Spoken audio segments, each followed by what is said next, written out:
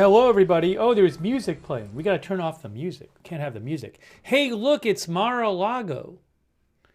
It's Mar-a-Lago. We got the live shot there, and that is where President Trump will be meeting today with Israeli Prime Minister Netanyahu. And I'm assuming we're going to hear from both of them.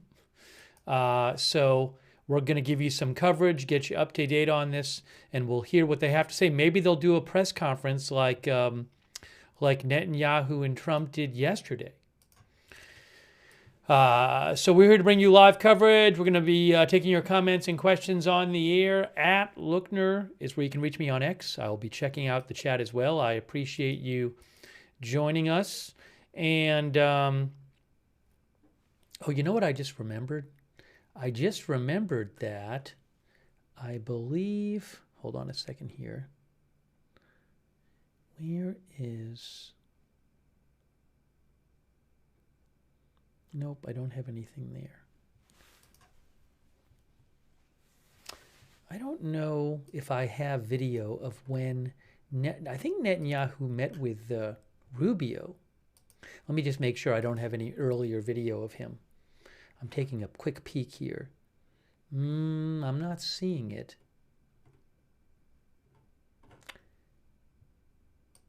Is this today? Let's see, Monday? Yeah, so. All right. Hey, thanks for joining us. Thanks to our moderators. We have Leslie Ladyhawk and Janet B. Thanks so much for moderating over there on YouTube, and also our Twitch moderators. We have moderating right now. Idaho Star over there. Thanks, Idaho Star. Hey, thanks, Toolman Tim, for your support as well. Thanks, Toolman Tim. I appreciate that. Linda Belk, Larry, and Misha moderate for us on X. And thanks to our Facebook moderators. Kay Lowry Body is there. Margaret Riley is there. Thank you. Thank you, Sticky Frog, as well, for your support. I really appreciate it. Where's the boat? One of our viewers, Red Squirrel, says, where's the boat? I haven't seen the boat, but we haven't been on that long. There's the water. You know what? Hold on a second. Give me a second. I have to fix something here. There's something that's a little off. I know what's off. There. Sorry, the framing was a little off on the shot. There you go. Now you can see the water. You can see the lookout tower there on the right. And you get the water there. Oh my gosh. So we got it for you. I think they're still playing the music there. Oh no. We got the lovely sound of the water. Listen. Listen to that. Doesn't that sound lovely? Oops. I mean, come on. What is the weather there right now? Warmer than here. Retu says more pigs in the blanket. Yeah, so the reporters got fed yesterday, and one of the things they were fed was pigs in a blanket. It is 79 degrees in Palm Beach, so we're checking that out as well. And let me give you some background about what's going on today. Let's talk about this. And who knows, maybe we'll have coverage of some other stuff later today. Hold on a second here. Oh, I did want to mention something else. Before we begin, there's a story that I posted about on my X account. I think it's going under the radar a little bit. So I wanted to mention this story. Hang on a moment here.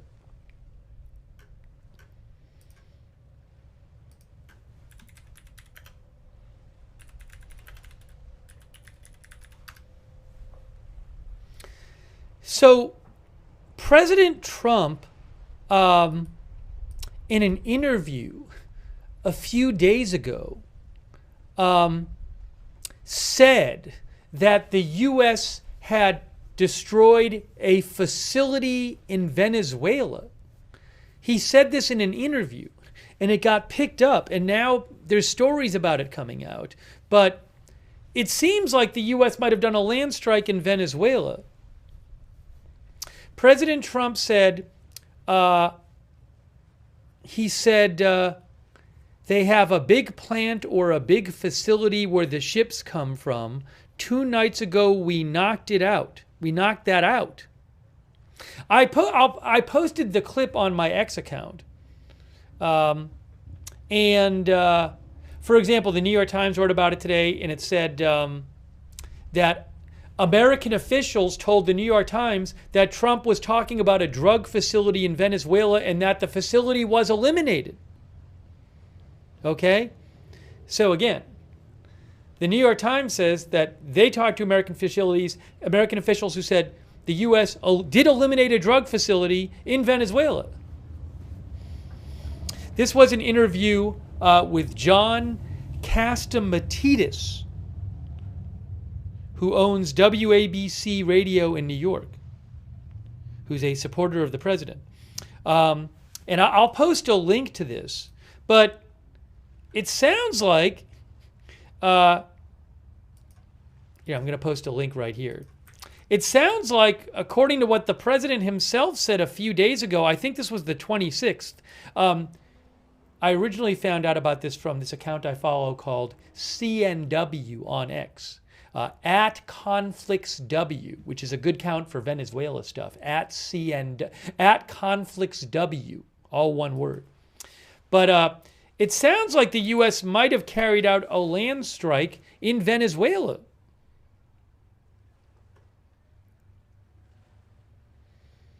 So I posted stuff in the chat. You can actually listen to the clip yourself. So we'll see if we hear more about that. I don't know why that wasn't announced, why there wasn't a bigger announcement or something. And you know, that would be the first land attack in Venezuela that we've heard about during this administration.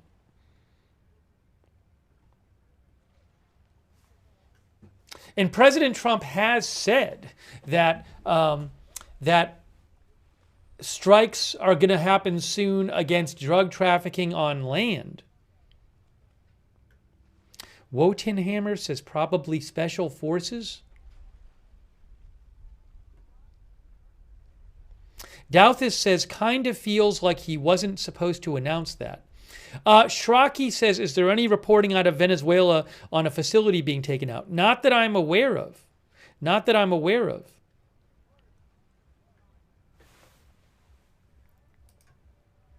So I think that story is going a little under the radar, but seems like an important story. So I was just reading about that today. Here, look, I have it right here. Let me show you this. It's a little off topic, but I want to mention it. Trump indicates the U.S. hit a facility that he tied to alleged drug boats. President Trump has indicated that the U.S. has hit a facility in South America as he wages a pressure campaign on Venezuela, but the U.S. offered no other details, says AP. Trump made the comments in what seemed to be an impromptu radio interview on Friday. The president, who called radio host John Catsimatidis during a program on WABC Radio, was discussing U.S. strikes on alleged drug-carrying boats in the Caribbean Sea and Eastern Pacific Ocean. Trump said, I don't know if you read or saw. They have a big plant or a big facility where they send the, where the ships come from, Trump said. 2 nights ago, we knocked that out. So we hit them very hard. That would have been, I guess the strike would have been last Wednesday or something. Trump did not offer any additional details in the interview, including what kind of attack may have occurred. The Pentagon on Monday referred questions to the White House, which did not immediately respond to a message seeking comment. Defense Secretary Hegseth, or one of the U.S. military social media accounts, has in the past typically announced every boat strike in a post on X, but they have not posted any notice of any strike on any facility. Trump has for months suggested he may conduct land strikes in South America, Venezuela, or possibly another country. and in recent weeks has been saying the U.S. would move beyond striking boats and would strike on land soon. In October, Trump confirmed he had authorized the CIA to conduct covert operations in Venezuela. The CIA did not immediately respond to a message seeking comment. So, what to make of this? Hey, thanks, by the way, so much to Live Animal.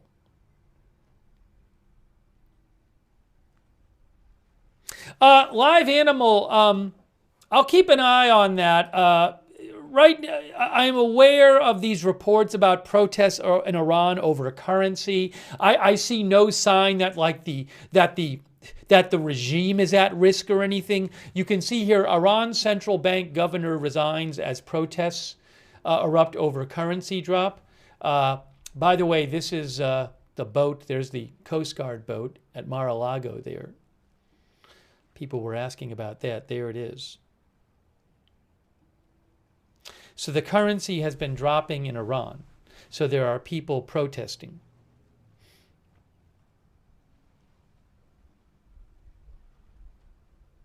You can see AP says the head of Iran's central bank resigned today as the biggest protest since 2022 erupted in Tehran and other cities after the country's currency plummeted to a new record low against the dollar. Traders and shopkeepers rallied in downtown Tehran, as well as near Tehran's main Grand Bazaar. Merchants at the market played a crucial role in the 1979 Islamic Revolution that ousted the monarchy and brought Islamists to power. Again, I've seen no reporting suggesting that the regime is at risk or anything from these protests.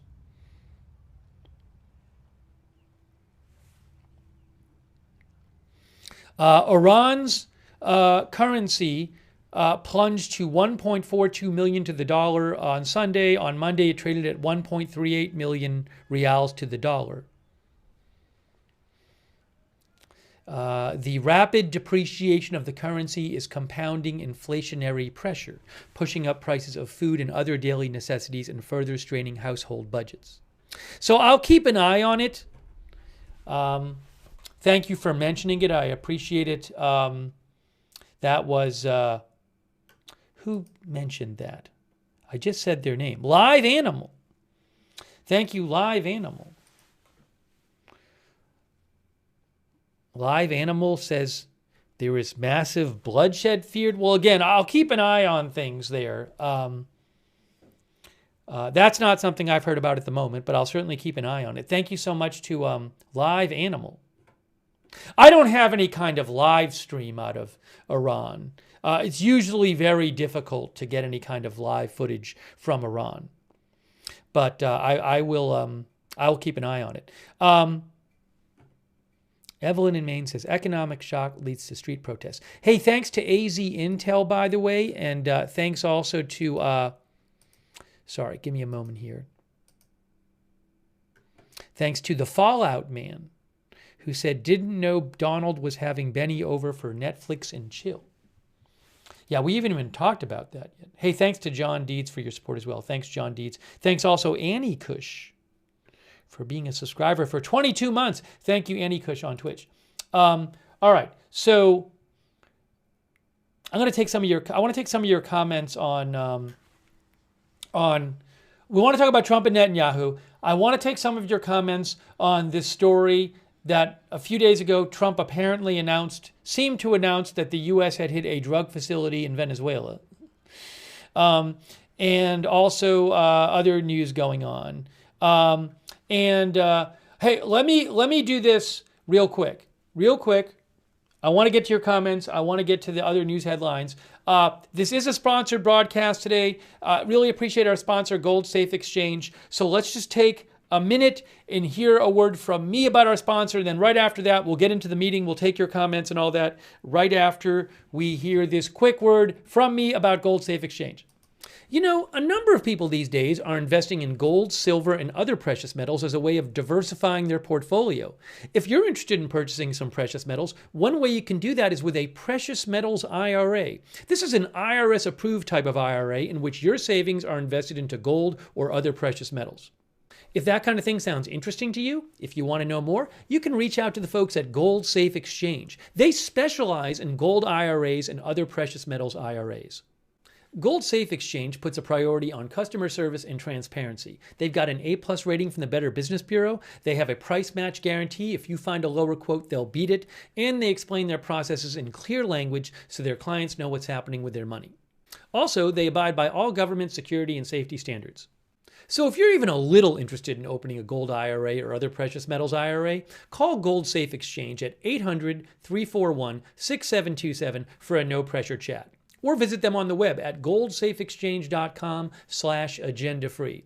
And mention Agenda-Free TV when you reach out to access a special offer where you could get free gold or silver with qualifying purchases. All right, so you're looking at Mar-a-Lago, as soon as I get video, I assume we're going to get some video of Netanyahu arriving. I don't know what the whole schedule is today. My assumption is that we'll see Netanyahu arrive, and then my assumption is that there'll be some kind of appearance they do, maybe after the meeting. So we'll probably have some time to talk about some of these stories while President Trump and Netanyahu are meeting. Then, maybe, I hope they'll do a press conference or something like that. One big thing they're going to be talking about, which we'll get into the details of, is the second phase of the Gaza ceasefire, which really hasn't happened yet. And also, reportedly, Netanyahu is concerned about a renewed threat from Iran, who might be rebuilding their ballistic missile program. So we'll talk about some of those things. And I want to take some of your comments also on the things we've already talked about. The meeting is supposed to start at 1 p.m., which is, where's the clock? I don't have the clock up on the screen. Oh my gosh. I had it say 1:40. I had it saying 1 p.m. in the headline, but I had the clock too, but I didn't put it up on the screen. So I got to have the clock up there, supposedly, if it starts on time. And hold on a second here. Let me just take a second here.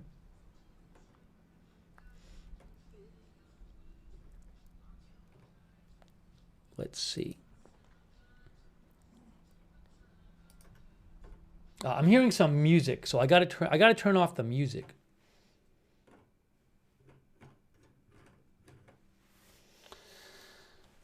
Okay, thank you, Artemis, for your support. I appreciate it. Our viewer, Golf Wang Puck, says another Iran threat from the totally peaceful Middle Eastern victim country. Okay, let's talk a little bit about. We'll have time to talk about those other stories too, but I want to while we have a chance, talk about the meeting. You can see here, Trump and Netanyahu are to meet in Florida at a crucial moment for the U.S.-backed Gaza ceasefire. So the first phase involved things like having the hostages get released, but the first phase wasn't. Israel releasing Palestinian prisoners. But the first phase didn't have to do with like rebuilding Gaza and establishing security in Gaza and disarming Hamas. And there's a whole new level of difficulty with that. So there's questions about how that's going to progress and whether it might get stalled out. So you can see here, AP says President Trump is scheduled to meet with Israeli Prime Minister Netanyahu. Oh, by the way, I think this is their 5th meeting this year, I believe. President Trump is scheduled to meet with Israeli Prime Minister Netanyahu as Washington looks to create fresh momentum for a U.S.-brokered ceasefire in Gaza that could be in danger of stalling before a complicated second phase. Trump could use the face-to-face at Mar-a-Lago to try to leverage his long relationship with Netanyahu and look for ways to speed up the peace process. Before that, Netanyahu met with Secretary of State Rubio. The ceasefire between Israel and Hamas that Trump championed has mostly held, but progress has slowed recently Both sides accuse each other of violations, and divisions have emerged among the U.S., Israel, and Arab countries about the path forward. The truce's first phase began in October. All but one of the 251 hostages taken by Hamas have been released. I guess Hamas and other groups have been released, alive or dead. Netanyahu has signaled he is in no rush to move forward with the next phase as long as the remains of Ron Gavili are still in Gaza. I guess that's the one remaining hostage. His remains are still in Gaza. Now comes the next, far more complicated part of the ceasefire, of the peace deal. Trump's 20-point plan, which was approved by the UN Security Council, lays out an ambitious vision for ending Hamas's rule in Gaza. So just to skip down here, if successful, the second phase of the peace plan would see the rebuilding of a demilitarized Gaza under international supervision by a group chaired by Trump and known as the Board of Peace. The Palestinians would form a technocratic, apolitical committee to run daily affairs in Gaza under Board of Peace supervision. None of this has happened yet. The second phase further calls for normalized relations between Israel and the Arab world and a possible pathway to a Palestinian independence. There are thorny logistical and humanitarian questions, including rebuilding war-ravaged Gaza, disarming Hamas, and creating a security apparatus called the International Stabilization Force. The Board of Peace would oversee Gaza's reconstruction under a 2-year renewable UN mandate. Its members had been expected to be named by the end of the year and might even be revealed after Monday's meeting, but the announcement could be pushed into next month. Netanyahu was the first. All right. So again, there's all of this. This is where it's supposed to go in Gaza. International Stabilization Force, disarming of Hamas, rebuilding Gaza. But none of this has happened yet. And there's this question of, is it going to happen or is it going to get stalled out? So I want to hear from you, but that's going to be something they're going to be talking about. And let's see here. Hold on. I want to mention one other thing here.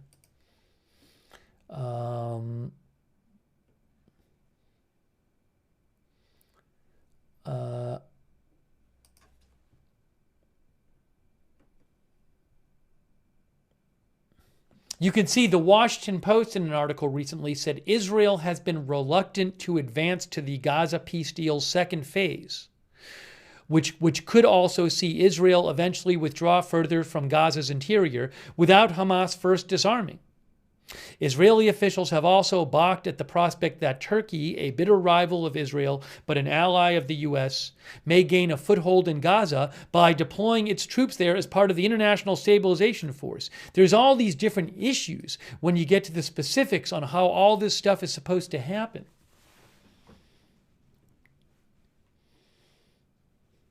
Paula Thompson says if Netanyahu hadn't destroyed Gaza, rebuilding wouldn't be necessary. Lynn Z thinks that the second phase is not going to happen. Sticky Frog says, saying Netanyahu is a war criminal for defending his country is like saying Zelensky is a war criminal for defending his country.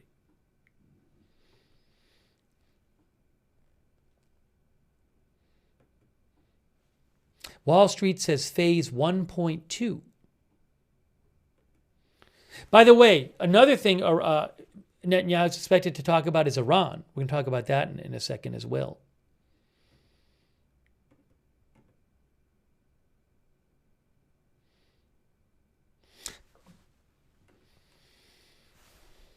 Oscar A. Sevilla says typical Netanyahu BS. LCS Fox says peace process, sure.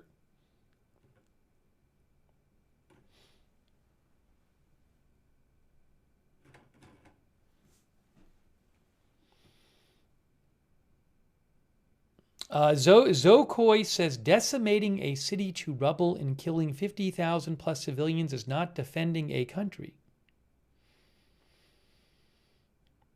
And let me, thanks to Mind of the G for your support. I really appreciate that, Mind of the G. And also Jolly Lollipop, who thinks Bibi is a wanted war criminal. Let me mention Iran as well. You can see here AP says Iran and other topics likely to come up. Israeli officials have been quoted in local media as expressing concern about Iran rebuilding its supply of long-range missiles capable of striking Israel. Also, speaking of phase 2 of the Gaza peace plan, one expert who AP talked to, Mona Yakubian, said there are many key facets of the ceasefire's second phase that Israel leader Netanyahu does not support or has even openly opposed. This is going to be a really tall order, I think, for President Trump to get him to agree, she said.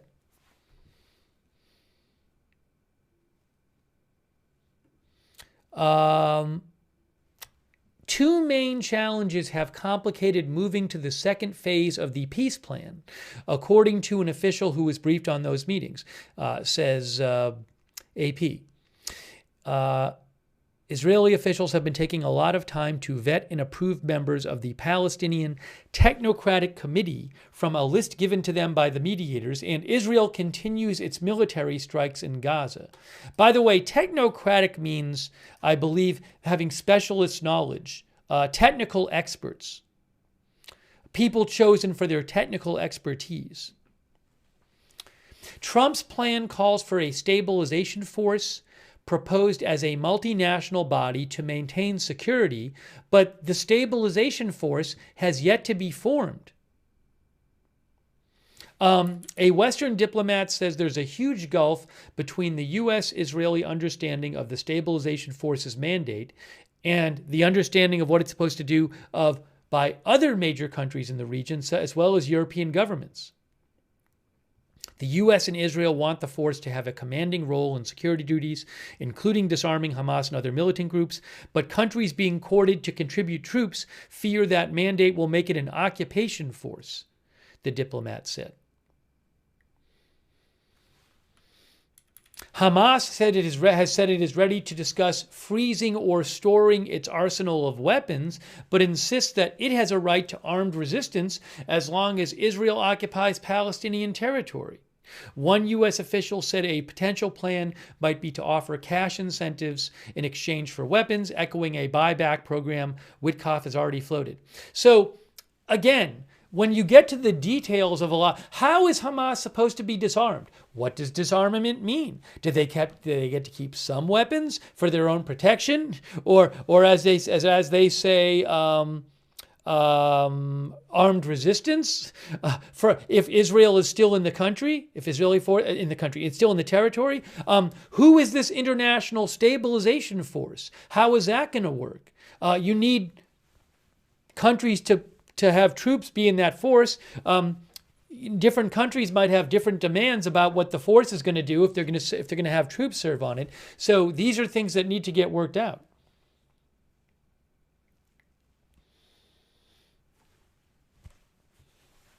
As I go back here, let me take some comments from you.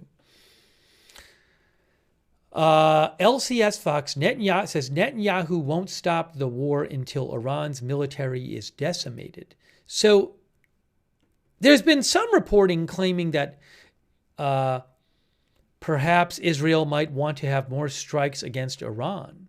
Do I have anything about that here? Hold on a second here. Yeah, so in this Washington Post article from yesterday, Netanyahu's ties with Trump to be tested amid differences ahead of visit.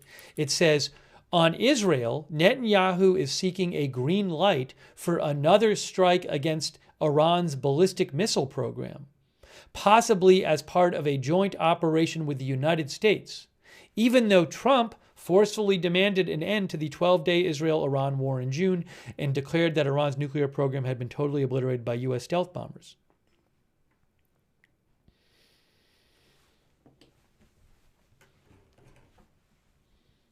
Future Thousandaire says Israel wants more violence. Gasp, that would never happen.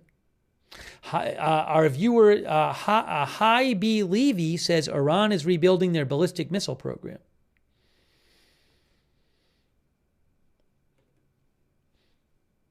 Selmo TV says warmonger Bibi. Language of Horses says, and he claimed he ended this war. Yes, Mick Bridges, we have seen the Coast Guard boat there.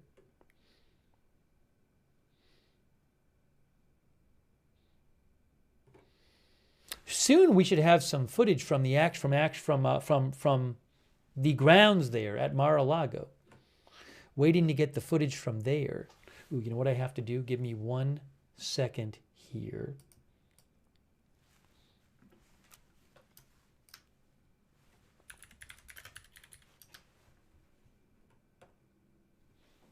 But, you know, like, I mean, I remember us talking about this in the days when the peace deal was being reached before the return of all but one of the hostages, and saying, you know, like having these questions about, even then there were these questions about, okay, well, the first phase is easier and will this peace deal end up working all the way through? Will we get to phase 2? I mean, Gaza being rebuilt is an enormous undertaking, right? But no one's going to want to rebuild there unless it's the security situation is under control. People are not, institutions and countries and whoever, investors are not going to want to put money into rebuilding Gaza if they think there's going to be more fighting there.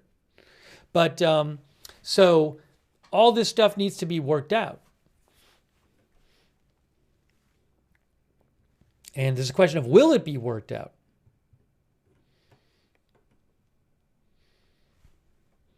All right, let me see here. Let me just go here.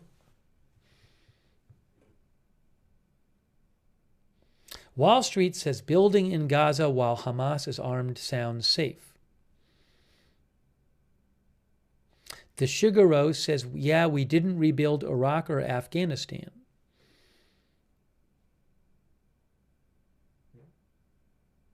Nada Gray says, why is everything being done at Mar-a-Lago, not the White House or Camp David? I know there's been plenty of alternate locations in history, but considering the amount of private people allowed there. So Nada Gray is concerned that this stuff is happening at a place where there's private people on the grounds.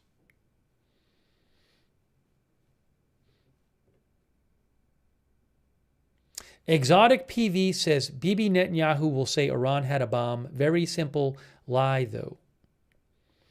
Mitchell Pilot says, I hope a reporter asks about the Venezuela plant blow-up claim. As we mentioned, President Trump, in an interview on Friday, seemed to say that the U.S. last week attacked a drug boat facility on land in Venezuela. But there's been no official confirmation of this. The New York Times said American officials told them that a drug facility in Venezuela was eliminated, but they had no further comment, and there's been no official statement on this. Thank you, Mitchell Pilot.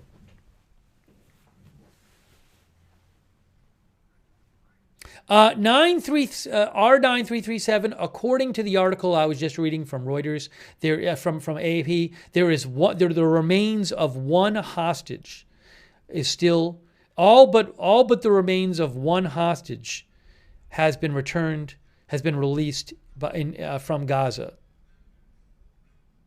There is one hostage still there. The remains of one hostage, Ron Gavili. One Israeli hostage left in Gaza, his remains. Our viewer,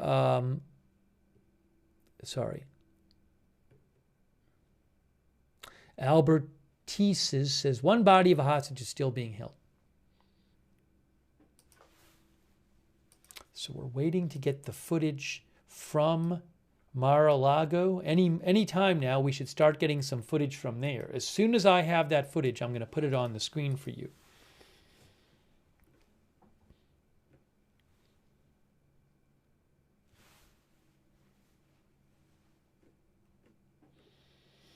All right, hang on a moment here. Thanks for your patience.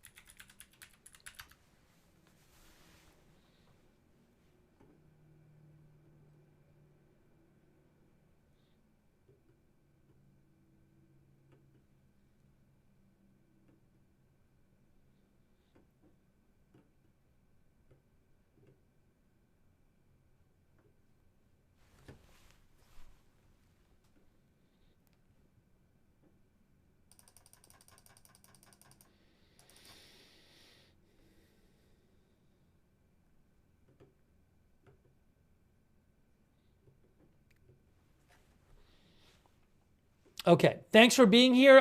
Thanks to our moderators as we wait. Well, actually, now it's about 6 minutes until 1. I don't know that this meeting is going to start on time because we don't have the footage yet from the from inside, and the White House isn't live with their feed either. So looks like maybe it's going to start a few minutes late. Hey, thanks to our moderators who are here. We have Ruth Janet B. Over there on YouTube. I really appreciate it.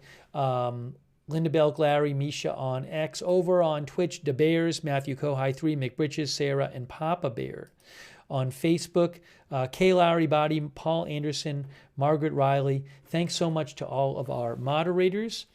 And hang on a moment here.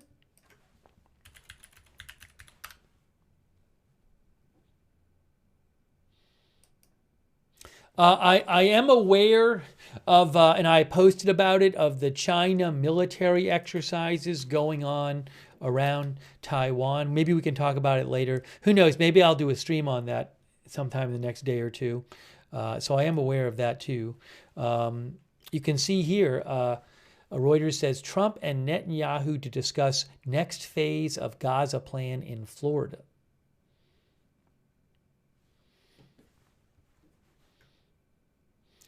President Trump is expected to push for progress in the stalled ceasefire in Gaza when he meets Israeli Prime Minister Netanyahu today. In talks that will include Israel's concerns over Hezbollah in Lebanon and concerns about Iran. Netanyahu said this month that Trump had invited him for talks as Washington pushes to establish transitional governance and an international security force for Gaza against Israeli reluctance to move forward. Israeli reluctance to move forward, says Reuters.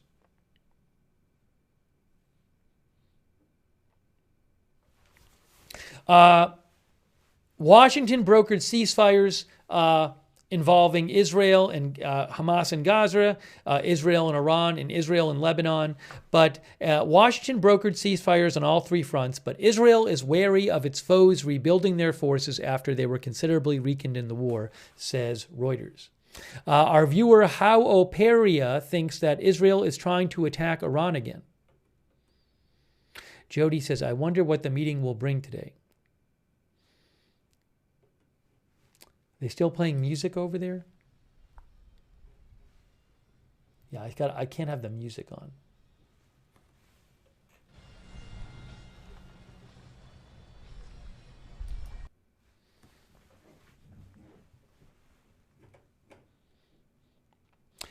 Buck Ease says Israel doesn't want peace.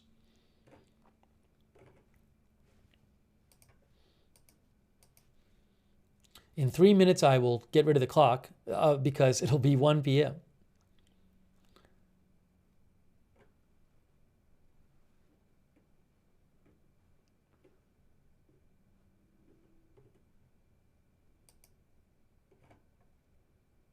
Yeah, Zipper mentioned this story about Russia claims that Ukraine tried to attack, I think, Putin's residence, and Ukraine says it's false and that Russia is going to excuse it as an excuse, I think, to hit Ukrainian government buildings.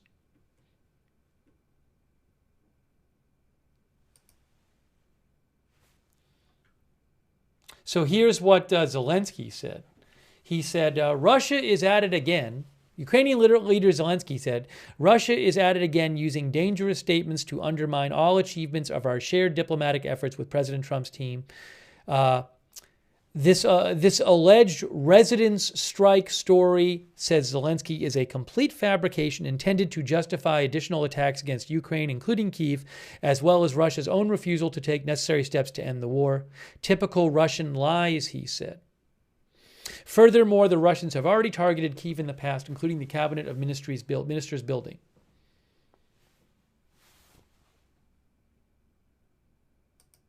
He also said the Russians have come up with an obviously fake story, he says, about an alleged strike on some residence of Putin, so that they would have an excuse to continue strikes on Ukraine, including strikes on Kyiv.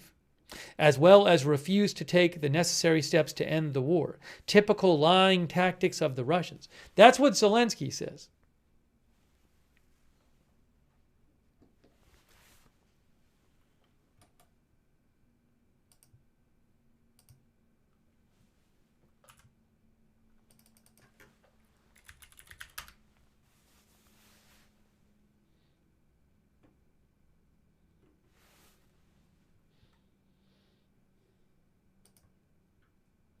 Try to get you the Russian claims about this.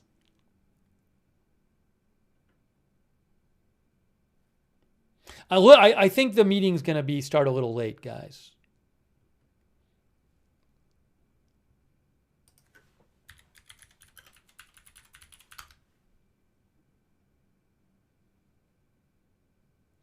Yeah, so hold on. Hang on here. All right, I got to get rid of the clock. All right, so I'm going to have to change the headline too because we're at 1 p.m. now. Hang on a moment.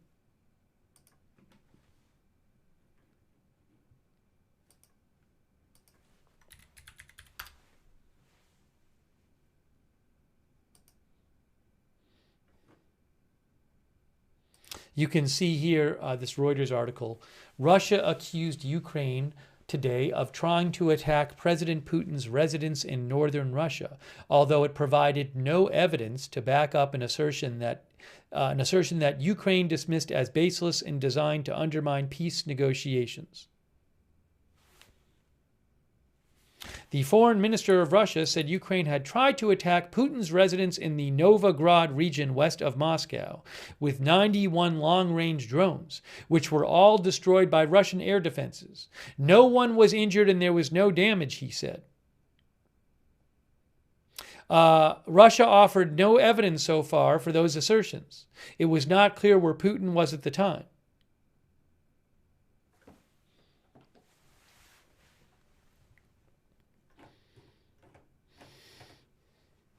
Hold on. We need to update the headline soon.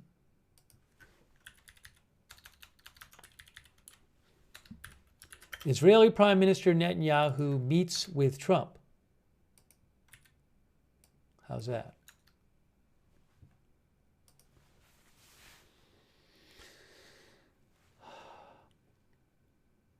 The feed is not... Okay, so it looks like it's delayed a bit because I'm waiting for the Reuters feed and they are now saying TBD. It was, again, the scheduled time for this meeting was 1 p.m. It is now 1:01 p.m. Both Fox News and CNN say soon. Fox News and CNN are both saying soon, for whatever that's worth. Give me a moment. Give me just a moment. Thanks for your patience. I got to get something else up here where I can see it on the screen. Why can I not see it? Why is this not working?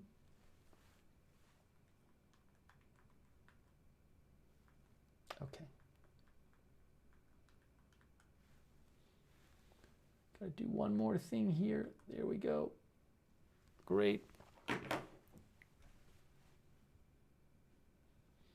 Yeah, I haven't seen a report from the White House press pool about updated timing here. So the best I can tell you is it's supposed to be soon. Soon. Erica says CNN will... Eric Lassen says CNN will leave soon up for hours. Literally right now, Fox, CNN, and MS Now, they all say soon in their headline. They all have the same basic headline. It says soon. All of their headlines say soon. Hey, thanks. It's Becca Lilly for being a member. I really appreciate that. Also, thanks to Soundman for being a member. Thanks also to Mitchell Pilot. Mitchell Pilot says, I am not surprised at all over Russia's ridiculous drone claim. OSINT Technical does a good job pointing out the inconsistency in their claim. I haven't even read OSINT Technical's post about this.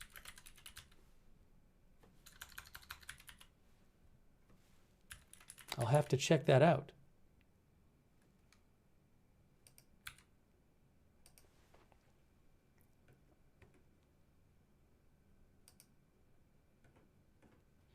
OSIN Technical, who I follow, says the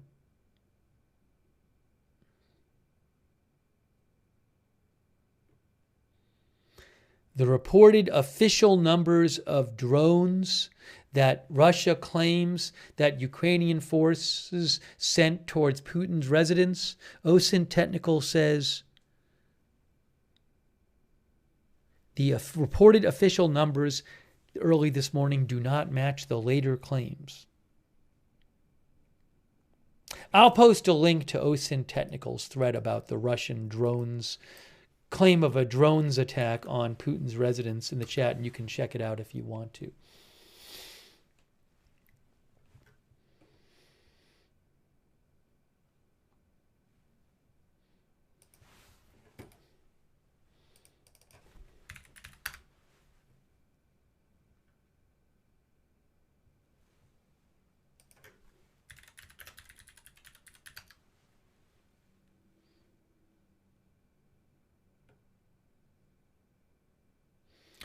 Yeah, as one of our viewers said, and we talked about a little earlier, the protests in Iran, reportedly about the country's currency going down.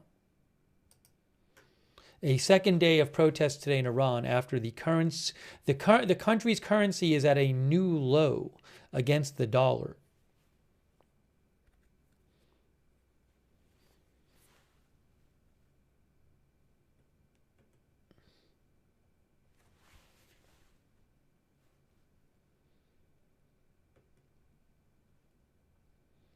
And there's been a bunch of inflation recently in Iran.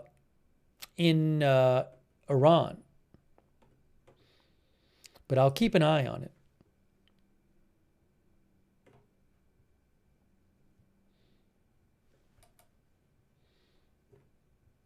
It's hard to, really follow the specifics about things. I saw some video claiming that some authorities had shot at protesters in Iran. It might be true. It's just, it's hard to get accurate reporting about what's going on there. So I'll keep an eye on things. Hey, thanks to Crazy Yoda. Thanks so much to Crazy Yoda. Also, that's really nice of you. Thanks to Soundman for being a member. And also, thanks to John Deeds for your support, who says, pray for the Middle East, please. John Deeds also says, all Israel wants is peace and to be left alone. So this is supposed to start at any time. Originally, we were supposed to get some video about 20 minutes ago from Mar-a-Lago. I think waiting for Netanyahu to show up. But that hasn't happened yet. Things are delayed a bit.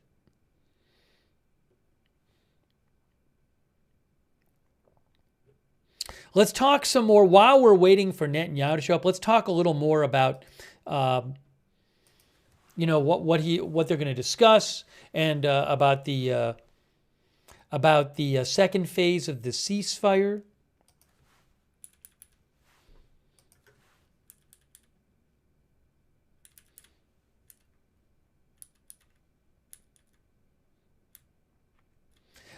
So the Washington Post, in their article yesterday, said for both Trump and Netanyahu, the most contentious issue is likely to be Gaza. 3 months after Trump hailed the peace deal between Israel and Hamas as a new dawn for the region, implementation of his 20-point plan has bogged down after the first phase of a ceasefire plan, which so far has seen the release of hostages and prisoners and an increase in humanitarian aid. So in the first phase, we've had, I think, all but one Israeli hostage. His remains have been released. A bunch of Palestinian prisoners have been released. Increase in humanitarian aid. But second phase seems to have stalled to a degree. The Post says, amid contentious conversations between Israel and the U.S. over who will have final word on what happens in Gaza, none of the main elements of the second phase of the plan, a supervising board of peace, a committee of Palestinian technocrats to govern Gaza's internal affairs, and an international stabilization force to oversee in part the demilitarization of Hamas. None of those is in place, even as Israel frequently strikes at Hamas targets inside Gaza despite the ceasefire agreement. Israel has been reluctant to advance to the deal's second phase, which could also see Israel eventually withdraw further from Gaza's interior without Hamas first disarming, says the Washington Post. Israeli officials have also balked at the prospect that Turkey, a bitter rival of Israel but an ally of the U.S., may gain a foothold in Gaza by deploying its troops there as part of the International Stabilization Force.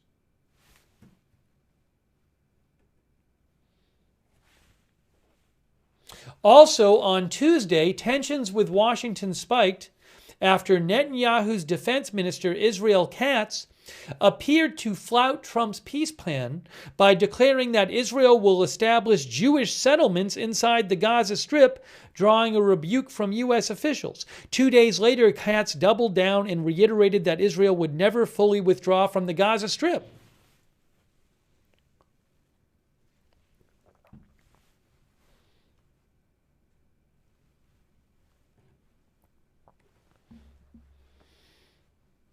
Let's see here. No video yet from inside there. As soon as I have it, I'll let you know.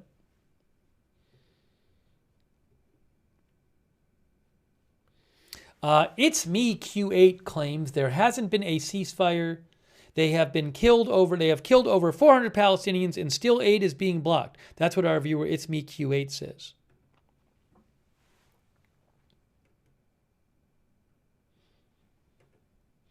We have seen the boat today, the Coast Guard boat, but not as much as yesterday. I don't know why. Zing Dingaling says, right, Israel wants peace. That's why Netanyahu is asking Trump to militarily support more attacks on Iran.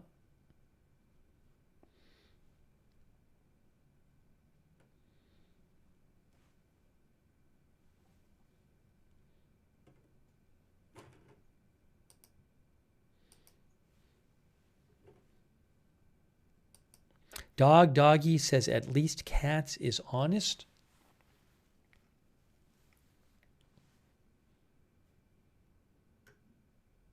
One expert who the Washington Post talked to, Daniel Shapiro, a former U.S. ambassador to Israel, said there's the potential for a significant clash between Trump and Netanyahu on Gaza, because for both of them, it's the most central issue.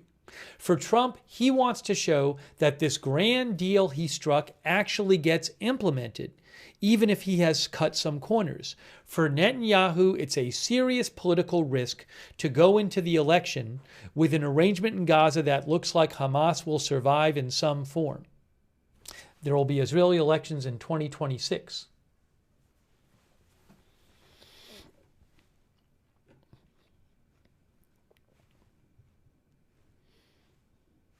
I have not seen any updates yet on the timing of this meeting. We are waiting for it. Oh,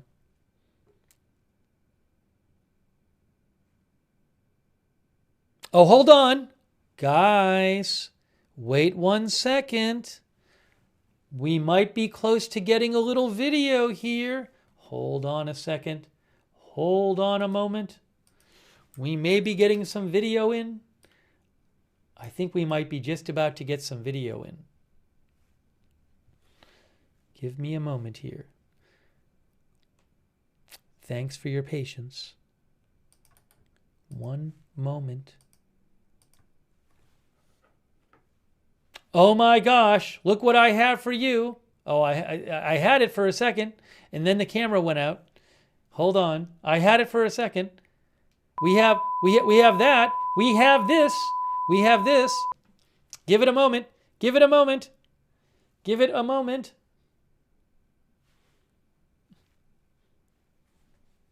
We're so close to getting the video. We're so close. For now, I'll give you this. Guys, we are so close to having the video. You don't even know how close we are.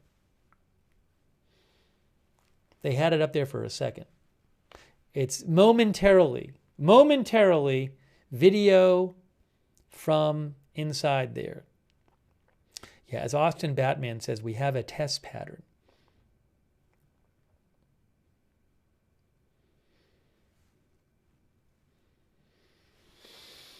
All right, as soon as that comes up again, I will put it on the screen for you. I'd like to maybe talk a little more about the Iranian missile issue.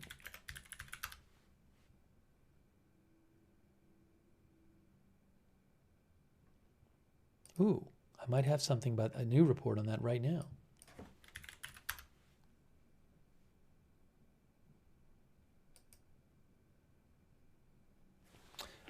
There's an article in the Washington Post today with the headline, Iran sends conflicting signals on its missiles as Israeli concerns rise. Amid mounting Israeli concerns over Iran's ballistic missile program, Tehran seemed conflicted last week over the message it wants to send about its weapons capability. A news outlet affiliated with Iran's Islamic Revolutionary Guard Corps, which oversees the ballistic missile program, reported last week that missile tests had taken place around the country, but Iran's official state broadcaster then quickly denied that any tests had occurred. Again, Netanyahu is expected to talk today about Iran's missile program. As the Post says, Israeli airstrikes targeted Iran's ballistic missiles capability during their war in June, but Israeli officials have recently expressed concerns that Tehran is reconstituting its capability and that it poses a growing threat to Israel.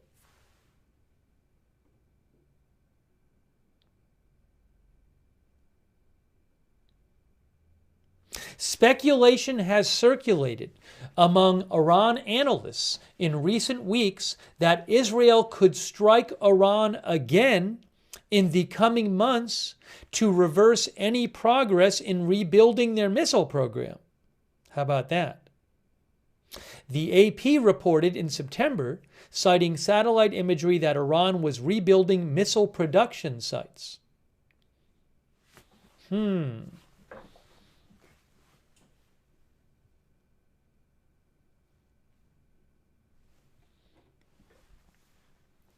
Now, NG First Fan said the Prime Minister just left the hotel. So we're supposed to get a video any moment now from Mar-a-Lago inside. We had it for a second, and then it went out, but we're supposed to get it back any moment now. So as soon as I have that video, I'm going to put it up there for you. Here, our viewer, Harideft, thinks there's no question Israel will go to a war with Iran in 2026. Our viewer, Hayik bin Julius, says Iran has a right to self-defense. One of our viewers said his motorcade left about 5 minutes ago, Grand Takeman. Are they showing it on like Israeli TV or something? Oh, you know what I should do also? I follow some Israeli outlets. I just haven't been checking them.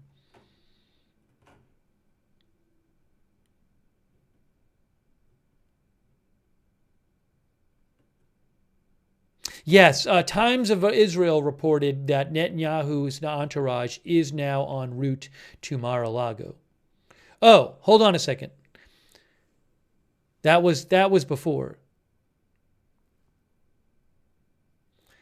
They said that his entourage had left, but he had not left yet. Some of our viewers are claiming that Netanyahu himself has left. So the Times of Israel, they say that Netanyahu's entourage left from their hotel to go to Mar-a-Lago, but Netanyahu himself has not left. That's the latest I'm seeing at the Times of Israel.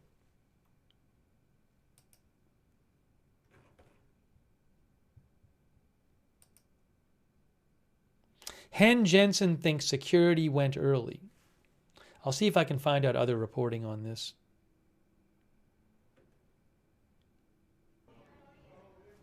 Oh my gosh, Oh my gosh, look what we have for you. There it is. Oh, it's a different angle. Wow, look at this. It's the Mar-a-Lago grounds. Whoa, amazing. Look at incredible. Uncredible, as our viewers like to say. Wow, I haven't seen this angle before. Thanks, Terry Rose, our member, by the way. Look at this. Are they going to have lunch like they did yesterday, says Storm Laughter? I don't know. Nathaniel says that's actually a cool shot. Hey, thanks to Matthew Stevison, who says, no new wars, America first.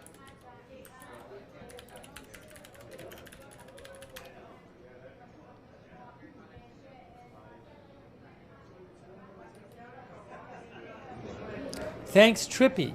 Trippy, I don't know if the press will be eating outside like yesterday either. I just don't know.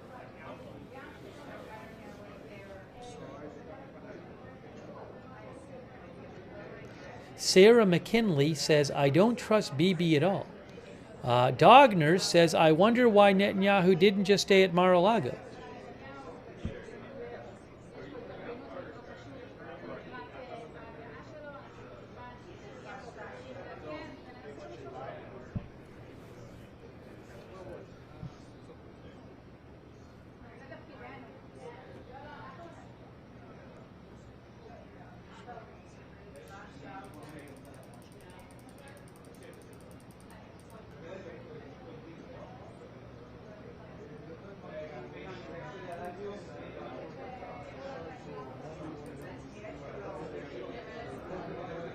Let me show you a post that Republican Senator Lindsey Graham made today.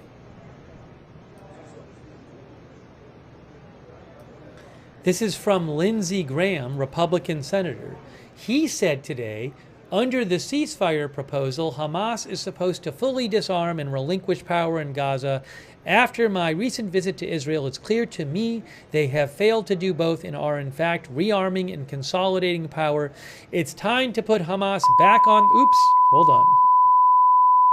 Sorry about that. He said it's time to put Hamas back on the clock when it comes to disarming, fully understanding there can never be peace or stability in Gaza or the Middle East until Hamas has been dealt out of the game.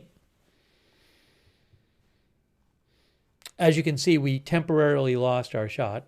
So we'll put up the other shot. Right? Where is it? Here. There's the other one.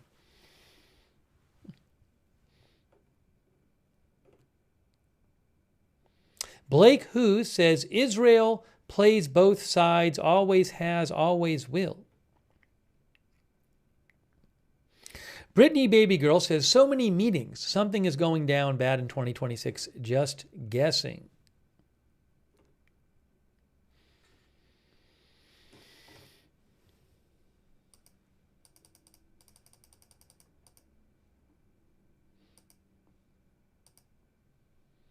Give me a quick moment here.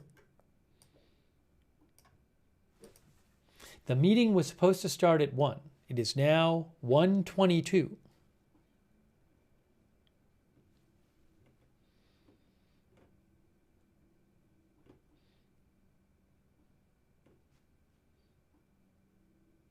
I have not seen any updates about the meeting time. Oh, wait, now. Hold on. Oh, Times of Israel now says that Netanyahu has left. So some of our viewers said this. Netanyahu has left his hotel in West Palm Beach and he's heading to Mar-a-Lago. Oh, look, look, look. Hold on, look. Look at this. Oh my gosh. Breaking news. Netanyahu's arriving. I think Netanyahu's arriving. Or his entourage is arriving. Oh my gosh. Wow. We got it.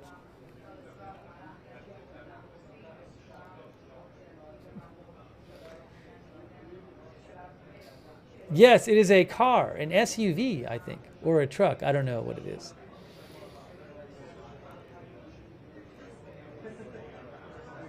Look at this from Mar-a-Lago.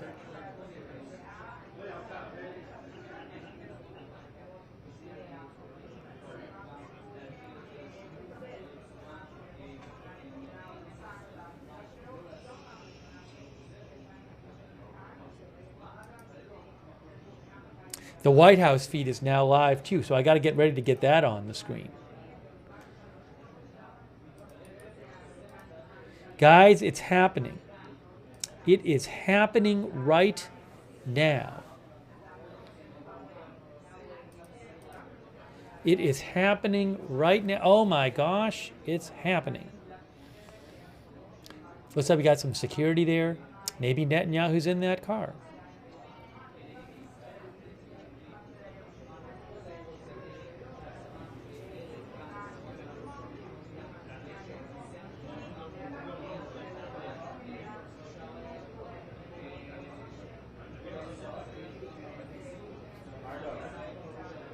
Allie Page thinks there's nothing exciting about Netanyahu being here again. I think this is their 5th meeting this year. Some articles say this is their 5th meeting this year. Maybe just the 5th in the U.S. this year.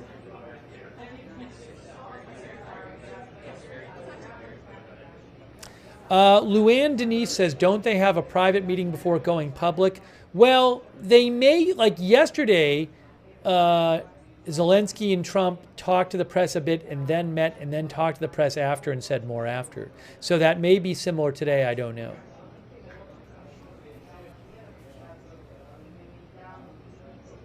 Ray Khazar thinks his presence on American soil is a disgrace. J. David Agudelo says they meet so often it shows U.S. priorities.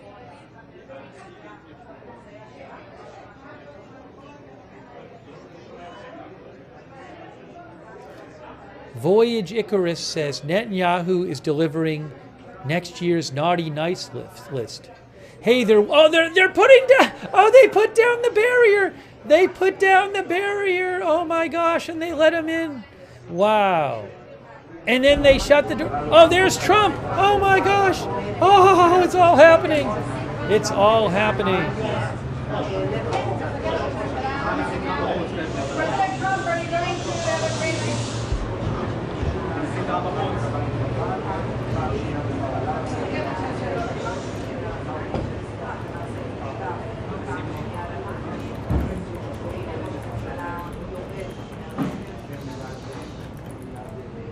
Look at this. Look at this.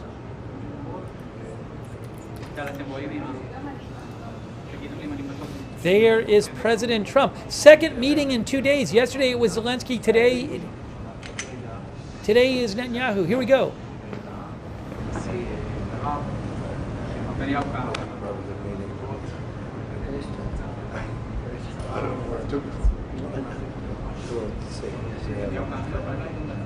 Does anybody recognize this man? Not too many people. They've been very fair, actually, for the last 3 days. President Trump, are you going to have a green light for another attack in Iran?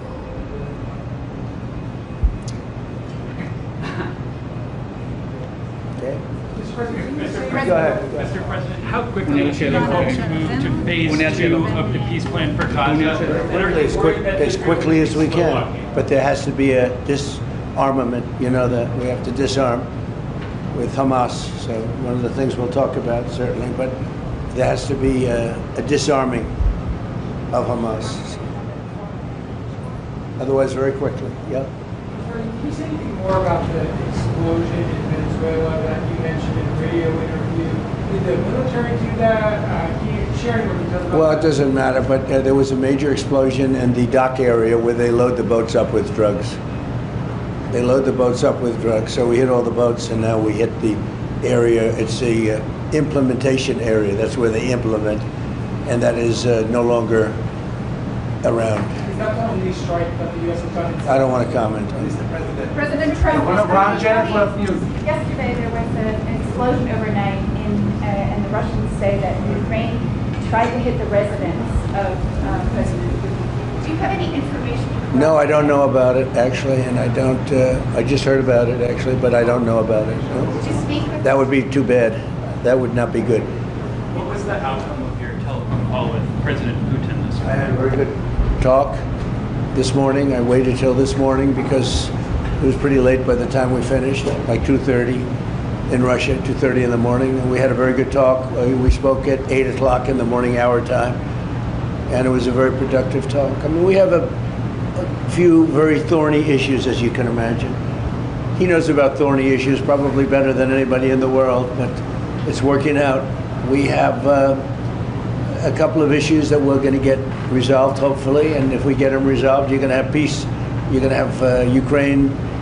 They're losing 26,000 soldiers a month. Can you believe it? A month, 26,000 young, beautiful soldiers, and plus some people in Kiev, and relatively small, but a lot, you know, still people, and it's a lot of people. But 26,000 soldiers were killed last month. Yes, please. President Trump, are you going to allow Turkish forces, or do you expect Turkish forces to be stationed in Gaza? So I have a great relationship with President Erdogan, and we'll be talking about it. And if it's good, I think that's good. And a lot will be having to do with Bibi. We're going to be talking about that. But Turkey's been great, and he's been, you know, excellent as far as I'm concerned. I don't know about you. To me, he's been very good. Can you guarantee that? Sure. Yes. Mr. President, Can you tell me a little bit about your relationship with Prime Minister Netanyahu and how important it is for you to see him be pardoned by the Israeli president? Look, he's a wartime prime minister. He's done a phenomenal job. He's taken Israel through a very dangerous period of trauma. Israel, with other people, might not exist right now, if you want to know the truth. That's a pretty big statement, but it's true. I feel that. You had the wrong prime minister. Israel right now would not exist because they were met with a force the likes of which very few countries could have handled. And we worked together, and we were extremely victorious, to put it mildly. Now I hear that Iran is trying to build up again, and if they are, we're going to have to knock them down. We'll knock them down. We'll knock the hell out of them, but hopefully that's not happening. I heard Iran wants to make a deal. If they want to make a deal, that's much smarter. You know, they could have made a deal the last time before we went through, you know, a big attack on them, and they decided not to make the deal. They wish they made that deal. So I think, again, they should make a deal. They want to make a deal, but sometimes that doesn't happen. Yeah, please. Mr. Trump, hi, Nadav Elimelech, 24 News Israel. Would you support the overthrow of the Iranian regime? Of who? Iranian regime. I'm not going to talk about overthrow of a regime. It's, they've got a lot of problems in Iran. They have tremendous inflation. Their economy is bust. Their economy is no good. And I know that people aren't so happy, but don't forget, every time they have a riot or somebody forms a group, little or big, they start shooting people. You know, they kill people. And the people tend to, I've watched this for years, there's tremendous discontent. They form 100,000, 200,000 people. All of a sudden, people start getting shot.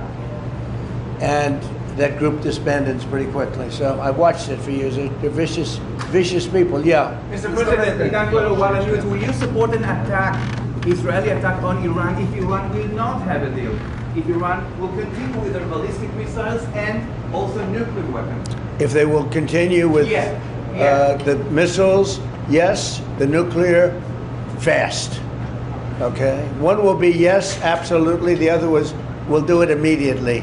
Mr. President, Ron of Arms from Channel 12 News. What are your plans regarding Gaza for the next few weeks? Well, we're going to be dealing on Gaza. That's why this very great prime minister is here right now. We're talking about Gaza. We're talking about a lot of things. We have about 5 major subjects that we're discussing, and Gaza will be one of those subjects. Mr. President, can you guarantee that the last hostages, Ran Philip, will be released before we continue to the second phase of the Gaza plan? Well, let's put it this way. Every hostage just about that's been released was released because of me, Steve Witkoff, Jared Kushner, my whole team, Marco Rubio, Pete Hegseth. They were all released because of us. None were released in the Biden administration, none. They were all released because of us. Then we had a lack of releases with respect to the dead. And all of a sudden they started coming back because I said, nope, you said you were going to. We have one wonderful young man whose parents are right now inside. And he's, what beautiful parents, a beautiful brother, sister, and like a beautiful family, and they're waiting for the son. It's the only one left, and we're doing everything we can to get his body back. And the parents just said, hopefully he's alive. And I said, I love you to think that way. Okay? President so we're Trump. doing everything we can. Do you have President Trump? Out of all of these people, and I'm not just talking about the final 20. Right. Look at all of the people. What do you think the total number is? 255. 255. 254 came out, one more. Think of that. And we got them all. President Trump. President Trump, does the reconstruction of Gaza, President Trump, does the reconstruction of Gaza, does the reconstruction of Gaza will begin even before Hamas is disarmed? I think it's going to begin pretty soon, yeah. Before Hamas He's is disarmed? looking forward to it, so am I. Look, what a mess. What a mess it is. And it's been a mess for centuries, really. It's been a mess for a long time. It's seems to be born for that, but we're gonna straighten it out. No, we're already starting certain things. We're doing things for sanitary conditions and others. But Gaza's a tough place. You know the expression, it's a tough neighborhood. That's truly a tough neighborhood. Yeah, you had a question in the back? Go ahead. Yeah, please, go ahead. I'll ask about the relationship between you and the Prime Minister. What about it? They said that there is no good relationship between you. I don't think it can be better. We just won a big war together. You know, if we didn't beat Iran, you wouldn't have had peace in the Middle East because nobody would have been able, the Arab countries who have been fantastic would not have been able to make a deal. If we didn't wipe out their nuclear, we wiped it out. If we didn't wipe out with our beautiful B-2 bombers, if we didn't, and we sent a lot of Tomahawks in there also, by the way, from a submarine. And what about the pardon that the President of Israel needs to give the Prime Minister? A pardon? A pardon. Oh, I think he will. How do you not? He's a wartime prime minister who's a hero. How do you not give a pardon? You know, I think it's a very hard thing not to do it. I spoke to the president, and it's on. I mean, he tells me it's on its way. Mr. You President, can't do better than that, right? Please. Mr. President, can I follow up on Venezuela? Was the facility taken out by the U.S. military, or was it another entity like the CIA? Well, I don't want to say that. I know exactly who it was, but I don't want to say who it was. But you know, it was along the shore. Mr. President, have you or anyone in your administration talked to Maduro in recent days? Well, I spoke to him. Recently? Pretty recently. Reasonably, but nothing much comes of it, yeah. Mr. President, can you explain the importance You have to understand what he's done. They've sent billions of dollars of drugs in. But maybe just as bad, they've sent hundreds of thousands of people in from jails, from prisons, from mental institutions and insane asylums. The drug lords, the drug dealers were all sent into our country. But think of it, what he's done. Tren de Aragua, probably the worst gang. They cut off people's fingers. One man made a phone call to complain about them. He cut off their hand. They cut off his hand. Don't ever make a phone call again. We'll cut off your other hand. After that, we'll kill you, they said. That was in Colorado. No, they sent in all of the bad ones. They sent in some bad people.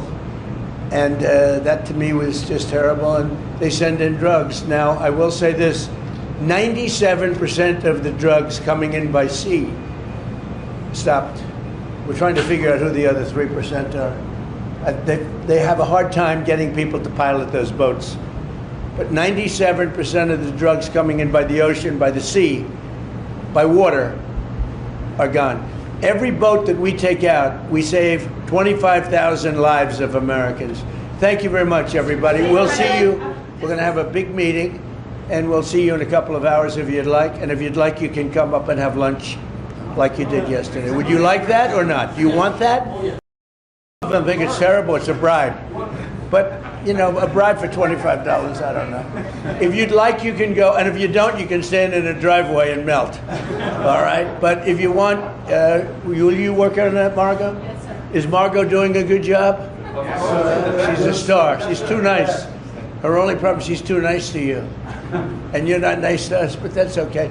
Margot, take them up and have a beautiful lunch, and we'll see you later. Are you worried that the strike, the alleged strike on Putin's residence could scuttle the peace? Yeah, I don't like it. It's not good. I heard about it this morning. You know who told me about it?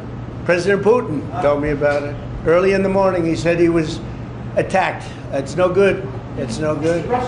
Don't forget, you know, the Tomahawks. I stopped the Tomahawks. I didn't want that. Because we're talking about, you know, it's a delicate period of time. This is not the right time. It's one thing to be offensive, because they were offensive. It's another thing to attack his house. It's not the right time to do any of that, and can't do it. And I learned about it from President Putin today. I was very angry about it. Please. What?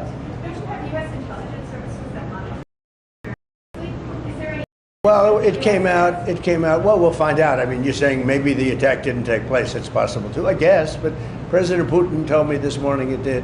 One question, Mr. President. Can you expound on the importance of a strong relationship with the state of Israel? And Mr. Prime Minister, you called President Trump the strongest of Israel. You worked with numerous administrations, numerous presidents. Can you expound on that and what makes President Trump such a strong friend for the state of Israel? Why don't you go first? I'll say it again and again and again. We've never had a friend like President Trump in the White House. It's not even close. And I think you can judge that by the frequency of our meetings, but by the content and the intensity. I think Israel is very blessed. President Trump leading the United States, and I'll say leading the free world at this time. I think it's not merely Israel's great fortune. I think it's the world's great fortune. Well, I just want to say that it's very important who the Prime Minister and President of Israel is. We have a great relationship. It was an honor to speak before your leaders. That was a great honor for me. I think it has not happened before, or something they told me. But the relationship's been extraordinary, and Bibi's a strong man. He can be very difficult on occasion, but you need a strong man. If you had a weak man, you wouldn't have Israel right now. Israel would have been, you know, Israel with most other leaders would not exist today. They would not exist. And now they're stronger than ever. Yeah, please. Are you going to ask Netanyahu to sign an agreement with Syria? Well, I hope he's going to get along with Syria, because the new president of Syria is working very hard to do a good job. He really is. I know he's a tough cookie, and he's, you know, you're not going to get a choir boy to lead Syria. That's the one thing I would say. So I hope they're going to get along, because, you know, I dropped the sanctions on Syria because otherwise they wouldn't have had a chance. We want to see Syria survive. So we're going to be talking about Syria too. Okay. Thank you very much, everybody. Have a good time. Go have a good lunch. Prime Minister Netanyahu, there's a lot of facts regarding. You know, after you hear these things, I think better to quit now. Thank you. Thank you. Okay, so we just got a bunch of Q&A. And hold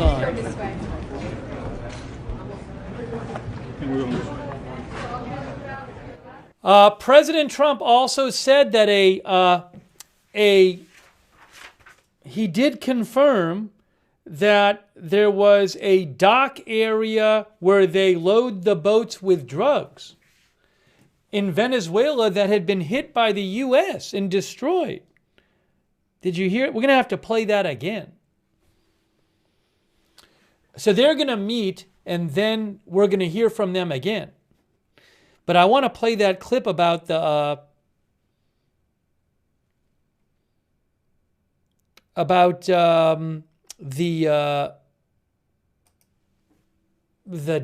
dock area.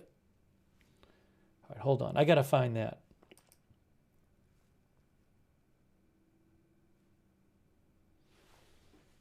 Give me a moment. We're gonna pull that up.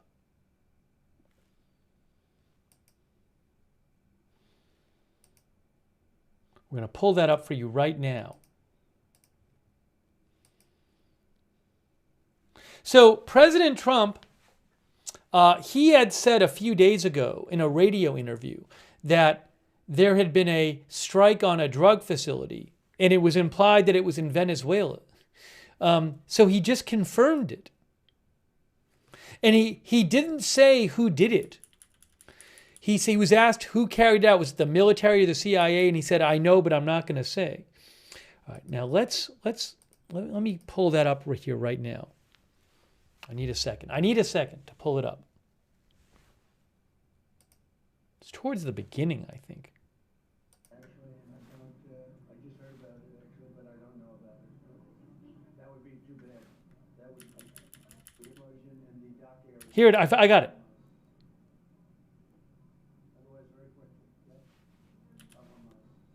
I found it. Here it is. Here is President Trump moments ago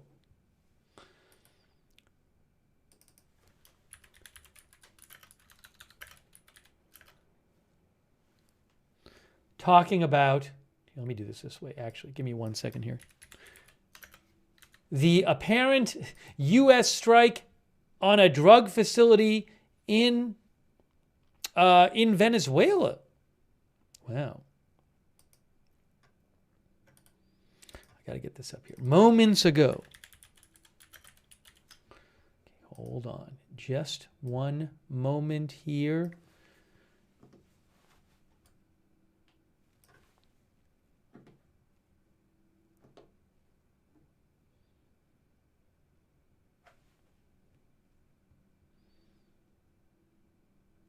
I'm putting it on the screen for you right now, guys.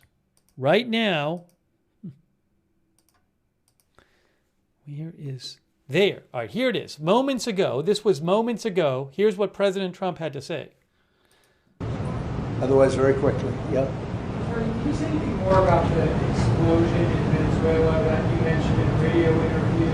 Did the military do that? Can you share any more details about Well, it doesn't matter, but there was a major explosion in the dock area where they load the boats up with drugs.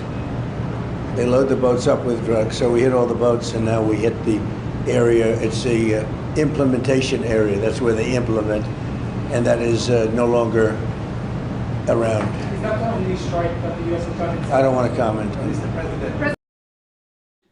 Then he was asked, was that the only strike the U.S. has done in Venezuela? And said, I don't want to comment. Wow, guys. So news.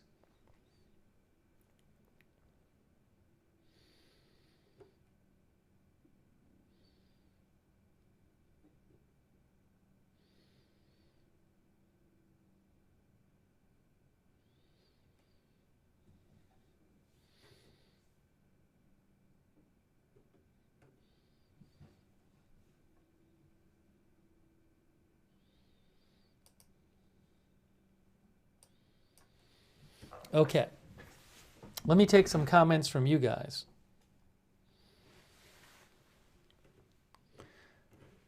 What do you think about that? We'll talk about the other stuff they said too, but that's a pretty big story that President Trump just confirmed that that the U.S. has hit a land target in Venezuela. Let me just update the headline now. Netanyahu, Trump meeting underway. Appearance later. How's that?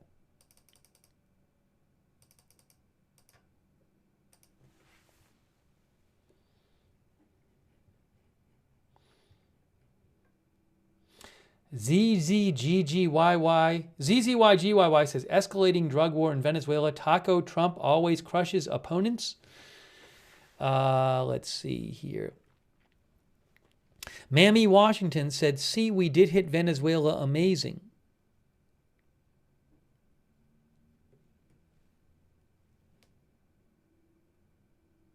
Let me just make sure of something here. Give me 2 seconds. No longer around. I'm going to play that again.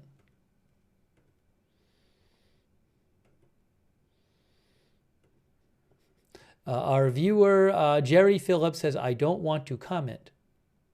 Mr. Clam says, where is the video of the strike? Sean Burns says, this is for sure escalating. I'm going to play this again. Listen to this.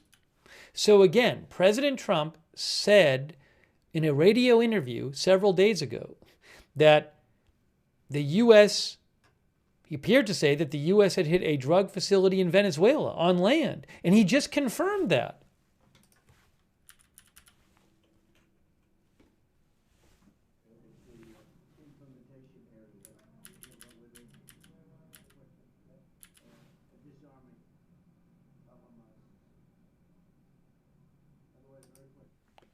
Here it is right here, moments ago.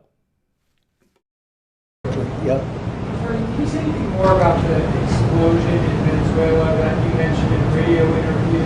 Did the military do that? Can you share any more details about Well, that? it doesn't matter, but there was a major explosion in the dock area where they load the boats up with drugs. They load the boats up with drugs, so we hit all the boats, and now we hit the area. It's the implementation area. That's where they implement, and that is no longer around. Is that the only strike that the U.S. has done? I don't want to comment on it. Wow. Breaking news.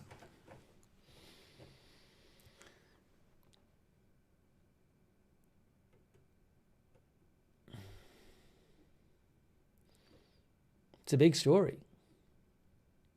I mean, I feel like if there'd just been a regular announcement about it, like if Pete Hegseth had posted that happened, that'd be a huge story.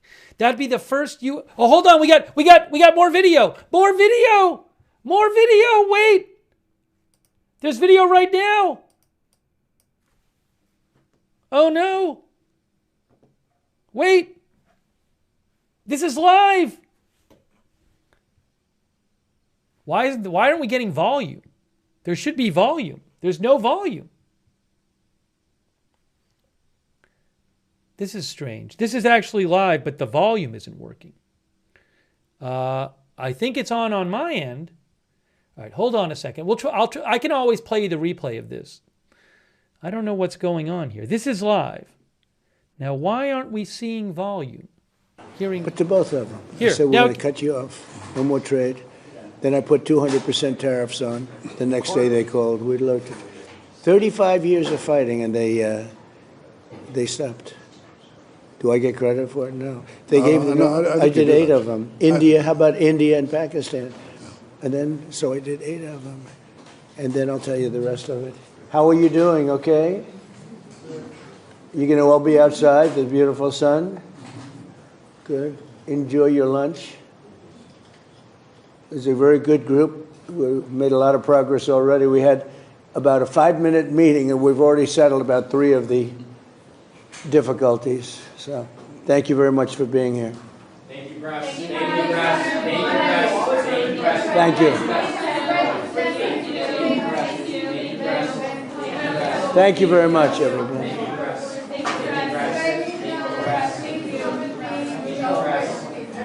We're going to watch that again. Enough. Well, they can't. But just think so. We're going to watch that again. That was just a quick appearance. They're going to appear later. They might do a press conference or something after the meeting. All right, let's watch that again. Sorry. I mean, I didn't realize that was going to happen. Here it is. Hold on. I think it was about 2 minutes long.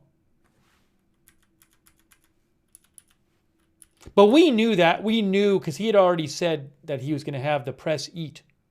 Hey, thanks to Gary Baines for the memberships. And also thanks to Criminy. Criminy says, stop the narco-terrorist drug smugglers now. Thanks, Criminy. Also thanks to Mitchell Pilot. Mitchell Pilot says, I was satisfied with the strong comments on Venezuela and Iran, but total letdown when he mentioned Putin. President Trump said that President Putin today told him that Ukraine tried to attack his residence. That is something that Zelensky has denied today, and that Russia has provided no actual evidence of. Also, President Trump referred to Iran, kind of referred to the protests going on there indirectly, and said that he for years has been seeing when people protest in Iran, Iran shoots people, and the protests stop. He did not approve of that. He disapproved of that. All right, hold on a second. Let's go back and look at what happened just moments ago, and then we're going to take some of your comments here. So just give me a moment here. What I need to do is, this is moments ago, and I'm going to show you what happened in the White House here, not in the White House, in Mar-a-Lago from the dining room before they meet and eat. We do well. He settled 8 wars, but we don't know the countries. Azerbaijan. Yeah. Right? You got that right. No, it's good. It's good when you can say it. It takes a couple of days. They're actually good people. Yeah, great. No, but that war was going on for 35 years. Armenia. That war was going on 35 years. Nobody even knew it. And Putin actually said to me, I cannot believe you settled that war, because I've been trying for 10 years. And I settled it in one day. Trade. They do trade. I said, we're going to cut you off from trade. No more trade. To both of them. Got their attention? But to both of them. I said, we're going to cut you off. No more trade. Then I put 200% tariffs on. The next day they called. We looked. 35 years of fighting, and they sucked. Do I get credit for it? No. They gave me. I did 8 of them. India. How about India and Pakistan? And then, so I did 8 of them. And then I'll tell you the rest of it. How are you doing? Okay? You going to all be outside, the beautiful sun? Good. Enjoy your lunch. It's a very good group. We made a lot of progress already. We had about a 5-minute meeting, and we've already settled about 3 of the difficulties. So, thank you very much for being here. Thank you, Press. Thank you, Press. Thank you, Press. Thank you, Press. Thank you.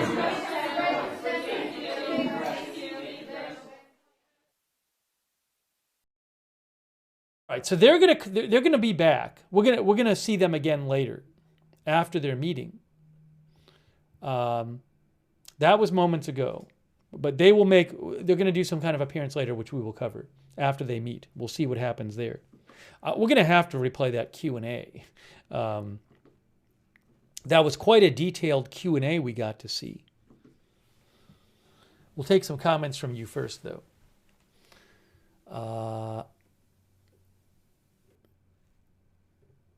Let's see here.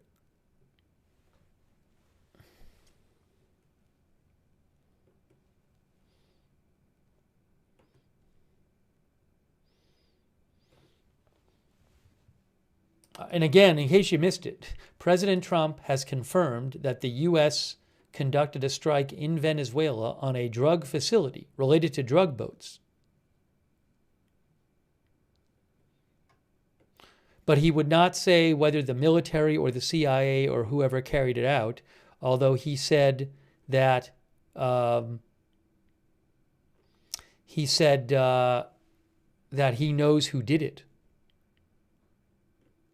He also said something else. He said that was interesting. Is Trump said that he said he spoke to Maduro recently.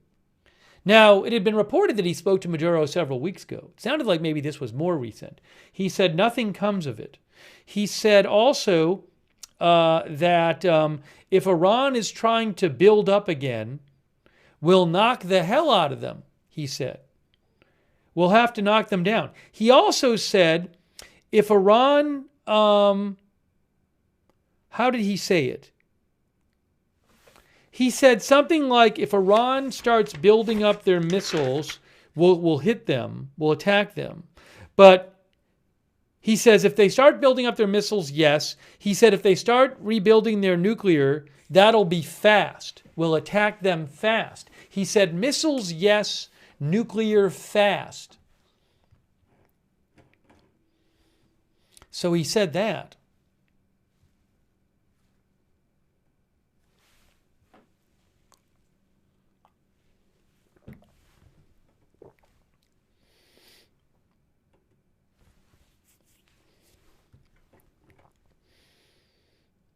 He said, one of our viewers, Stefan Elder, says, he said, if they F around, they'll F-O.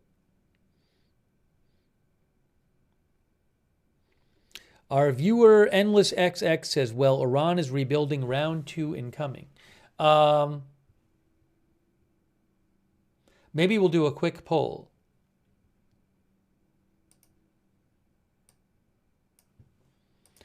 Will Israel and or U.S. strike Iran in 2026?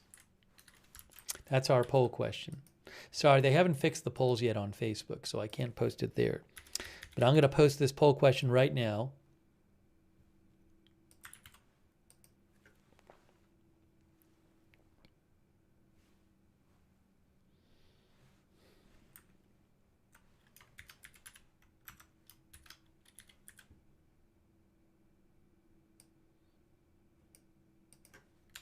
I'm going to change the headline so it says, Netanyahu and Trump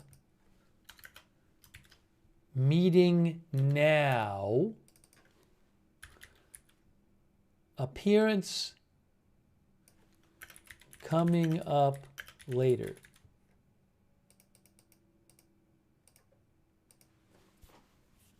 Okay. All right, let's see what you said. We're going to have to watch that Q&A again. That was interesting. Are they still playing the music on this live shot? Oh.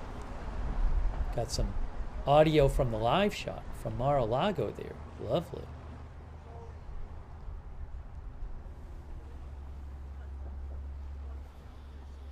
Okay. I said to you guys, will Israel and or the U.S. strike Iran in 2026? And we have right now on YouTube, 85% said yes. 85%. And on Twitch,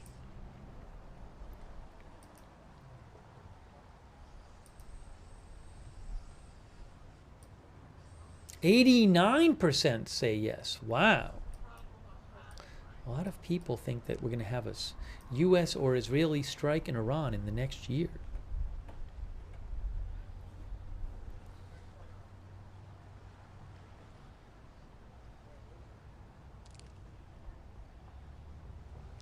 Jack B. Nimble says Russia is about to kick off World War III, but we're focused on Venezuela. Zing Dingaling thinks Israel wouldn't survive without being in a perpetual state of war. Of course, round 2 with Iran is coming in soon.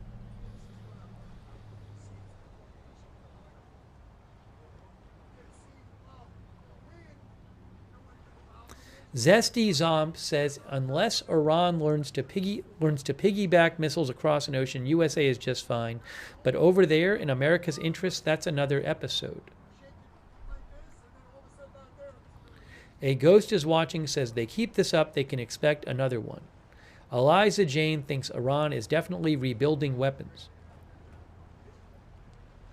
Thanks, by the way, to our Twitch subscribers like Wall Street and Shaggy and Bald Ginger and Gina Pina and Sharkingly. Thanks for subscribing over there on Twitch. Thrilladelm, Mr. Applefields, thanks for watching. I Got That Fire, thanks for subscribing, and all of our other subscribers on Twitch, thank you. And also, thanks for voting in our poll, by the way. And also, shout out to our Facebook subscribers like Sharon Klassen Goslin and Jennifer Ellers and Christy Claft, Margaret Riley, Kay Lowry, Body, Shannon Davis Hughes, Robert Real II. Hey, thanks Susan Priest Buchner, and thanks Susan for the Facebook stars. I really appreciate it. All right, hang on a moment here. One moment here. So we're going to cover, when they do their appearance, we will cover it.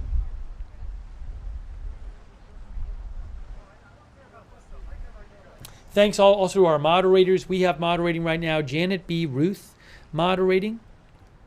Leslie Ladyhawk, thank you. K. Lowry Body, Paul Anderson, Margaret Riley. 13 Alamo, I Got That Fire, Matthew Kohai 3, McBritches, Sarah and Papa Bear on Twitch, Linda Belk, Larry, and Misha on X.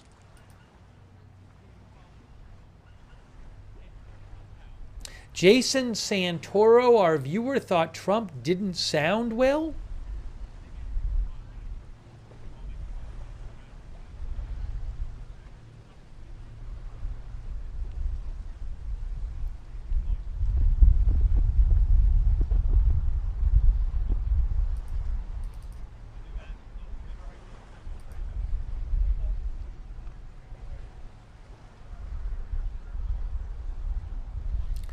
Darko said today there was not a question for Netanyahu. Well, I thought there were one or two questions for Netanyahu. At the end, there were some questions to him, and Netanyahu said that Trump seemed to be suggesting they go inside, so he didn't want to keep answering questions.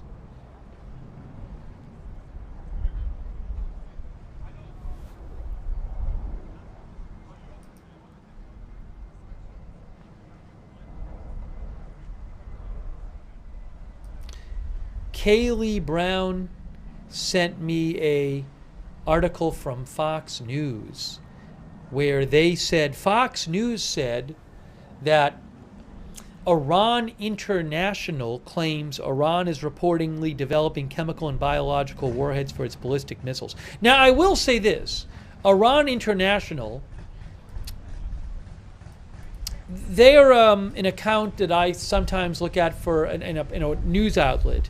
That I sometimes look at for Iran stuff, but I don't think they're fans of the regime.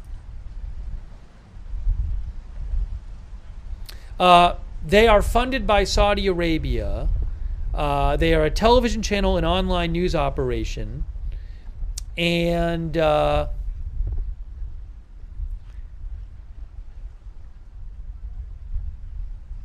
they are backed by a Saudi British investor with ties to the British government, says Wikipedia. So my point is that when the Fox News report is based on Iran International, I don't know how reliable their reporting is on the claim that Iran is reportedly developing chemical and biological missile warheads. It could be true. But I want to make sure that you know in the Fox article where that report comes from.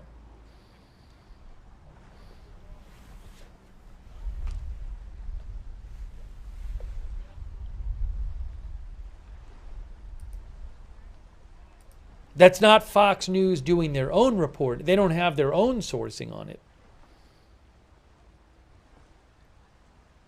Thanks, Kaylee, for sending that in.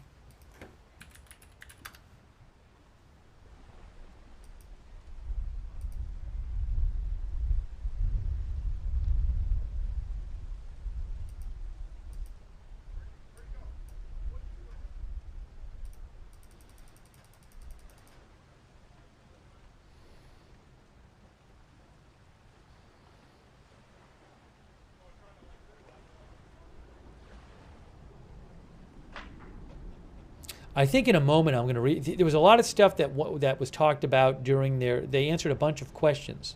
Oh, there was something that some of our. I will say this: President Trump claimed that all the hostages were released under the Trump administration, but I mean, clearly that's not true because one of our viewers mentioned this. We actually covered this. There were a number of hostages released in 2023. I remember we covered it on the air. I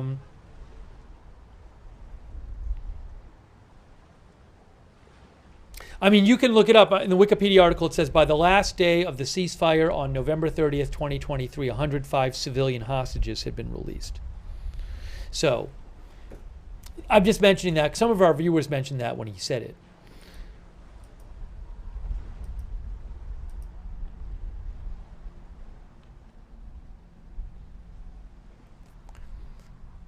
Hang on a second here. But that was an interesting, it was an interesting Q&A at the start. I'm probably going to play that in a minute because I thought that was quite interesting.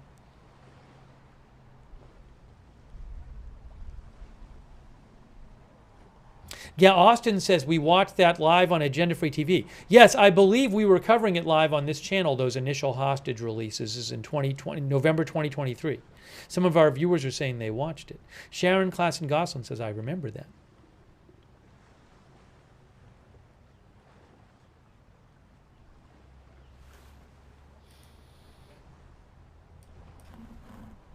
Here's what we're going to do. Here's what we're going to do.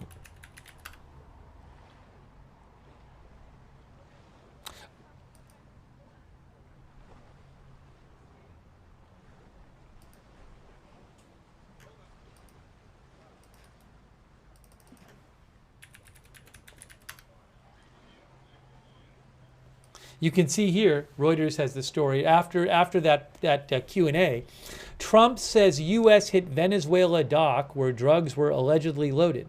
President Trump said, we just saw it today, that the U.S. had hit a dock area in Venezuela where he alleged drugs were loaded onto boats. He said there was a major explosion in the dock area where they load the boats up with drugs. They load the boats up with drugs. We hit all the boats and now we hit the area. Now, why was there no video released of that? Stephanie B thinks he's lying. Truth Social says, so what's the ramifications? Sign of the Times says, is that an act of war or still a gray area? He said it.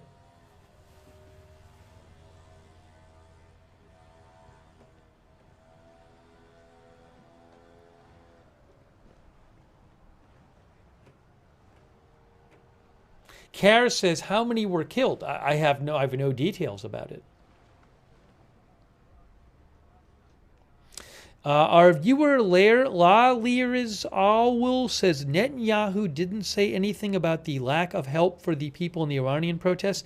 Netanyahu didn't really comment much and wasn't. A lot more of the questions were for Trump when the Q&A, but I'll show it again. Mr. Gooley says there is no gray area. Orange Man Good thinks no video means lots of people. Penny Lane thinks he probably wasn't supposed to break that news yet. Again, what happened is he said it on this this New York radio station interview on Friday, and it started getting picked up by people. So then he was asked about it today, and he confirmed it. Joe Trutch thinks they're still doctoring the video. Curtis Cardwell thinks it wasn't the Navy SEALs who conducted this mission. Trump said he knew who it was, but he wouldn't say who it was.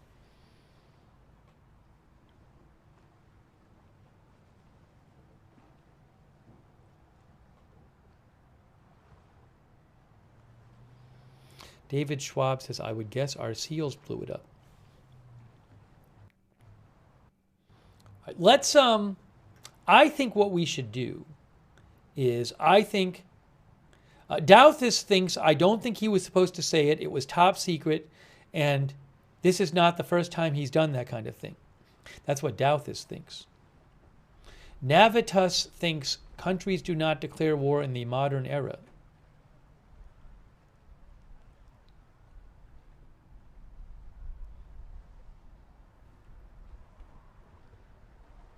Thanks to Big Dog Gaming for your support. Let's take a look. So what's happening is Netanyahu and Trump are meeting now. And then after their meeting, they're going to be doing an appearance, which we will have live. Maybe they'll do a whole press conference thing. So we'll be covering that for you. And until then, we'll be talking about some different stories happening. But I do think we should look again at the Q&A they just had. One thing they're talking about today is, Trump said there are about 5 topics. One they're talking about is moving to phase 2 of the Gaza peace plan, which seems to have stalled out to a degree.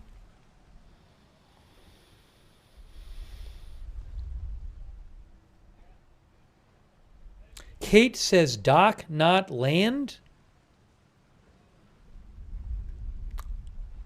You're saying that a dock can be considered not land?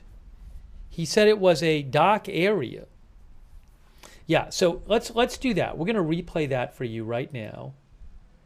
That was interesting. It's like bonus press conference at the start.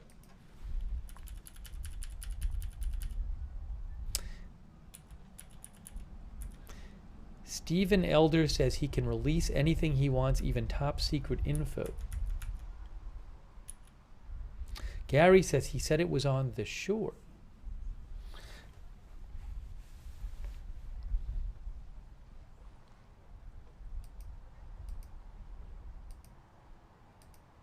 All right, here it is. I thought it was interesting. Let's check out this. I need to pull it up here.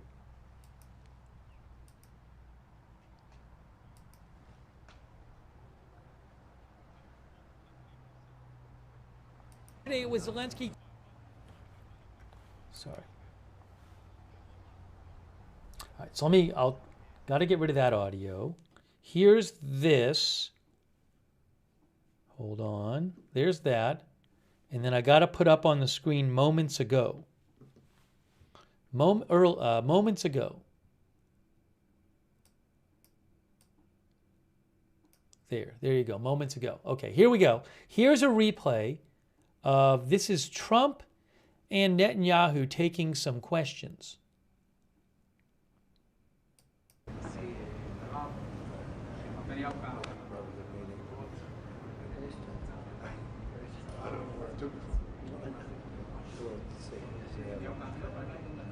Does anybody recognize this man?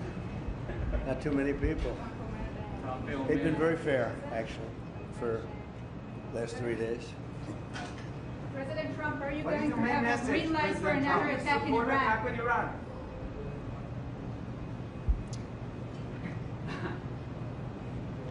Okay.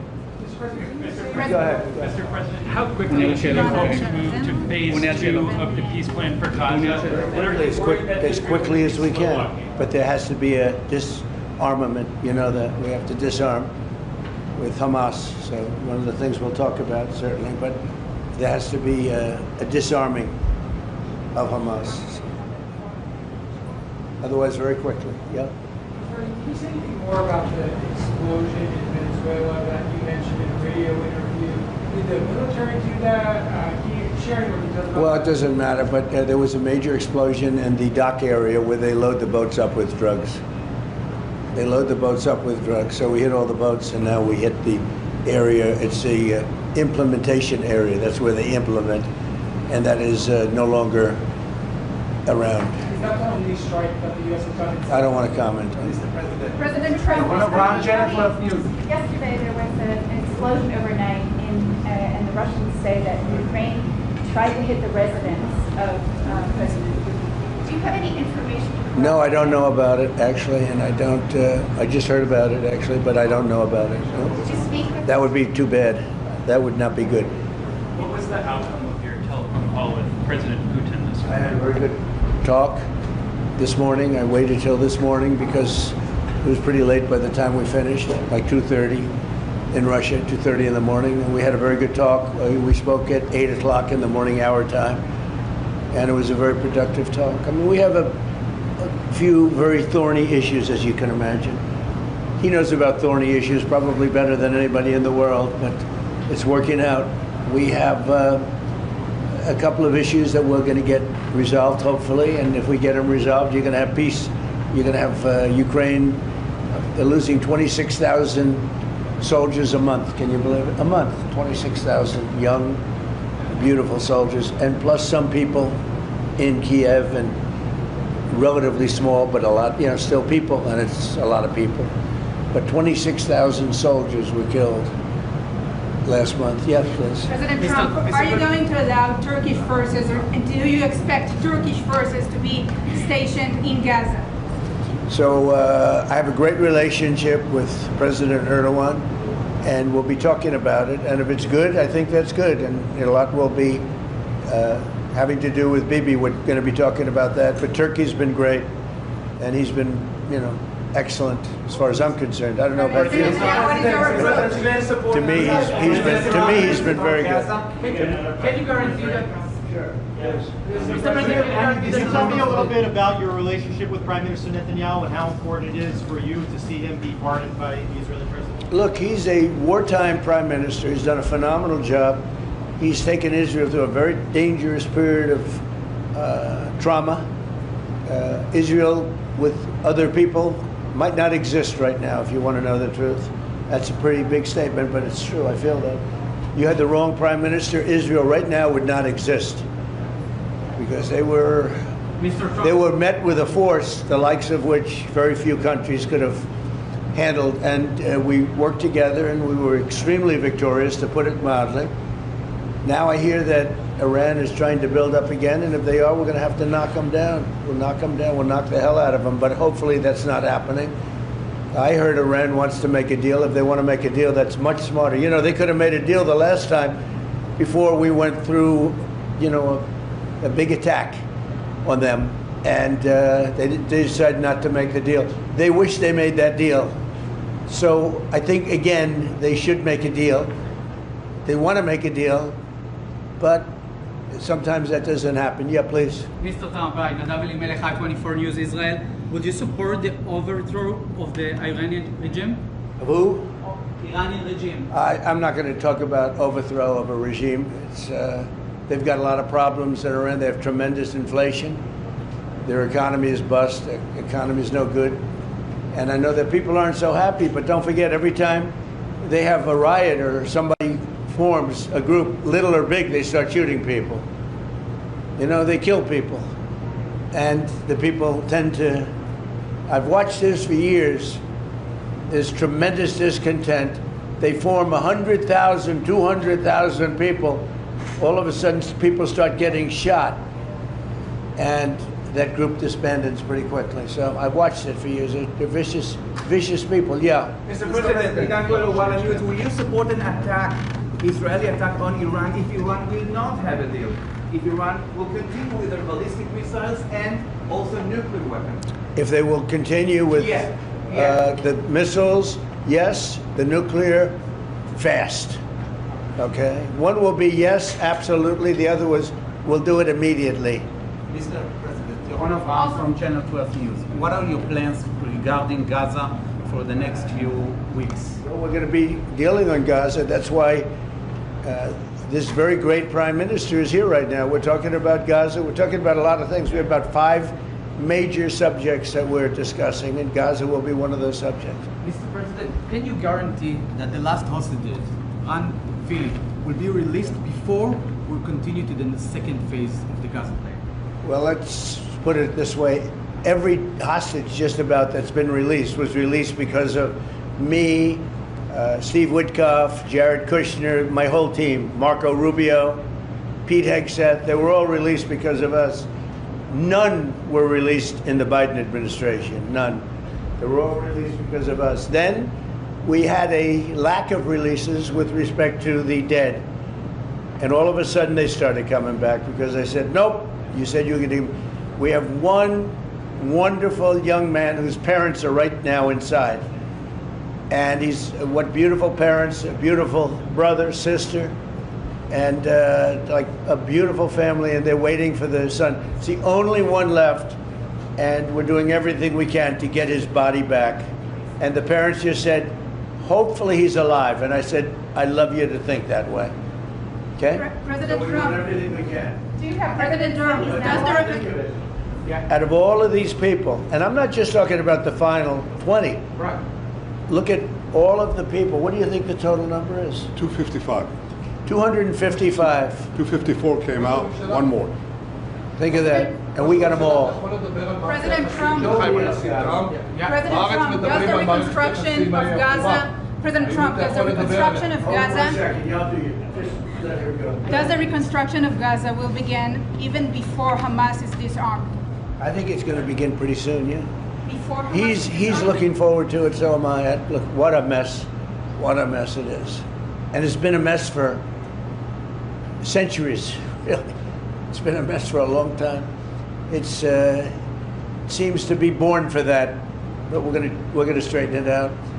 No, we're already starting certain things. We're doing things for sanitary conditions and others. But Gaza's a tough place. You know the expression, it's a tough neighborhood. It's truly a tough neighborhood. Yeah, you had a question? In the back? Go ahead. Yeah, please, go ahead. I'll ask about the relationship between you and the Prime Minister. What about it? They said that there is no relationship, good relationship between you. I don't think it can be better. We just won a big war together. You know, if we didn't beat Iran, you wouldn't have had peace in the Middle East because nobody would have been able, the Arab countries who have been fantastic would not have been able to make a deal. If we didn't wipe out their nuclear, we wiped it out. If we didn't wipe out with our beautiful B-2 bombers, if we didn't, and we sent a lot of Tomahawks in there also, by the way, from a submarine. And what about the pardon that the President of Israel needs to give the Prime Minister? A pardon? A pardon. Oh, I think he will. How do you not? He's a wartime prime minister who's a hero. How do you not give a pardon? You know, I think it's a very hard thing not to do it. I spoke to the president, and it's on. I mean, he tells me it's on its way. Mr. You President. can't do better than that, right? Please. Mr. President, can I follow up on Venezuela? Was the facility taken out by the U.S. military, or was it another entity like the CIA? Well, I don't want to say that. I know exactly who it was, but I don't want to say who it was. But you know, it was along the shore. Mr. President, have you or anyone in your administration talked to Maduro in recent days?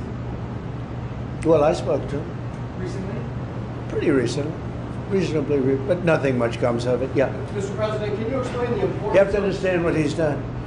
They've sent billions of dollars of drugs in, but maybe just as bad, they've sent hundreds of thousands of people in from jails, from prisons, from mental institutions and insane asylums. The drug lords, the drug dealers were all sent into our country. But think of it, what he's done. Tren de Aragua, probably the worst gang. They cut off people's fingers. One man made a phone call to complain about them. He cut off their hand. They cut off his hand. Don't ever make a phone call again. We'll cut off your other hand. After that, we'll kill you, they said. That was in Colorado. No, they sent in all of the bad ones. They sent in some bad people. And that to me was just terrible. And they send in drugs. Now, I will say this. 97% of the drugs coming in by sea stopped. We're trying to figure out who the other 3% are. They have a hard time getting people to pilot those boats. But 97% of the drugs coming in by the ocean, by the sea, by water, are gone. Every boat that we take out, we save 25,000 lives of Americans. Thank you very much, everybody. We'll see you. We're going to have a big meeting, and we'll see you in a couple of hours if you'd like. And if you'd like, you can come up and have lunch like you did yesterday. Would you like that or not? Do you want that? Some of them think it's terrible. It's a bribe. But, you know, a bribe for $25, I don't know. If you'd like, you can go. And if you don't, you can stand in a driveway and melt. All right? But if you want, will you work on that, Margot? Yes, sir. Is Margot doing a good job? She's a star. She's too nice. Her only problem is she's too nice to you. And you're not nice to us, but that's okay. Margot, take them up and have a beautiful lunch, and we'll see you later. Are you worried that the alleged strike on Putin's residence could scuttle the peace? Yeah, I don't like it. It's not good. I heard about it this morning. You know who told me about it? Putin told me about it. Early in the morning, he said he was attacked. It's no good. It's no good. Don't forget, you know, the Tomahawks. I stopped the Tomahawks. I didn't want that. Because we're talking about, you know, it's a delicate period of time. This is not the right time. It's one thing to be offensive, because they were offensive. It's another thing to attack his house. It's not the right time to do any of that, and can't do it. And I learned about it from President Putin today. I was very angry about it. Please. What? Well, it came out. Well, we'll find out. I mean, you're saying maybe the attack didn't take place. It's possible too, I guess. But President Putin told me this morning it did.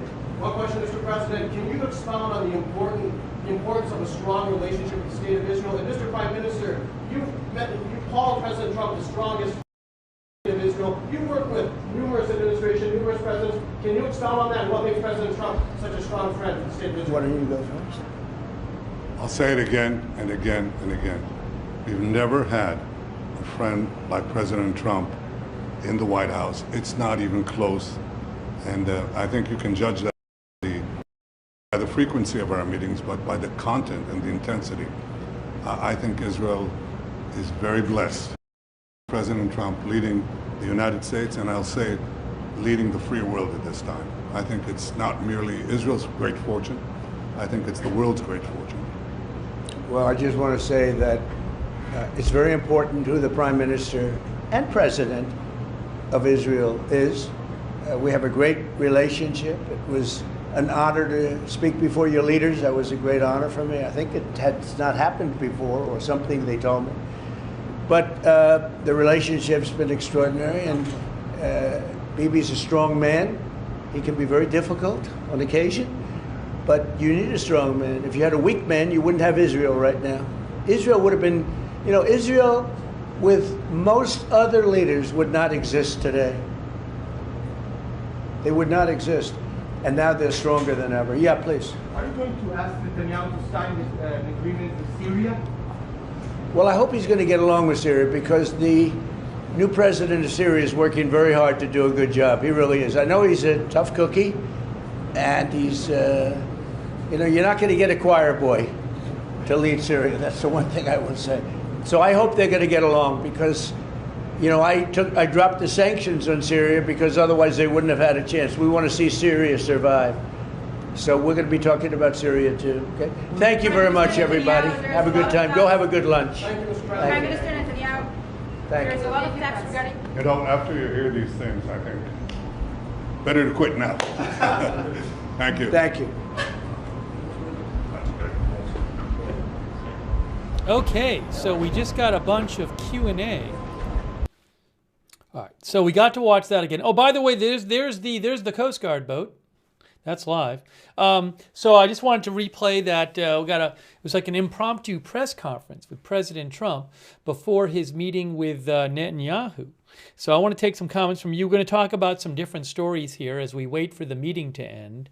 And we're waiting for the appearance. We're going to show you them appearing together, but the boat is back. And I appreciate you being with us. Hold on. I need to get rid of that. Get rid of there.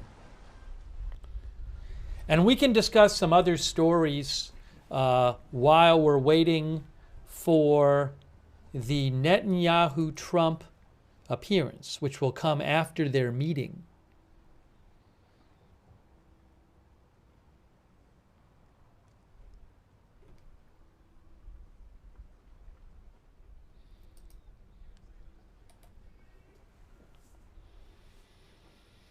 Let me take some comments from you guys.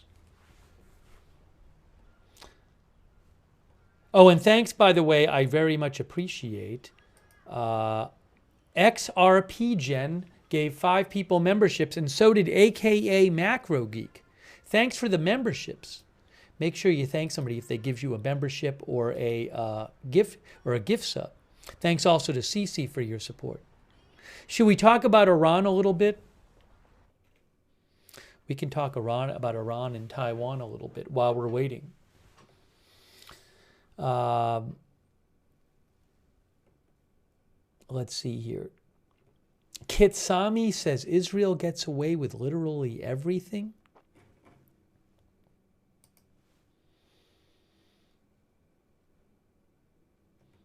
AFP had an article about the protests in Tehran. Hold on a moment.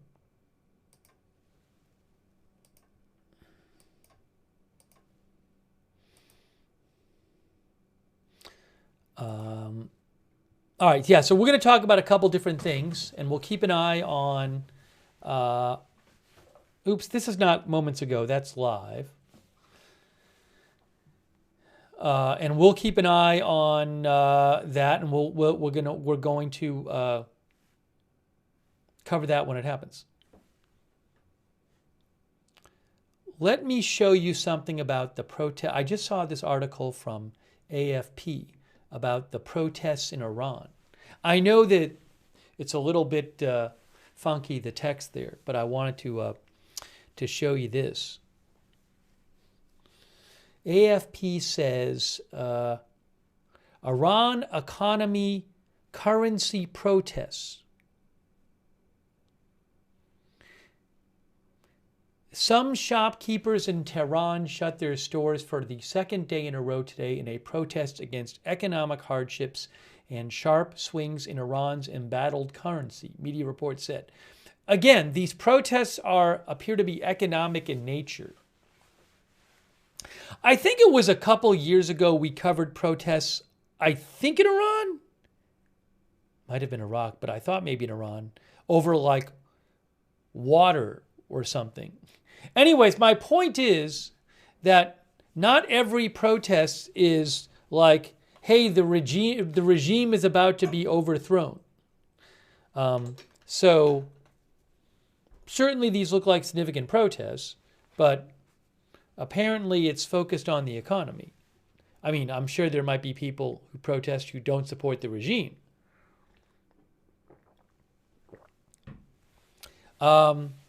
So again, the currency, the rial, has hit new lows on the unofficial market, with the US dollar trading at around 1.42 million rials on Sunday, compared to 820,000 a year ago.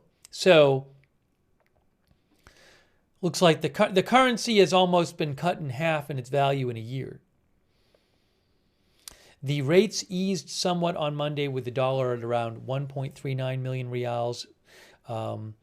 A journalist from the pro-labor news agency ILNA reported demonstrations at several bazaars in the center of the capital on Monday. It said protesters are demanding immediate government intervention to rein in exchange rate fluctuations and set out a clear economic strategy. It can be very difficult to know exactly what's going on in Iran. You don't get a lot of real-time reporting. There is strong press control in Iran. You don't get a lot of live streams coming out of Iran. A lot of the times, the only live streams you get out of Iran are when the government lets them come out.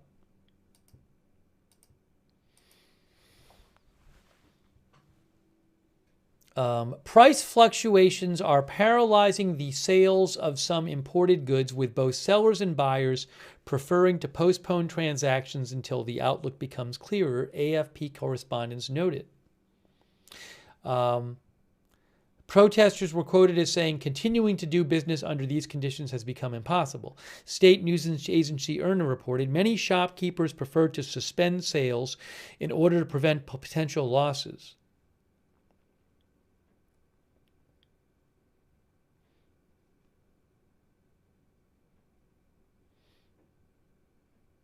So I can think of different explanations for this. But the idea is that there's inflation and the prices are changing every day. So is the idea that if you're a shopkeeper, you don't want to sell your stuff today because you'll get paid in Iranian currency, and then by tomorrow the currency is worth less? The conservative-aligned Fars news agency released images showing a crowd of demonstrators occupying a major thoroughfare in central Tehran, known for its many shops. Another photograph appears to show tear gas being used to disperse protesters. The Iranian state news agency Fars said minor physical clashes were reported between some protesters and the security forces. I don't know what the real situation is.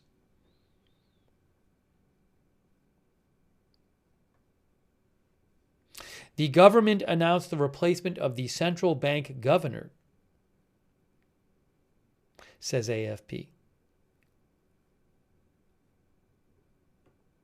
AFP also said in December the inflation stood at 52% year on year, but this figure still falls short of many price increases, especially for basic necessities.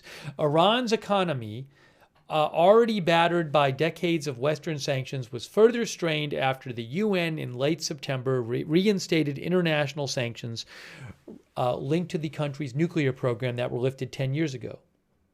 Western powers in Israel accuse Iran of seeking to acquire nuclear weapons, a charge Iran denies. Negotiations with the U.S. on the issue are at a standstill. and uncertainty stemming from 12 days in war in June against Israel is also affecting the economic outlook.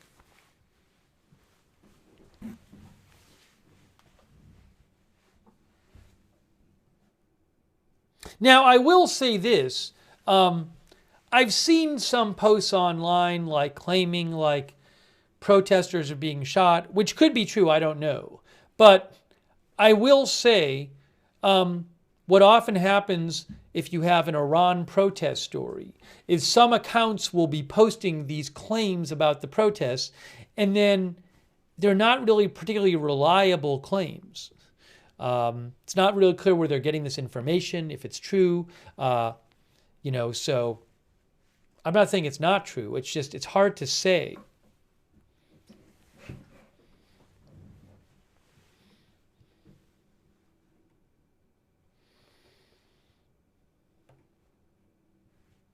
I'm going to look around, see what else I can find from there. But I wouldn't expect to see a big live stream of people protesting anytime soon from there. I'd be pretty shocked if we saw that.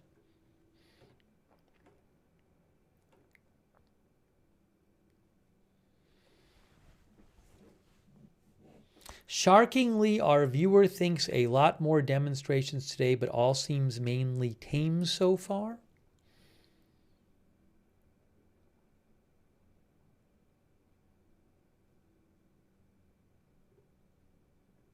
I'm seeing, I don't have the rights to these videos. There's some Iran-related accounts I follow that are posting videos of people protesting.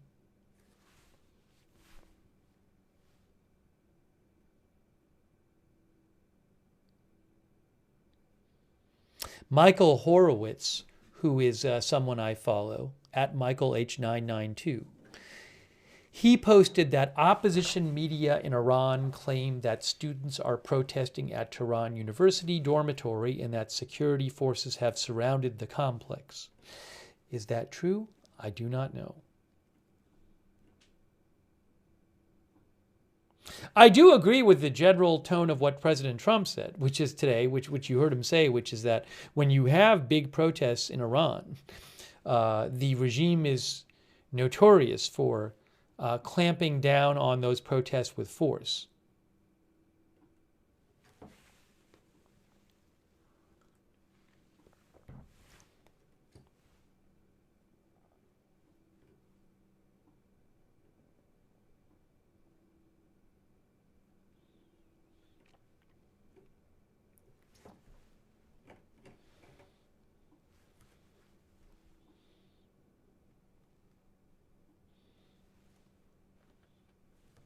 Sentient Cannabis says, hope those kids are okay.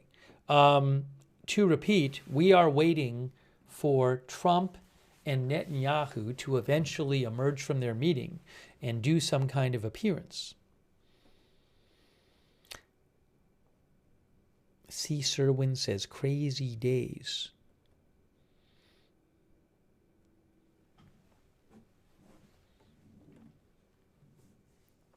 Oh, here's the boat. Look, it's the boat. People like when they get to see the Coast Guard boat. There it is at Mar-a-Lago, the Coast Guard boat.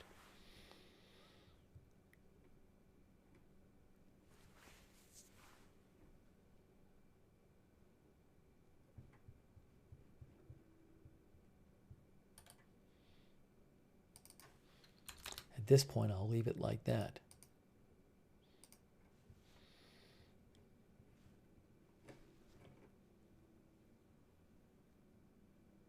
Any news on the strike in Venezuela? Yeah, we mentioned this before. President Trump literally confirmed that it happened. President Trump said in his appearance with Netanyahu before the meeting, I'll read you what he said. He confirmed there was a strike in Venezuela.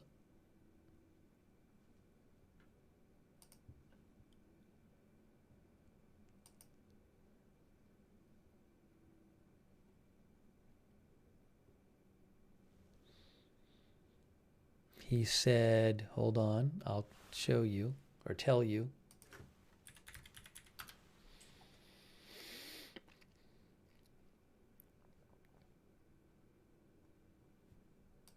Trump said there was a major explosion in the dock area where they load boats up with drugs. We hit all the boats, and now we hit the area. It's the implementation area. That's where they implement, and that is no longer around.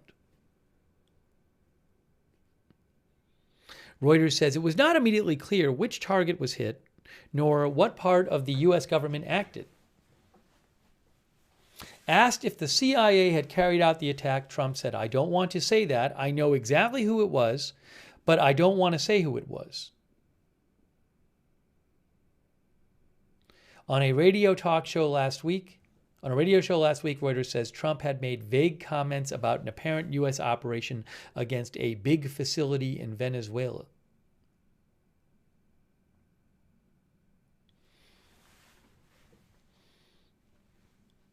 Now, one of our viewers, inconsistently consistent, sent me a post on social media from a day ago where someone was claiming there was some sort of explosion, an industrial explosion in Venezuela on like December 24th, and wondering if that's what Trump was talking about. Well, that doesn't sound like what he was talking about today.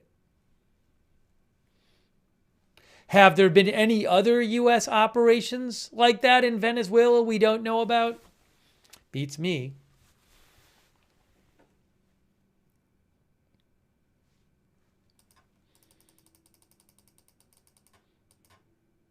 But remember, I mean, it's a country. It's a country with millions and millions of people. What is the population there now after people have left? About 20 million? Or am I like... I know about a quarter of the population has left, I think. About 30 million. Actually, I don't know. 2022 was estimated at 30 million. So maybe it's less than that now. Anyways, my point is, it's a big country. You're going to have things like explosions and fires in the country that just normally happen. So not every explosion or fire in the country is going to be because the U.S. secretly caused it.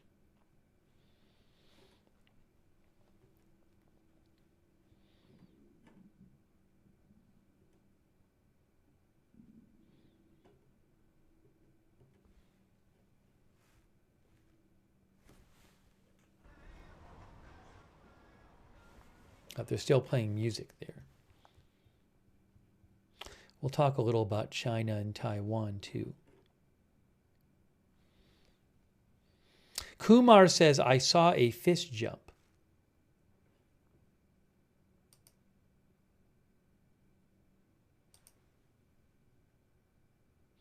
Yeah, when we cover this kind of event, it's a little different than our normal coverage because like this happened yesterday too. There's an appearance at the start, and then they talk at the start, and then they meet, and then they do a thing after. Yesterday they did this whole press conference at the end, and definitely Netanyahu and Trump are supposed to appear after they meet, and we're probably going to hear a lot more from Netanyahu then. But you're kind of left with this middle of the event where they're meeting, where we don't have anything actively happening. So normally when we're on the air, it's a little bit more active.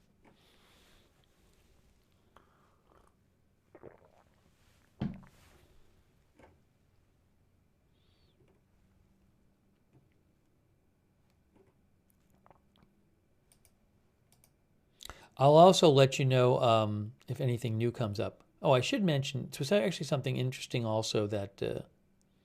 it's another interesting thing I saw.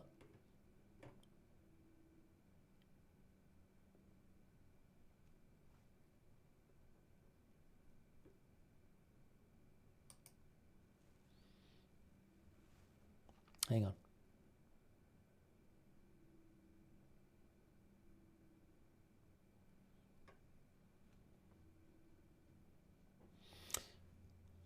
One of our viewers sent me something from an hour ago at Buckley Space Force Base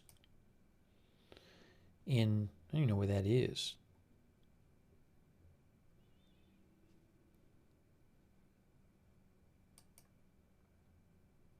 Buckley Space Force Base posted something an hour and a half ago, basically, claiming that there were some emergency responders on the scene. Sherry. Thanks, Sherry, for mentioning that. I don't know what that is.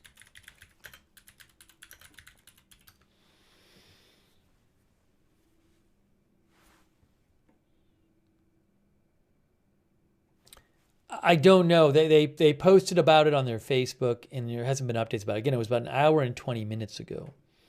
So, and the Aurora Police Department said they are assisting Buckley Space Force Base, but I don't know what is happening there. The large vehicle inspection point is closed until further notice at Buckley Space Force Base, 15 miles south of Denver International Airport. If I hear more about it, I'll let you know. I don't really know anything about it.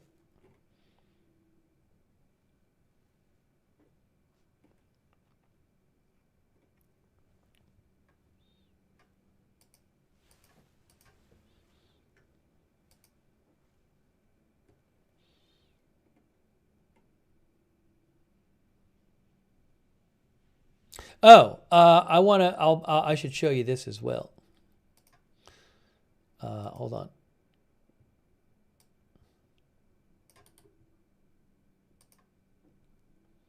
The former Prime Minister of Israel, Naftali Bennett,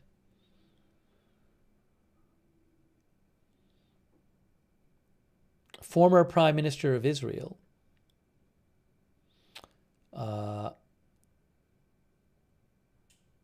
he posted this: a special message to the Iranian people, rise up.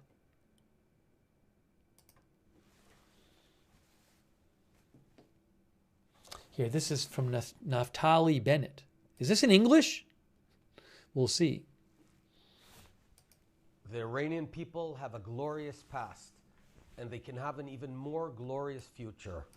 That future depends on each and every one of you. So to all the brave men and women now rising up across your country, all the nations of the free world stand with you in your just struggle. Change is possible. There will be a better Middle East. The Iranian people have a glorious past, and they can have an even more glorious future. Yeah, that was from Naftali Bennett, referring to the protests in Iran. Again, apparently economic in nature. About the currency, about inflation, recent inflation.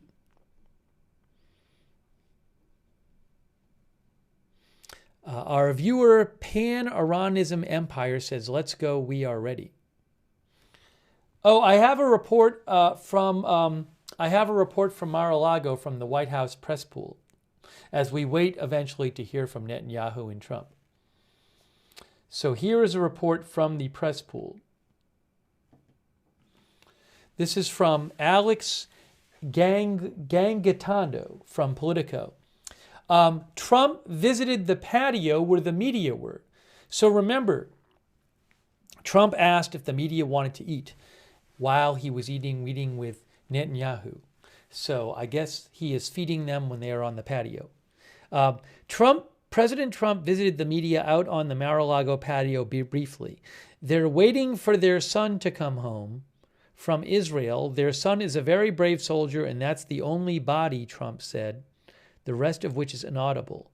He pointed to an area of the patio where the family of Ron Gavili is there, who I believe the last Israeli hostage in Gaza is the remains of Ron Gavili.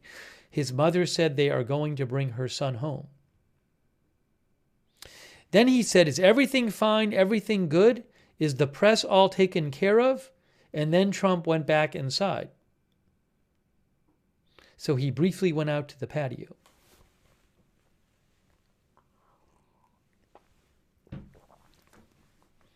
That was a little while ago. I mean, about a half hour or so ago, if not more. Red Cat says he threw them out again. Well, this time, I mean, he actually talked. we knew that they weren't going to stay in there long because he had actually said that we'll appear later, and he asked the press before, he said if they wanted to eat on the patio again when Netanyahu showed up.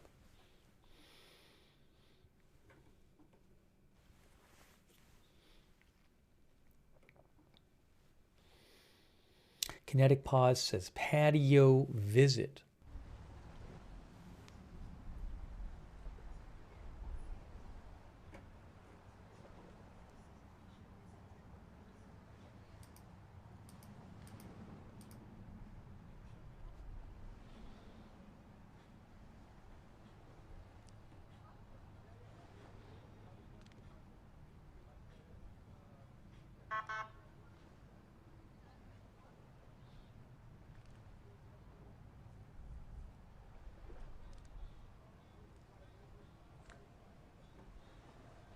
Oh, I'm hearing music again. I also did want to mention that, real quick, thanks to AZ Intel for posting about this, TMZ is reporting that the singer David is expected to be indicted by a grand jury in the murder of a young woman who he had been romantically linked with, Celeste Rivas. We're not going to talk about this in that much detail right now, but just to let you know, we covered this a couple months ago. David, a very popular singer,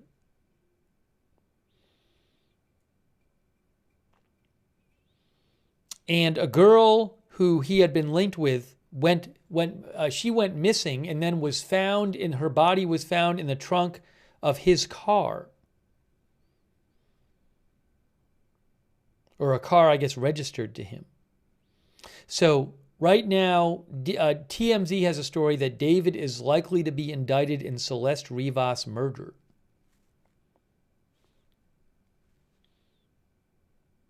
Yeah, his name is spelled D4VD.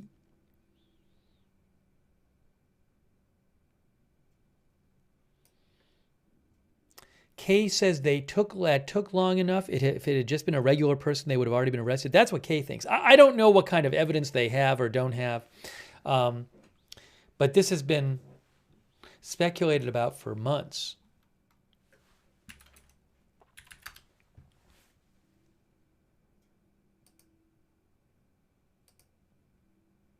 Yeah, this is just so you know. D4VD David. He is 20 years old. And as you can see from the Wikipedia page, in September of 2025, the body of 14-year-old Celeste Rivas Hernandez was discovered inside a Tesla registered in David's name.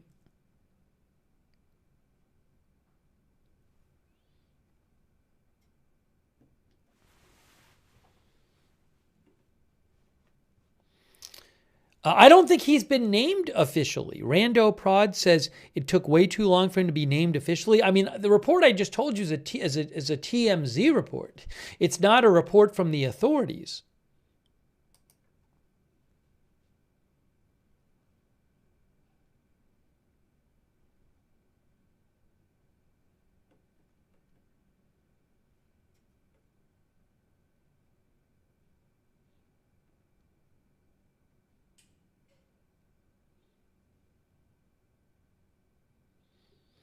Anyways, you can read more about it on the Wikipedia page, and also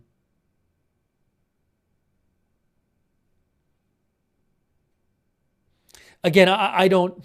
There's claims floating around that he was romantically linked to that girl. I don't know that that's been confirmed, so I don't want to say stuff that's I want to be clear about what we know and what we don't know for sure.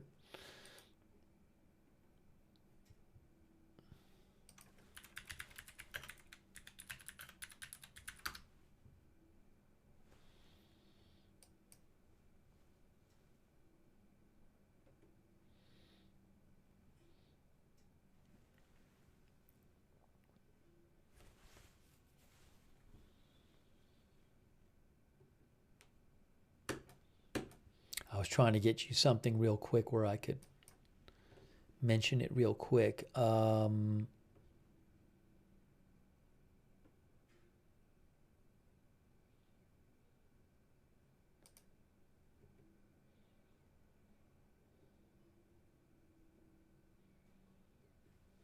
Anyways, I don't personally know for sure the nature of their relationship, so I just want to be clear on that. You can read, there's lots of people who talk about this online and everything, so.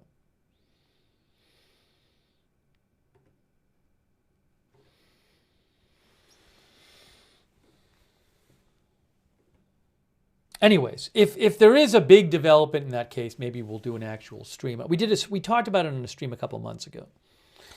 But I just wanted to let you know that that was being reported. Karen says, wasn't there a report that he and the young girl had matching tattoos? I believe there might have been a report that claimed that. Again, I don't remember exactly what I've read about this and what we covered and everything. So I want to be careful.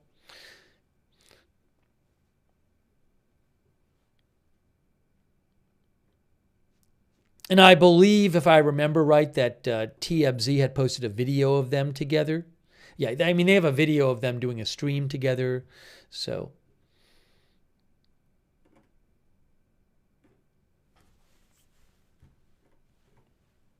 All right, so anyways, I'm just mentioning that. And as we wait for, at some point, we will get this appearance from Trump and Netanyahu after their meeting. My guess is that the meeting won't be as long as the thing yesterday. Yesterday, Zelensky and Trump, after they met, had like an hour call with European leaders. So that's not going to happen today. Trump did say a couple hours, though, when Netanyahu first showed up.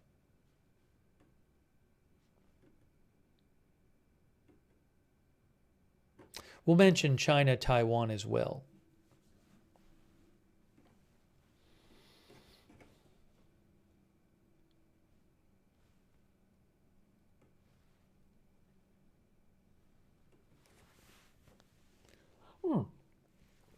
Thanks, Ed Weeby, for the membership. I appreciate that, Ed. Thanks to all of our members. Ed Weeby, Pomsky, DA7, Stephen J, Dreaming in Color, Red Squirrel, Stanley Davis, Rich X, C. Serwin, Terry, Patricia Grace, Dubber Bob, Winding Road, Michael Avery, Sticky Frog, Gary Baines, Brandy, Jones Schlicker, Soundman, Crypto King, Rich, Sydney. All of our members, thank you.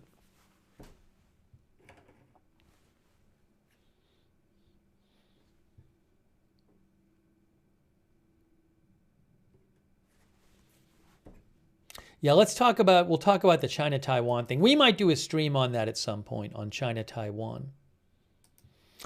Basically, China periodically does these military exercises near Taiwan, where they have Taiwan is an island off the coast of China that China claims as part of China, and there's all this speculation that at some point China might try to take over the island by force.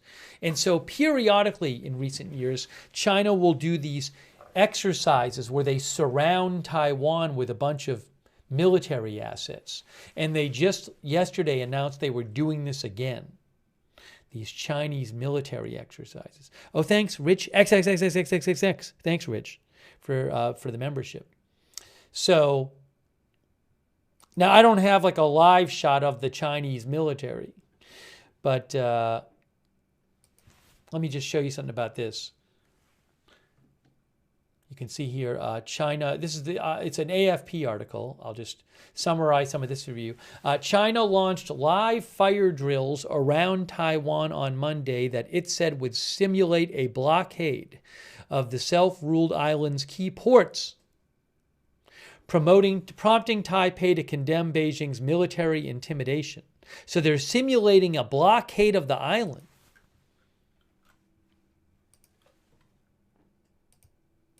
By the way, we say island, but the population of Taiwan is 23 million people.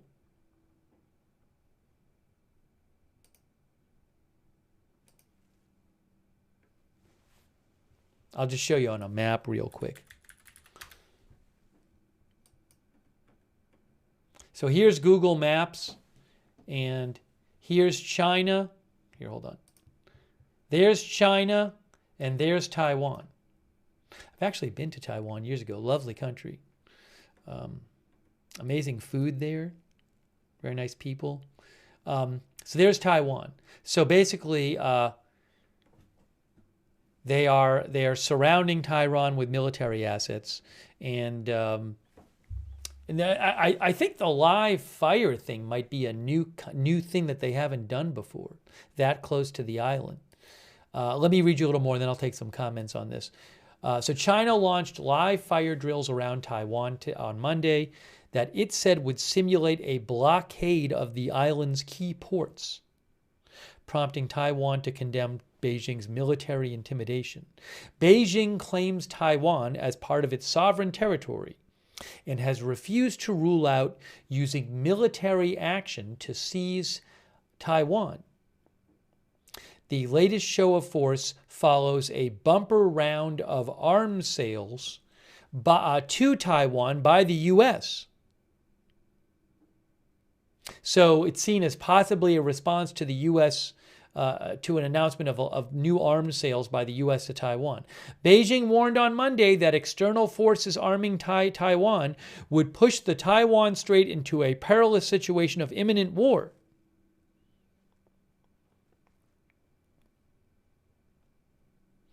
The Chinese Foreign Ministry spokesman Lin Jian said any attempts to stop China's unification with Taiwan were doomed to fail.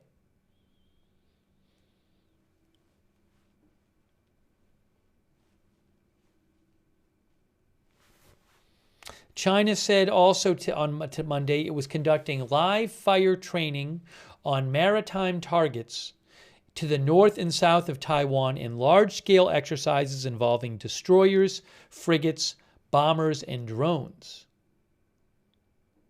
A military spokesman said Beijing would send Army, Navy, Air Force, and Rocket Force troops for the drills codenamed Justice Mission 2025. Chinese authorities published a map of 5 large zones around Taiwan where the war games would take place. I think I can grab one of those maps. Hold on a second here.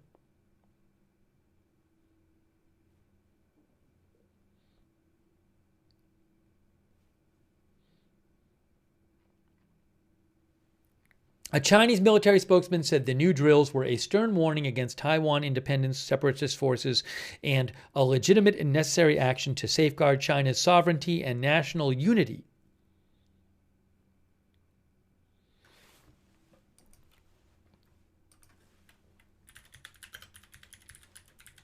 I'd love to show you some of the stuff that their military has posted about this. Hold on a second. I'm going to try to pull this up here. Hey, thanks so much, by the way. That's really generous of you. Stephen Roberts. Hey, Stephen, that's so kind of you. Wow. Very generous support from Stephen Roberts. Thank you so much, Stephen. I appreciate that, Stephen. Thanks also Red Squirrel and SNN US for your support. And also Stephen Roberts gave a bunch of memberships. Wow. Stephen Roberts gave 20 people memberships.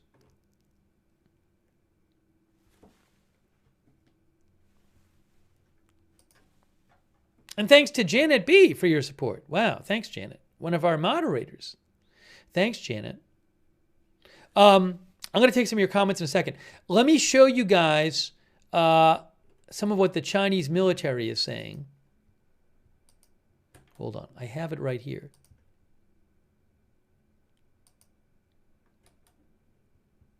I think I do. I don't know about that.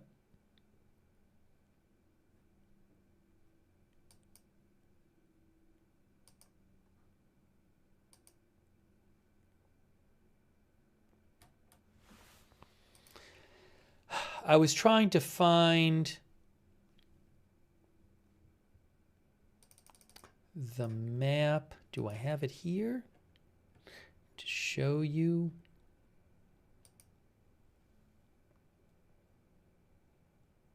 Where did this come from?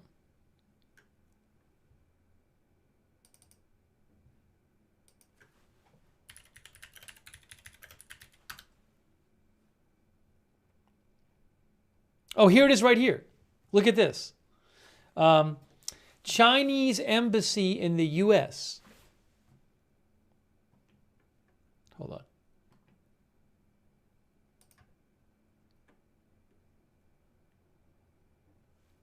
Oh, they posted this today. They just posted this a little while ago. The map was out floating around before. From 8 a.m. to 6 p.m. on December 30th, the Chinese People's Liberation Army Eastern Theater Command will conduct major military drills in the following waters and airspace, during which live firing activities will be organized, specifically covering 5 areas. Those are the 5 areas around Taiwan. For the sake of safety, any irrelevant vessel or aircraft is advised not to enter into the aforementioned waters and airspace. These are live fire drills. That's going to happen on, what's the time difference? Taiwan time is, it's 13 hours ahead. So this will be start around 7 p.m. Eastern time, 8 a.m. Taiwan time. Now, Texas Rebel claims that there are 2 more areas added. I don't know about that. You might be right, Texas Rebel. I'm just getting this literally from the Chinese embassy in the U.S. who posted it about an hour and a half ago.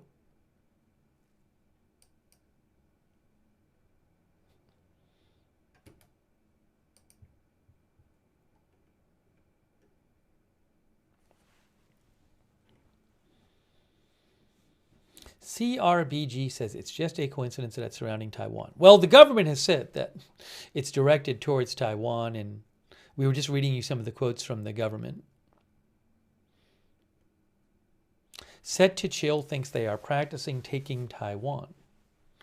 There's been speculation that if they decided they want to be more active and move forward, maybe they would start with a blockade. Rich says if China was going to really attack, wouldn't they initially disguise it as an exercise? Lord Powders thinks it's very obvious what is going to happen.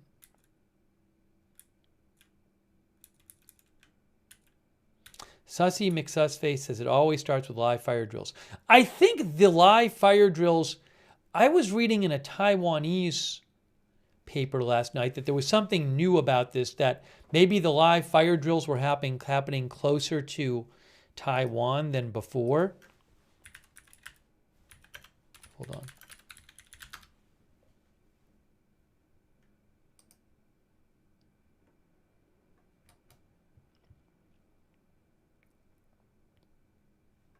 on. Hold on. I'm going to pull up something about it.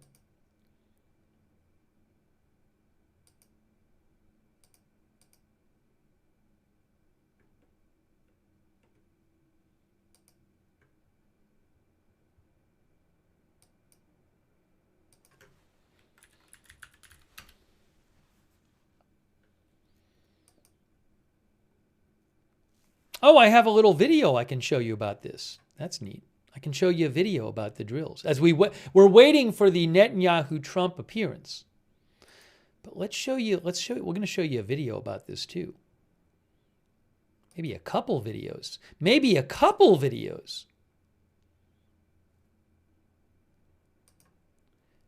I need 2 seconds here. Again, we're waiting for the Netanyahu-Trump appearance. So you can see here from Reuters, they say China stages record drills designed to encircle Taiwan.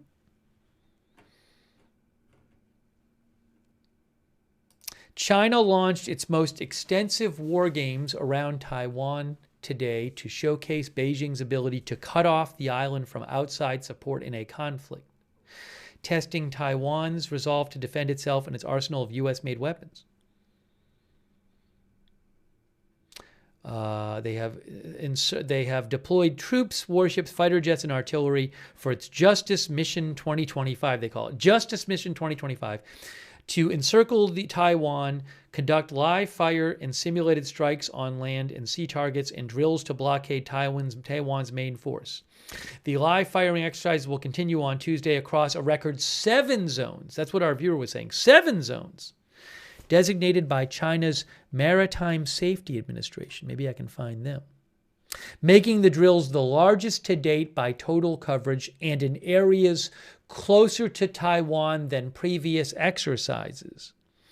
The military had initially said artillery firing would be confined to 5 zones. Hold on. Pepper Moon says, sounds like war. I'm going to show you a video about this. I'm trying to find the Chinese, for some reason, I can't access their website. The Chinese Military Safety Administration. Access denied.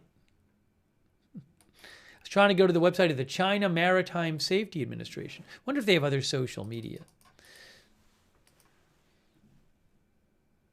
One moment, please.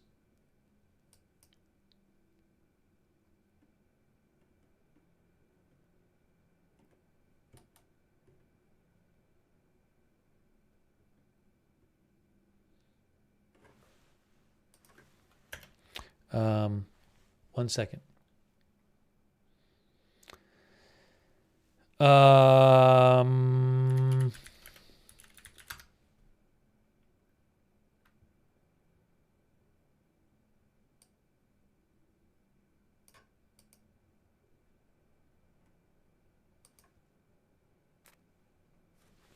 Ed Weeby says China is just dreaming.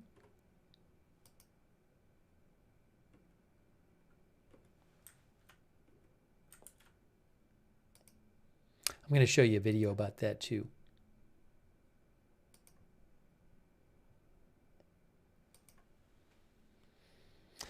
Still waiting for the Bibi Netanyahu and Trump appearance. We're going to be showing you that live.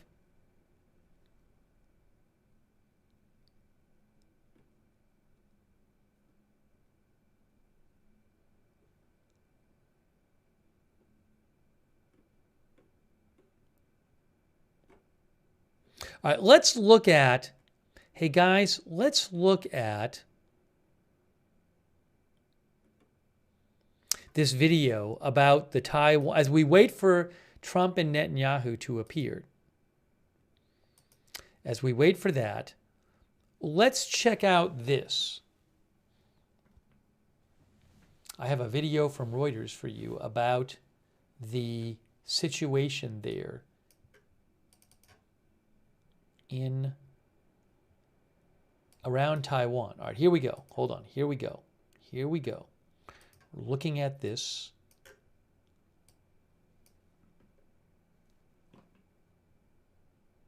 Coming up.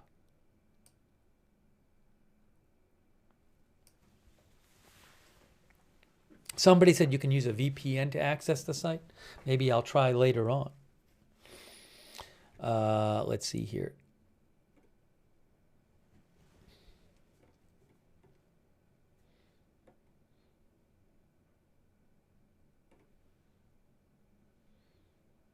CC says China is mad that U.S. sold those arms to Taiwan.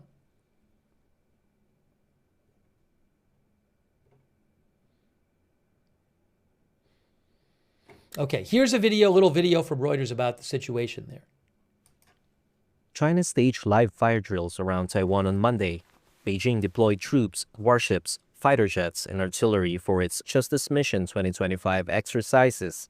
The country's military said it had concentrated forces to the north and southwest of the Taiwan Strait and carried out live firing and simulated strikes on land and maritime targets. It added that the drills would continue on Tuesday and include exercises to blockade the island's main ports and encircle it. The exercises began 11 days after the U.S. announced $11.1 billion in arms sales to Taiwan, the largest ever weapons package for the island. They marked China's sixth major round of war games since 2022, when then U.S. House Speaker Nancy Pelosi visited the island. It also follows sharper rhetoric from Beijing after Japanese Prime Minister Sanae Takaichi warned that a Chinese attack on Taiwan could prompt a military response from Tokyo.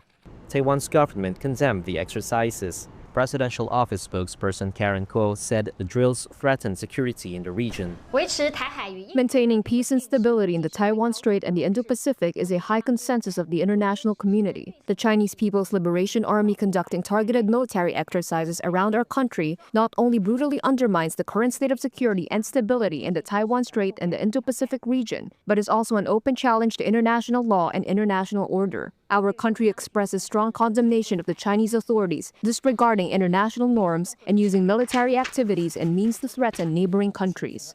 Taiwan's defense ministry said its military was on high alert and poised to carry out rapid response exercises. Those exercises are designed to move troops swiftly in case China suddenly turns one of its drills around the island into an attack. This Taipei resident appeared unfazed by China's military exercises. I think these drills are just meant to scare us, to intimidate us. Similar drills have happened before. As ordinary citizens, I think all we can do is take care of ourselves, do our jobs well, and live our lives well. Taiwan rejects China's claimed sovereignty, maintaining that only its people can decide the island's future. China staged live fire drills around Taiwan on Monday. Beijing deployed troops. Sorry. I think there's a second video here.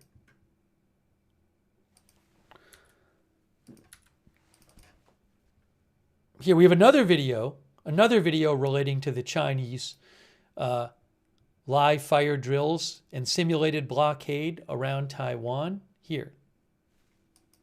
I want to emphasize that the Democratic Progressive Party authorities stubbornly adhere to the stance of Taiwan independence, attempting to seek independence through the US, even at the cost of turning Taiwan into a powder keg and an ammunition depot. This fully exposes their vicious nature as peace destroyers, troublemakers, and war instigators. External forces, by using Taiwan to contain China and arming Taiwan, will only embolden the arrogance of Taiwan independence and push the Taiwan Strait towards a dangerous situation of military conflict. The Taiwan issue is the core of China's core interests, and China's resolve to safeguard national sovereignty, security, and territorial integrity is unwavering. Any vile act of crossing the line and provoking on the Taiwan question will be met with China's firm countermeasures. Any sinister attempt to obstruct China's reunification will never succeed.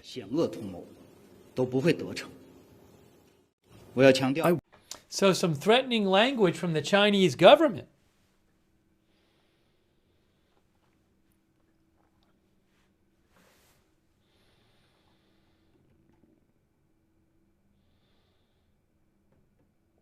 Interesting.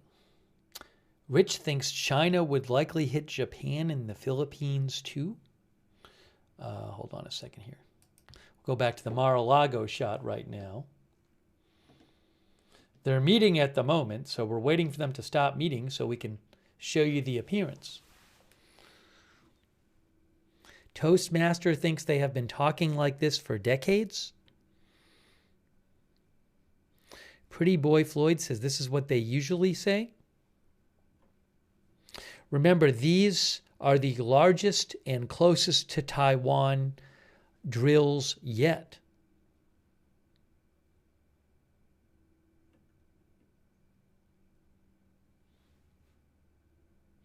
Parrot Tazen says, why is it all war in the world, Jesus?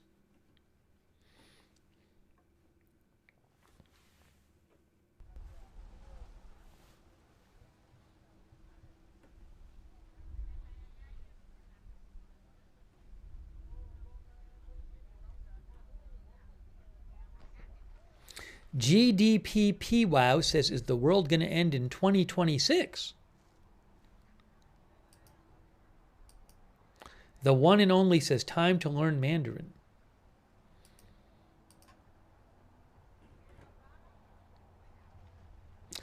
And also, crazy, not good.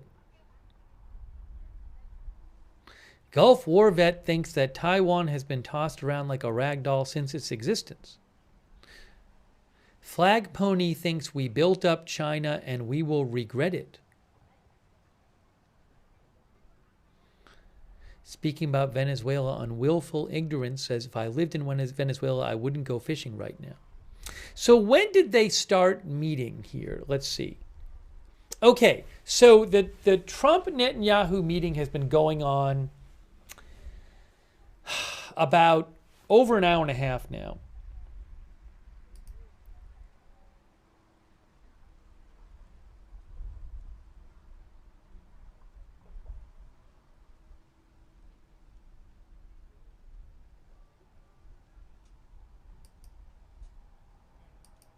They appeared in the dining room. When was the dining room?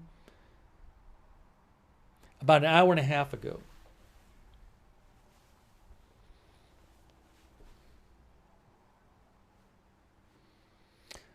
So at some point soon, they'll end their meeting and make their appearance.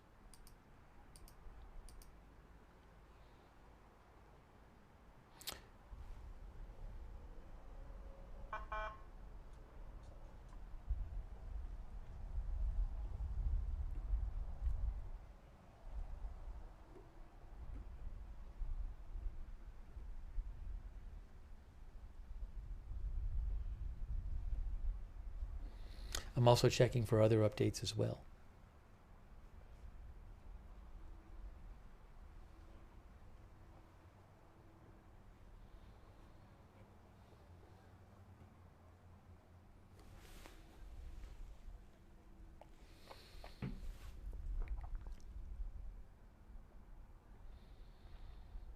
Oh, the Prime Minister, 10 minutes ago, the Netanyahu account just posted a couple photos. Hold on.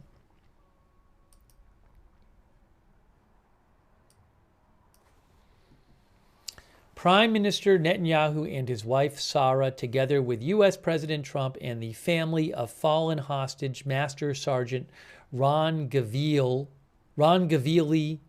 of blessed memory. Again, the last Israeli hostage in Israel is the remains of Ron Gavili.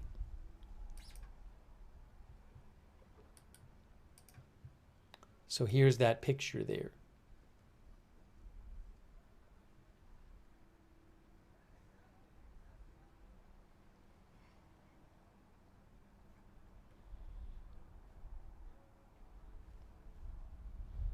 Dopper Bob says, so lunch is over? I would assume lunch is over, but I don't know.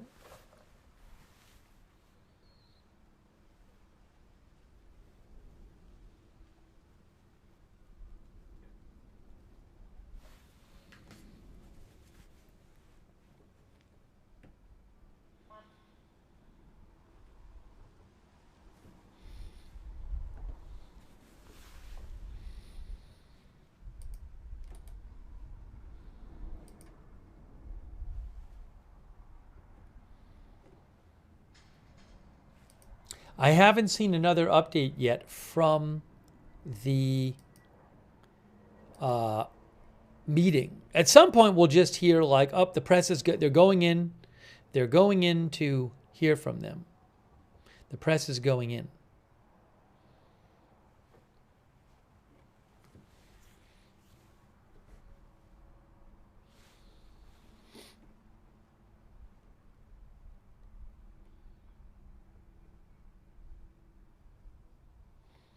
Yeah, people keep mentioning Iran. We've talked about Iran several times on this broadcast. I've talked about it repeatedly. I've posted about it on my X account. I don't have a live shot of Iran protests. There are protests over the inflation going on there. It's very hard to tell exactly what's going on. Again, I don't have live streams of it. If I hear big news on it, I'll certainly let you know. But it's not like I have this bank of cameras at my fingertips to just start putting on live shots of live Iran protests. Eddie writes in and says, I have a bunker for when things get bad, and you are welcome anytime.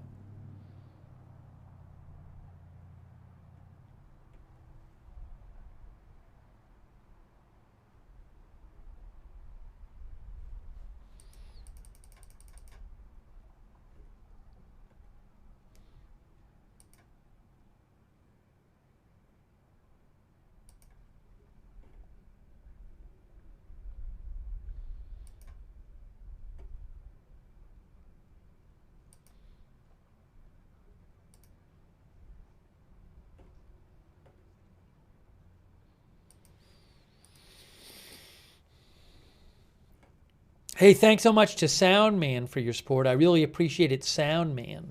Thank you.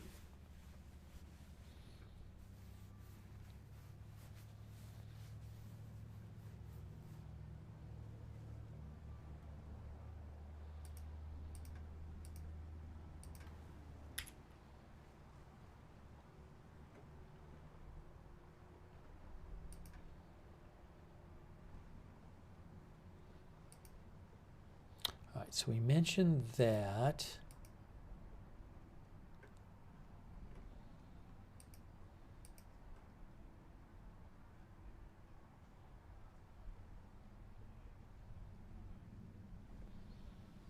Again, one of the big things, maybe the biggest thing they're supposed to talk about in their meeting is phase 2 of the Gaza peace plan. AFP says under the second stage, Israel is supposed to withdraw from its positions in Gaza, while Hamas is supposed to lay down its weapons.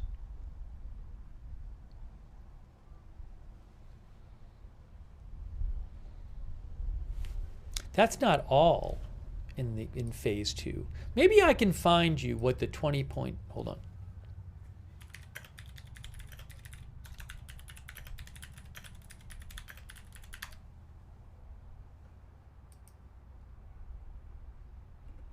Where is it here?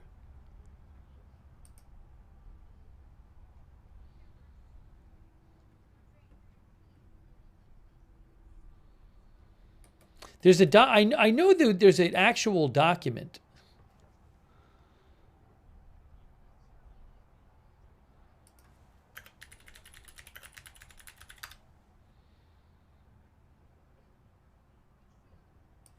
Is this it? No, that's not it.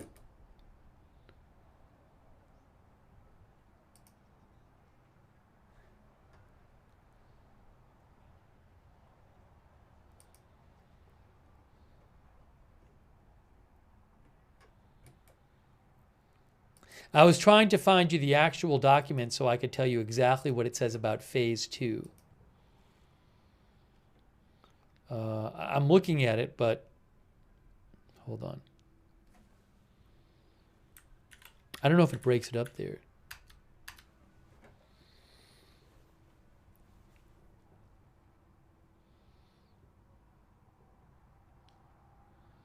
Okay, it talks about Gaza will be governed under the temporary transitional governance of a technocratic, apolitical Palestinian committee, which has not been chosen yet.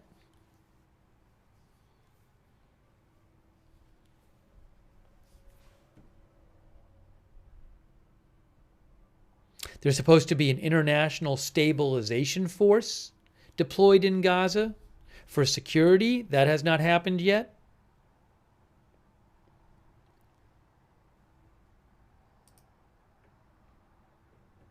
AFP says Axios reported on Friday that Trump wanted to convene the meeting, the first meeting of a new Gaza Board of Peace that he will chair at the Davos Forum in Switzerland in January.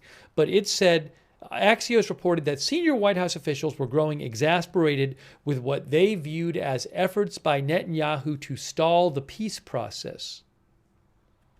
A Middle East expert who AFP quotes says, there are more and more signs that the American administration is getting frustrated with Netanyahu. The Israeli and U.S. administrations are increasingly at odds on many key issues, including Israel's continued strikes on Hamas and Gaza, and Hezbollah in Lebanon and in Syria.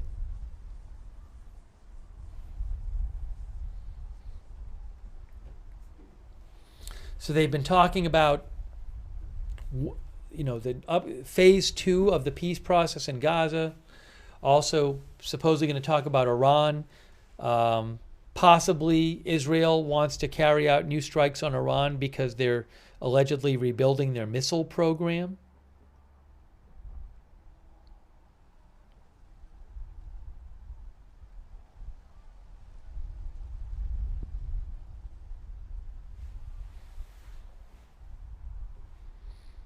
Yeah, we already talked about the Venezuela news multiple times, that President Trump confirmed that the Americans had hit a dock site in Venezuela where he said drug boats were loaded. He confirmed that today, a couple hours ago.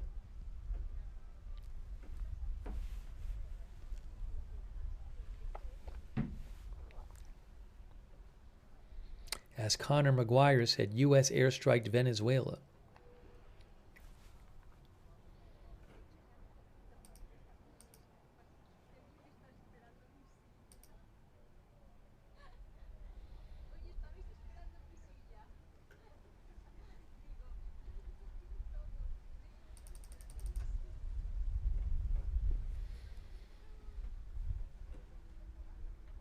So I would get, I mean, they've been meeting now for about an hour and 45 minutes. So my guess is that it won't be too long until we see Trump and Netanyahu do their appearance. And maybe they'll do a press conference. So we're gonna bring that for you. Thanks again to our mods. Ruth is here modding. Thanks, Ruth. Janet B. Thank you.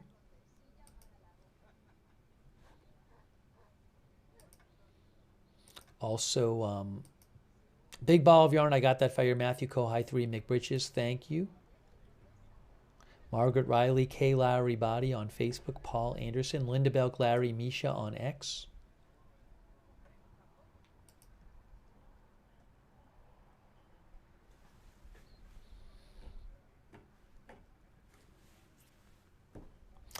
Fred Flintstone, I have not heard anything about Buckley Space Force Base outside of Denver as to why there is a safety cordon established there and why there were some emergency responders on the scene there. I've heard nothing more. They came out with that over 2 hours ago, and I've heard nothing more about Buckley Space Force Base. Oh, thanks to SM Kasara, our member. Thanks, SM, for being a member.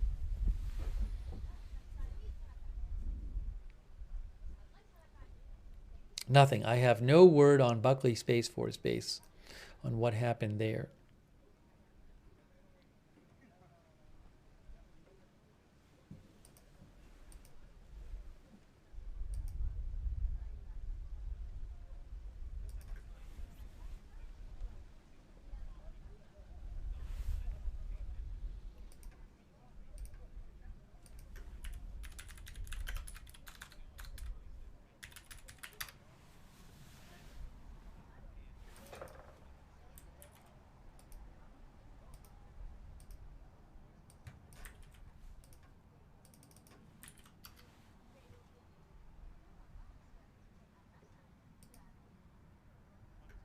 People keep asking me about the Anthony Joshua crash. Former boxing champion Anthony Joshua has minor injuries after 2 die in car accident in Nigeria. Sorry to hear about the crash.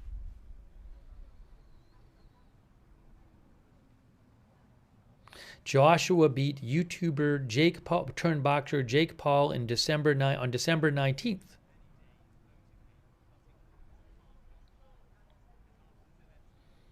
Photos on social media showed him being extricated from a wrecked vehicle while he was wincing in pain, says AP.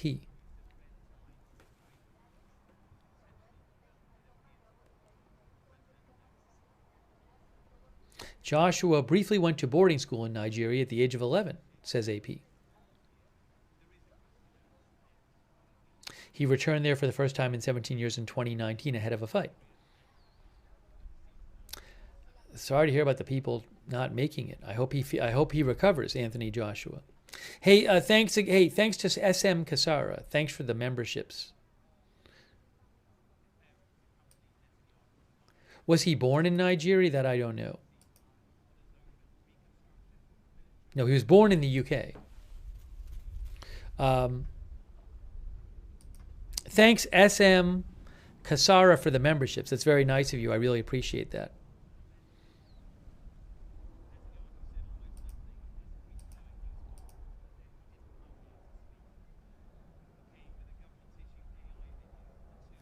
Still waiting for some sort of update from Mar-a-Lago.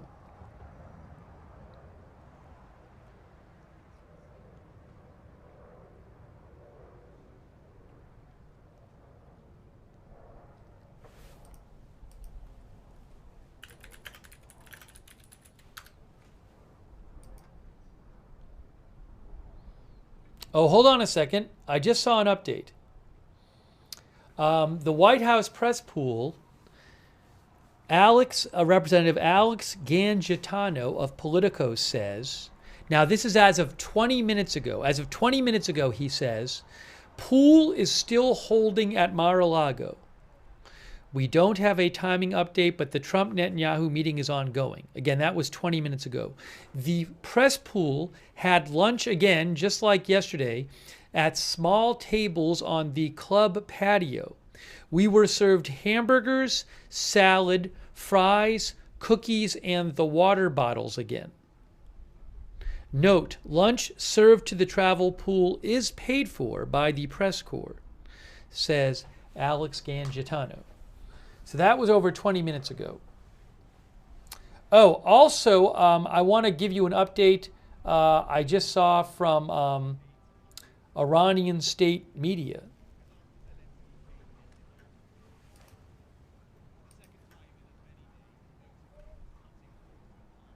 Hold on a second here.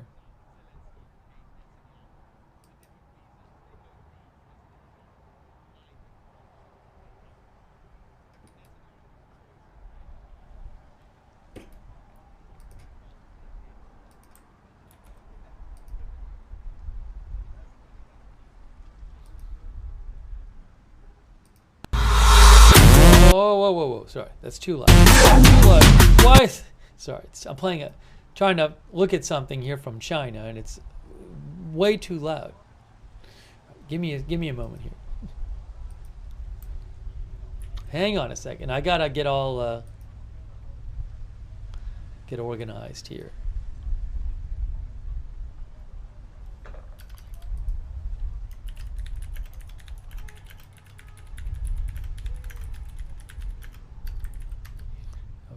There's that.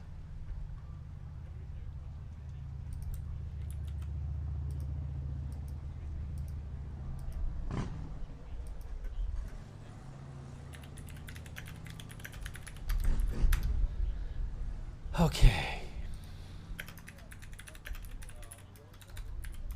Oh, no, I was going to say the thing I saw about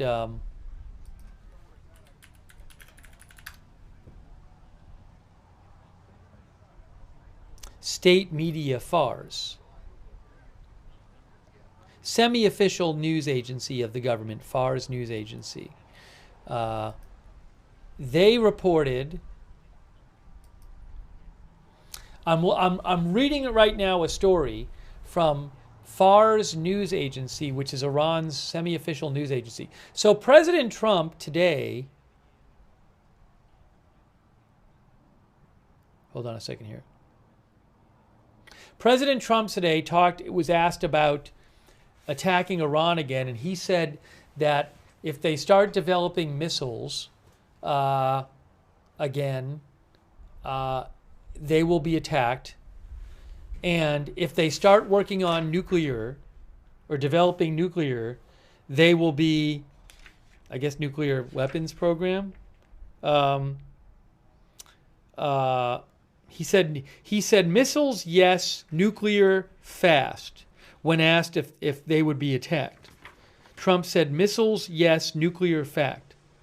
He said if Iran is trying to build up again, we'll knock the hell out of them. Okay, so Trump said that today.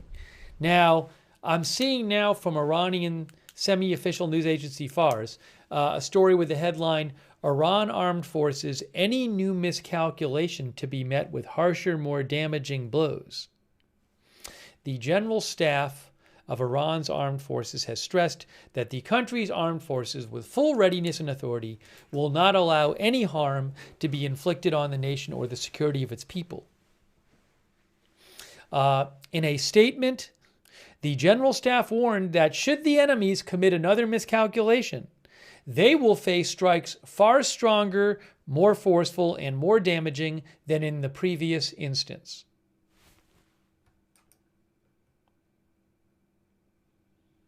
And that was posted about an hour ago. The General Staff reassured the Iranian nation that Iran's armed forces... Oh, the White House is live? Hold on a second. Hold on. Oh, yeah, the White House feed just started. Thank you. Yes, the White House is not live. They started their live stream. That means that the remarks are coming up. Yeah, just to be clear, that means the remarks are coming up. They're not live like showing Netanyahu and Trump right now. But thanks for letting me know. Anyways, so some threatening, so the Iranian military are saying they will respond if they get attacked. Yeah, so I haven't heard anything about the press going in yet, but the White House did start their live stream. That's good to know. Give me a moment here. Give me a moment. You can see right there. See, it says, we will begin shortly. President Trump and the Prime Minister of Israel deliver remarks. Our viewer stuck in Ohio says respond equals equivalent to launching a couple bottle rockets. Yeah, remarks coming up. Our viewer... Hang on.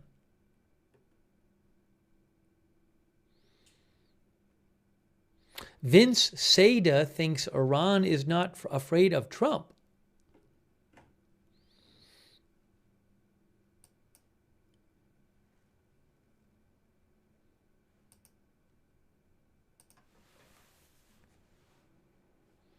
Okay, so I'm going to say here,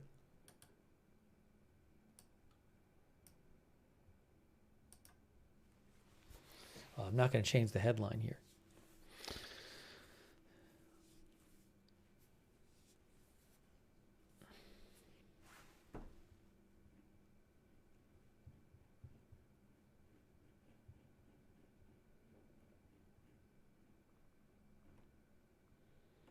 Thank you to Nick Haskell for watching.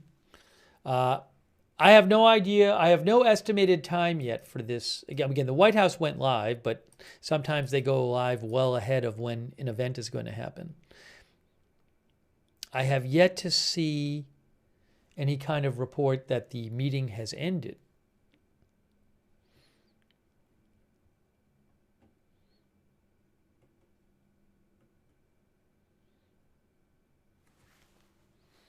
Our viewer Gemini Rose thinks Iran is no threat. Not at all. They pretty much proved that last year. Hey, you know what I'm going to do? I'm going to do this. Here's what I'll do. Watch this. Watch this. Watch this. Oh, look what he did. Now we can see both of them. Now we can see both of them. Put that here, maybe.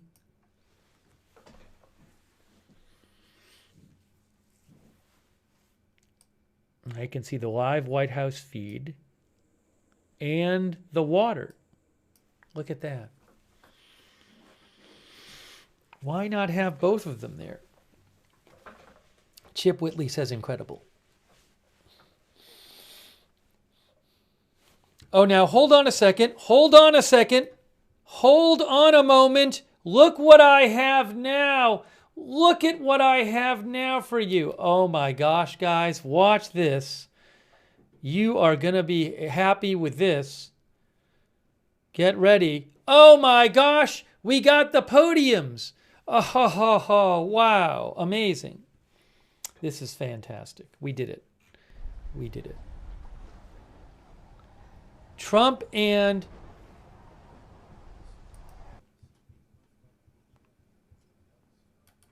wow.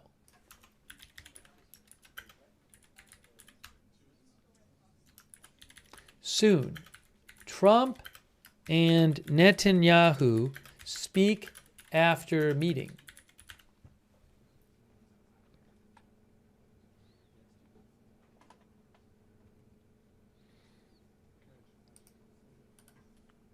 All right, here's what we're going to do. Here's how we're going to do this. Hold on.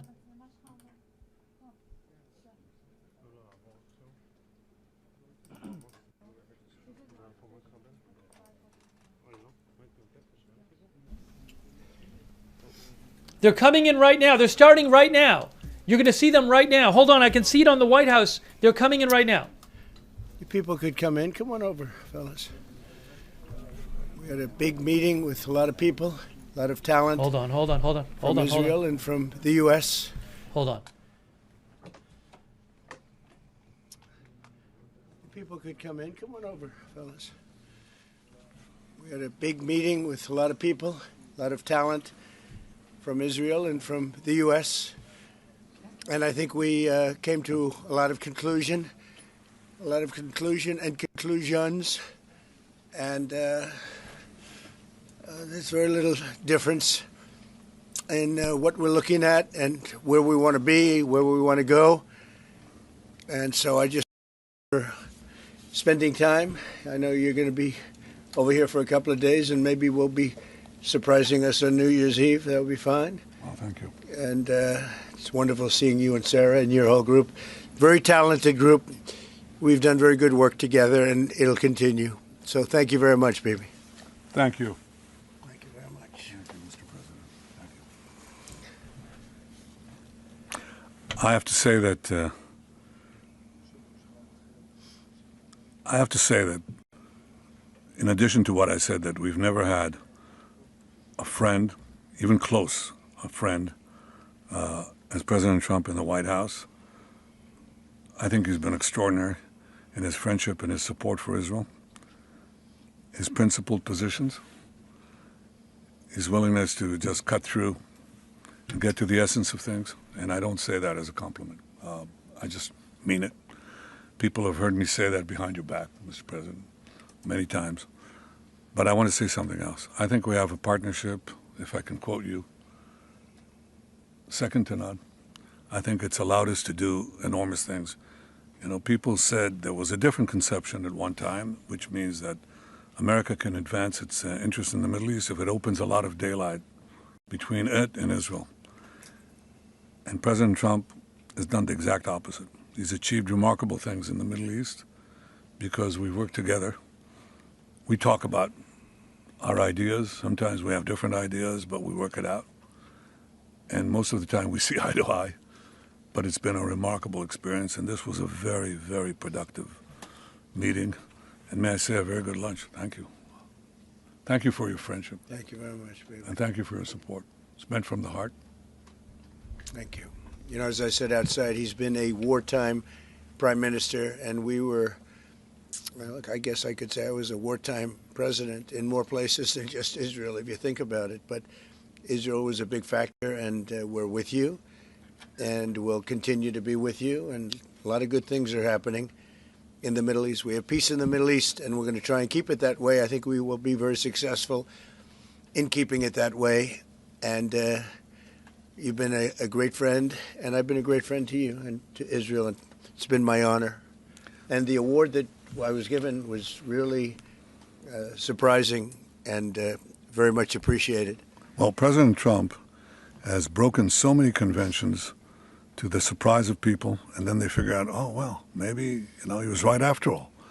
So we decided to break a convention too, or create a new one, and that is to award the Israel Prize, which in almost our 80 years, we've never awarded it to a non-Israeli, and we're going to award it this year to President Trump. This was announced formally over lunch by our Minister of Education, who's responsible for the Israel Prize. It's going to be awarded to President Donald J. Trump for his tremendous contributions to Israel and the Jewish people. I think it's such a fitting thing, and it would honor us, obviously, Mr. President, if you could visit Israel in that occasion on our Independence Day. But I have to say that this reflects the overwhelming sentiment of Israelis across the spectrum.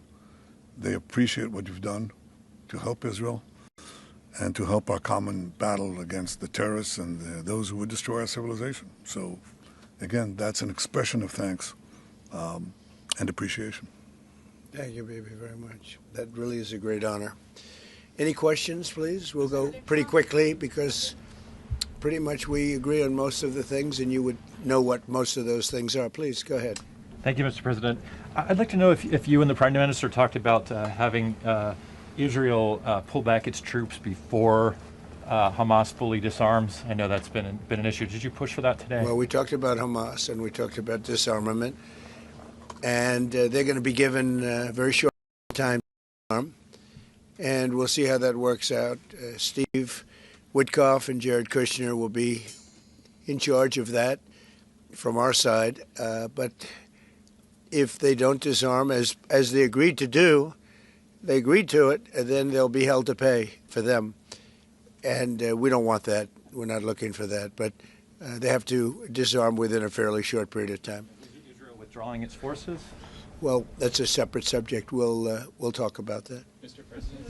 Yes. Mr. President, did you have a message for the Prime Minister about the West Bank? And are you at all concerned that Israeli settler violence, could be undermining the peace plan? Well, we have had a big discussion for a long time on the West Bank. And I wouldn't say we agree on the West Bank 100%, but we will come to a conclusion on the West Bank. If I could ask, what is the disagreement? Well, I don't want to do that. It'll be announced at an appropriate time. But he will do the right thing. I know that. I know him very well. He will do the right thing.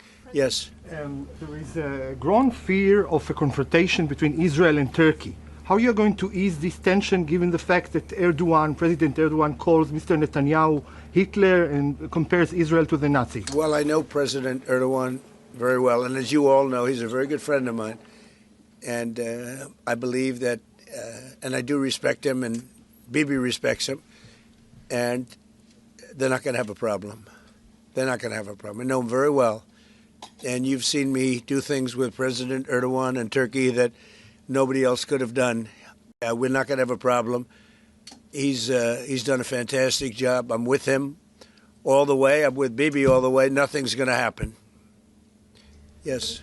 Mr. President, are you concerned that Israel is not moving quickly enough to phase 2 of the peace plan? Well, I'm not concerned about anything that Israel's doing. I'm concerned about what other people are doing or maybe aren't doing. But I'm not concerned. They've lived up to the plan. They're strong. They're solid. And sometimes they don't understand when somebody violates something that you want to give them a second chance. Well, we'll give them a couple of second chances. But no, Israel's lived up to the plan 100%. Don't forget, we made the plan possible by taking out Iran. And speaking of Iran, I hope they're not trying to build up again, because if they are, we're going to have no choice but very quickly to eradicate that buildup. So I hope Iran is not trying to build up, as I've been reading that they're building up weapons and other things. And if they are, they're not using the sites that we obliterated, but they're using possibly different sites. We know exactly where they're going, what they're doing, and I hope they're not doing it because we don't want to waste the fuel on a B-2. It's a 37-hour trip both ways. I don't want to waste a lot of fuel. Okay? Mr. President, after your last remarks regarding the pardon request of Prime Minister Netanyahu, Herzog office told us that you have not talked after the official request of Prime Minister Netanyahu pardon. Can you clarify to us? Did you talk Which about request it are you talking about?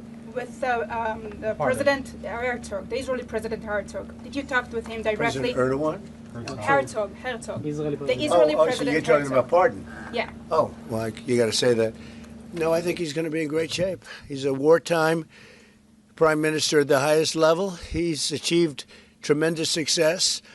And I'll say it, if you had 8 out of 10 prime ministers in his position right now, or before right now, maybe, you wouldn't have Israel any longer. Israel would not exist. I'd say two of them would, and 8 of them wouldn't. Those are not good odds. You needed a very special man to really carry through and really help Israel through this horrible jam. These are major factions, and it started with our negotiation with Iran. I think it probably started with Soleimani.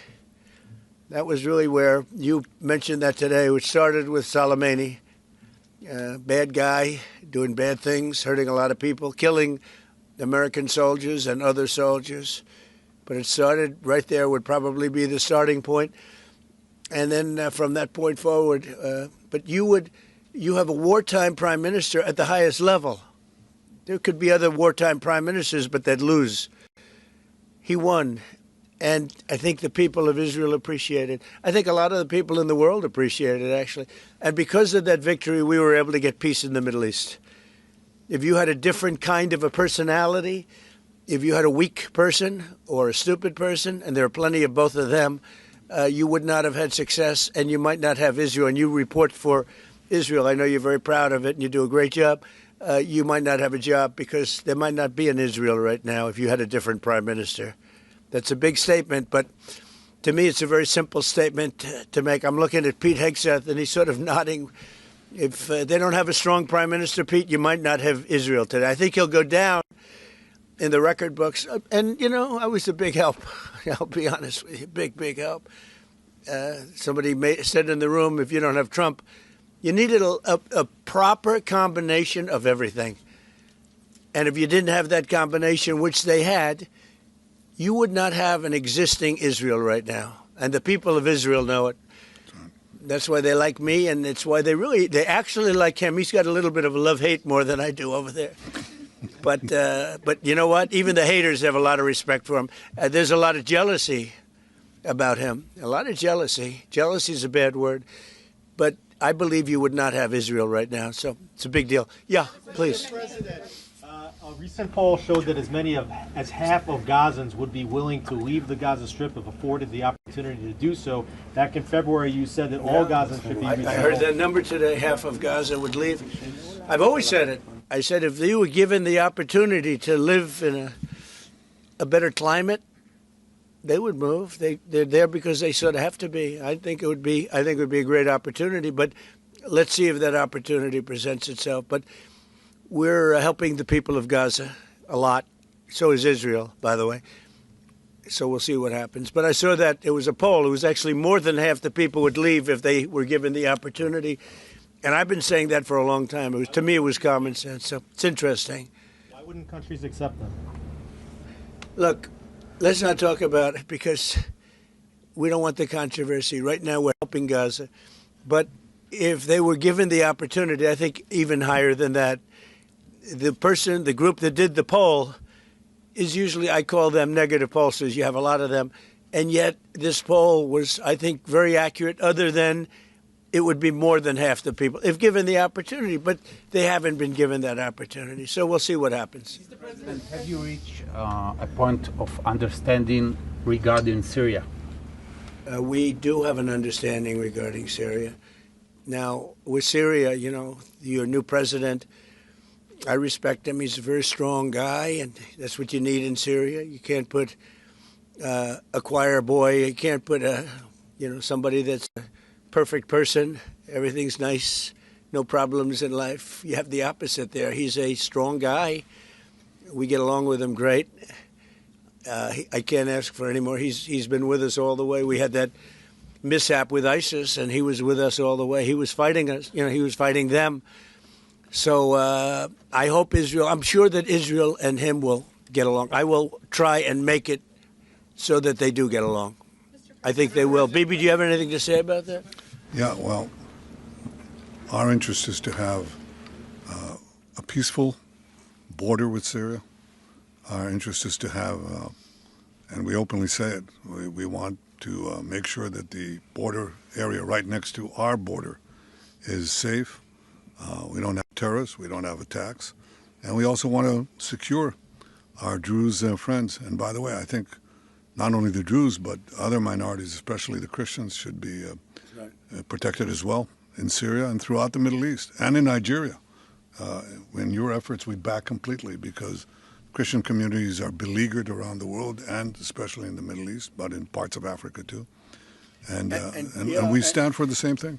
And don't forget, it was President Erdogan that helped very much get rid of a very bad ruler of Syria. That was President Erdogan.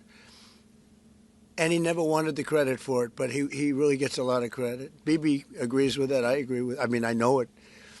And President Erdogan should get a lot of good credit for what he did. He got rid of some very bad people. And, they've been wanting to do that for 1,000 years with different names, but for 1,000 years in Syria. President Erdogan did it, and we give him a lot of credit. I give him a lot of credit. But I think it's going to work out well between Syria and Israel. Mr. President, about Lebanon. Go ahead, please. The Lebanese government, so what we saw, is not meeting the terms of the ceasefire agreement, has failed to disarm Hezbollah, actually. In your view, should Israel strike the terrorist organization again? Well, we're going to see about that. We'll see about it. The Lebanese government is at a little bit of a disadvantage, if you think of it, with Hezbollah. But Hezbollah has been behaving badly, so we'll see what happens.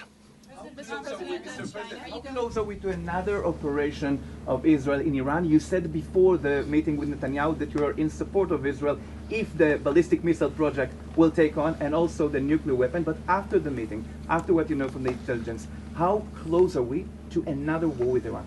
Well, I don't want to say that, but Iran may be behaving badly. It hasn't been confirmed.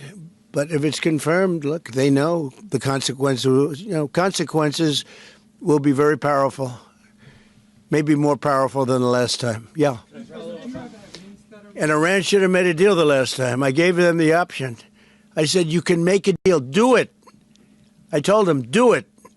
And they didn't believe me. Now they believe me. Do you have evidence that Iran is behaving badly? And what do you mean by that? This is just what we hear. But usually where there's smoke, there's fire. Have you heard the expression? What do you mean related to the nuclear capabilities? Well, no, I'm hearing that they're not nuclear yet, but maybe nuclear too. The sites were obliterated, but they're looking at other sites. That's what I've heard. They're looking. So it'll take a long time. They're not going to go back to where they were, but they have other places they can go. And if they're doing that, they're making a big mistake. Yeah, please. There's no reason for them to do it. Mr. President, is the United States currently open to engaging in bilateral discussions with Tehran? We're hearing reports from numerous countries that there may be some discussions. Is that something you would support, or something that is happening? I would. You would support that? I would, yes. Right now. Thank you, sir. I have been, by the way, before the war, I would support that. I said to him, Bibi, I said, let's negotiate. And they didn't believe what was going to happen would happen. Yes, ma'am.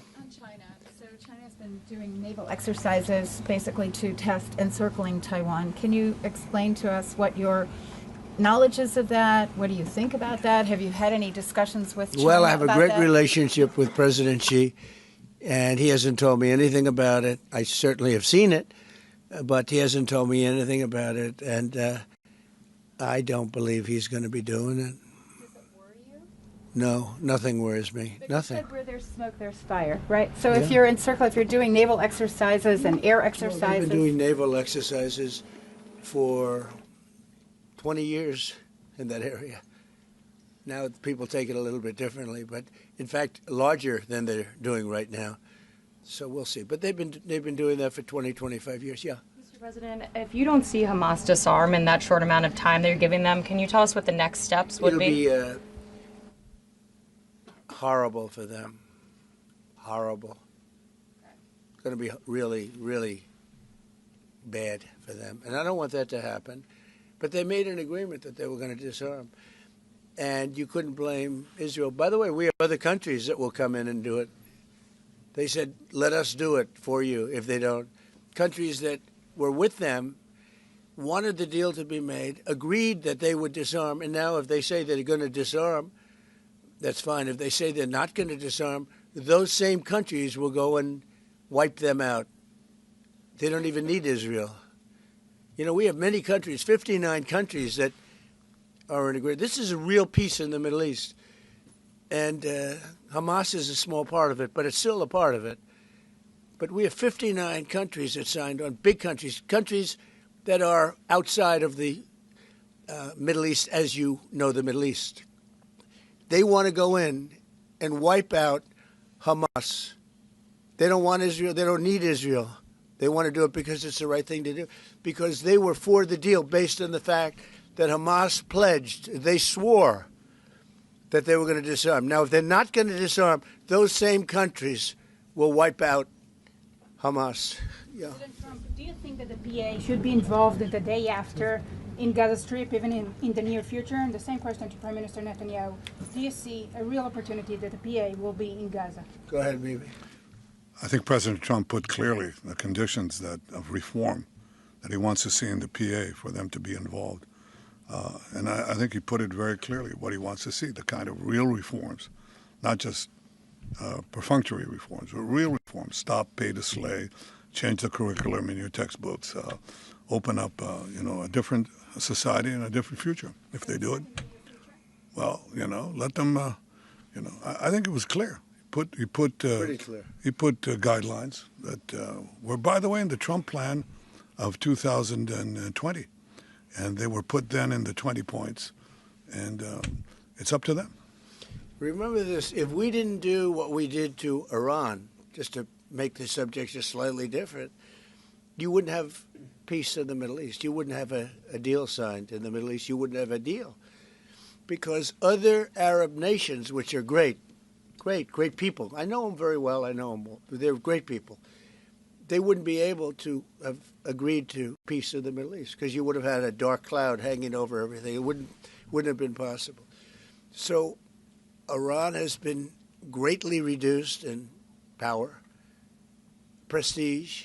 I don't want to use the word humiliation because, they're trying to build up again. But we can't let them build up because if they build up, there can't be peace in the Middle East. It was a mistake. When they wiped out Iraq and Iran were about the same power. And they fought each other with different names for 1,000 years. And then our country came out and blew up one of those two countries, namely Iraq. And all of a sudden, Iran had the whole Middle East all to itself. But that's not true anymore. That's not true anymore. Can you tell us something about your plan? Tell us something about your plan to expand Abraham Accords.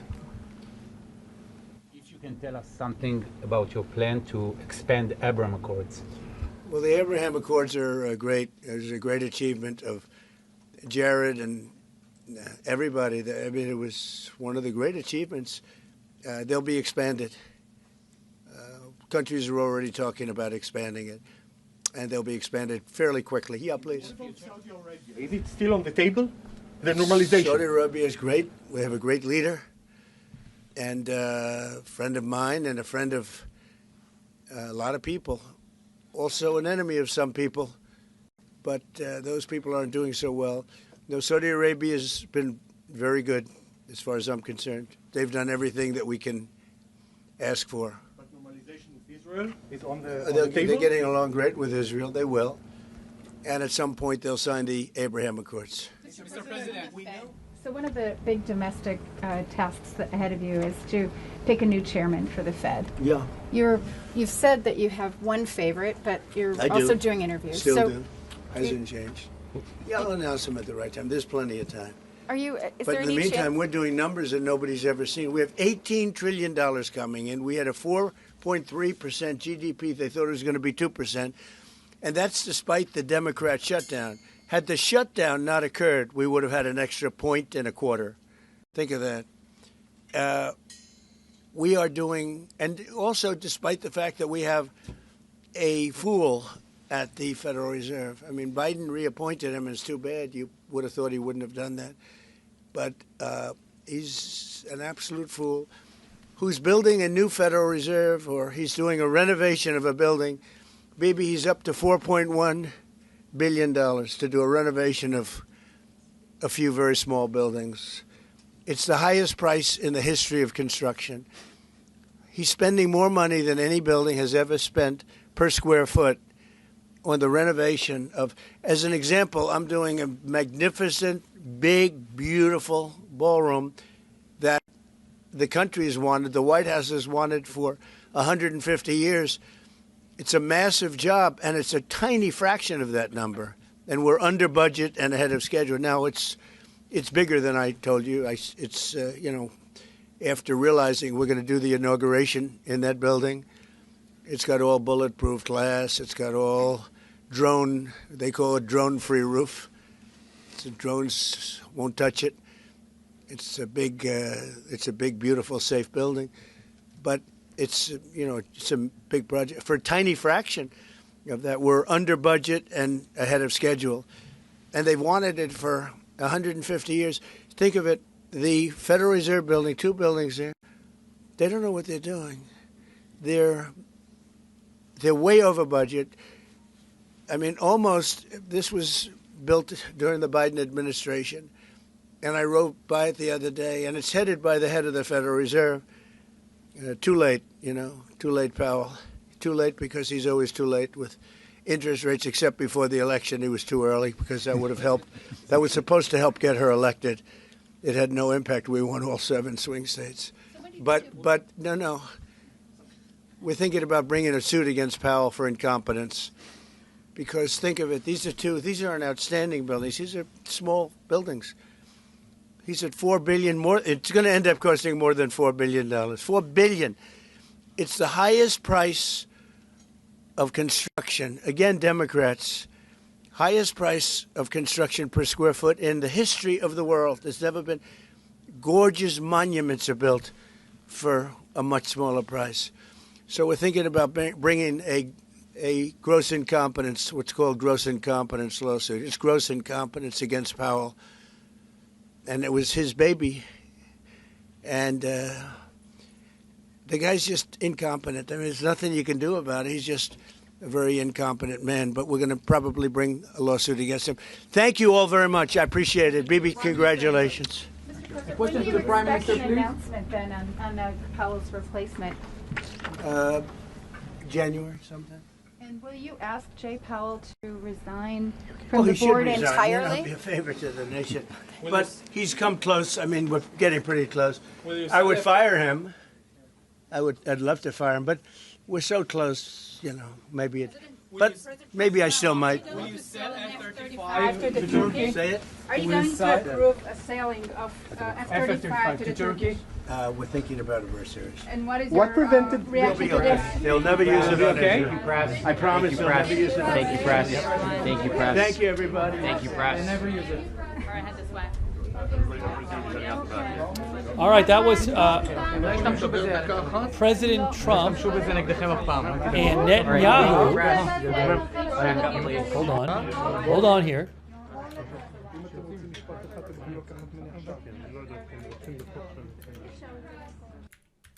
Okay, so I want to hear what you guys. I want to hear what you guys thought about that. Some more threatening words towards Iran, by the way, from President Trump. So I want to hear what you guys thought. Prime Minister Netanyahu said it was a very good, productive meeting, and we didn't get a lot of specifics about they certainly. They said they talked about Gaza a lot, but we'll have to see how things play out there if the second phase of the peace deal can get implemented in Gaza. Uitz says nothing was accomplished, really. The guy from that thing says that was fun. Lexter says making excuses to escalate the war in Iran. Walkie Talkie thought there was no meeting on no info on what the meeting addressed. Distant Galaxy said it was a big, beautiful meeting. Let's see here. A Barcode said it was a home run. He had some not friendly words for Powell, not kind words for Jerome Powell, but that has happened in the past. Let's see here. And let me read some more of your comments here. Oh, no mention of China. He was asked about China, about the war, about the Chinese military drills going around Taiwan right now. And he basically, the answer was something like that he's friends with President Xi, and President Xi hasn't told him about any kind of action going on against Taiwan coming up. Also, he said something like they've been doing drills for 20 years or something. So he didn't sound like he thought there was a threat of China trying to take Taiwan. That seemed to be the general tone of his answer. And let's see here. I don't believe that Venezuela came up in this press conference. Hey, real quick, what I'm going to do is I want to take some comments from you guys about what we just saw. This is a sponsored broadcast today. So real quick, I want to just hear one more word from me about our sponsor, Gold Safe Exchange. Thanks to them. So a quick word from me about them, and then we're going to take your comments on what we just saw. You know, a number of people these days are investing in gold, silver, and other precious metals as a way of diversifying their portfolio. If you're interested in purchasing some precious metals, one way you can do that is with a precious metals IRA. This is an IRS-approved type of IRA in which your savings are invested into gold or other precious metals. If that kind of thing sounds interesting to you, if you want to know more, you can reach out to the folks at Gold Safe Exchange. They specialize in gold IRAs and other precious metals IRAs. Gold Safe Exchange puts a priority on customer service and transparency. They've got an A+ rating from the Better Business Bureau. They have a price match guarantee. If you find a lower quote, they'll beat it. And they explain their processes in clear language so their clients know what's happening with their money. Also, they abide by all government security and safety standards. So if you're even a little interested in opening a gold IRA or other precious metals IRA, call Gold Safe Exchange at 800-341-6727 for a no-pressure chat. Or visit them on the web at goldsafeexchange.com/agenda-free.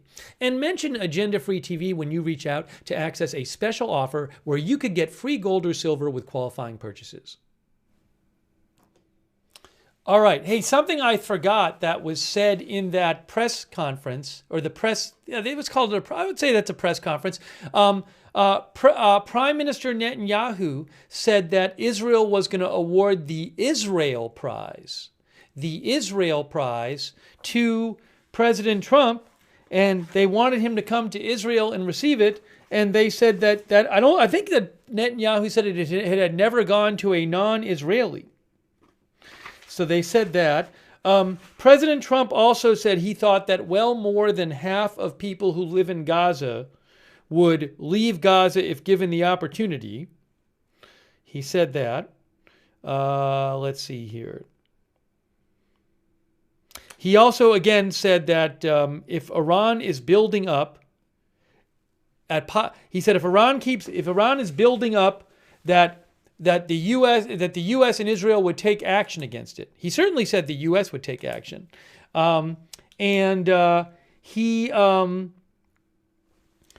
also said, he was saying like they were. Trump claims, he says, we're not sure if they're building up, but if they are, we're going to take action. Also, he was asked what will happen if Hamas doesn't disarm, and he said it'll be horrible for them. And he said there are 59 countries that are willing to go in and take out Hamas.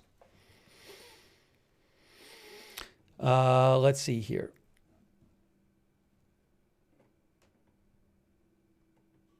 Katie Cat says, I agree the Gazans would leave. Well, now we'd have to clarify what the question is. Are you saying to Gazans, would you leave right now? If I mean the territory has been largely destroyed. So there's the question of whether they would leave right this second, given the state of Gaza, or are you saying to them, would you leave even once Gaza is rebuilt? That's two different questions. Jasmine Beatty says it's their land and they shouldn't have to leave. Let's see here. Cece says, I don't believe the Middle East will ever achieve peace. Billy Joe says, ask them if they would stay if Israel stops bombing. Let's see here. Blake Who says, crazy how Israel can't deal with 40,000 Hamas fighters. Well, I mean, I think if you're talking about, obviously, as President Trump put it, taking out Hamas, I mean, that would be a major military operation in Gaza to do that. One of our viewers said they think Iran is building up. Hey, thanks Howard Haber for your support. I really appreciate that, Howard Haber.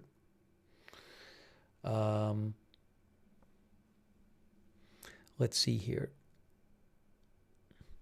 Katie Jacobson says there are families I follow on social media that beg for opportunities to leave. There's no real life there any longer. Kit John says it's arrogant to think they should leave their homeland. Anyways, the rebuilding of Gaza, which is this enormous doesn't even do it justice. The amount of resources and time and effort they're going to have to go into rebuilding Gaza is supposed to happen as part of the Gaza peace deal.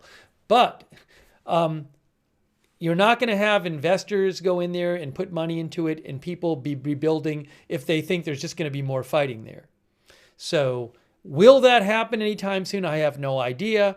There's the issue of Hamas disarming, of Israel pulling its troops further out or out of Gaza. There's that.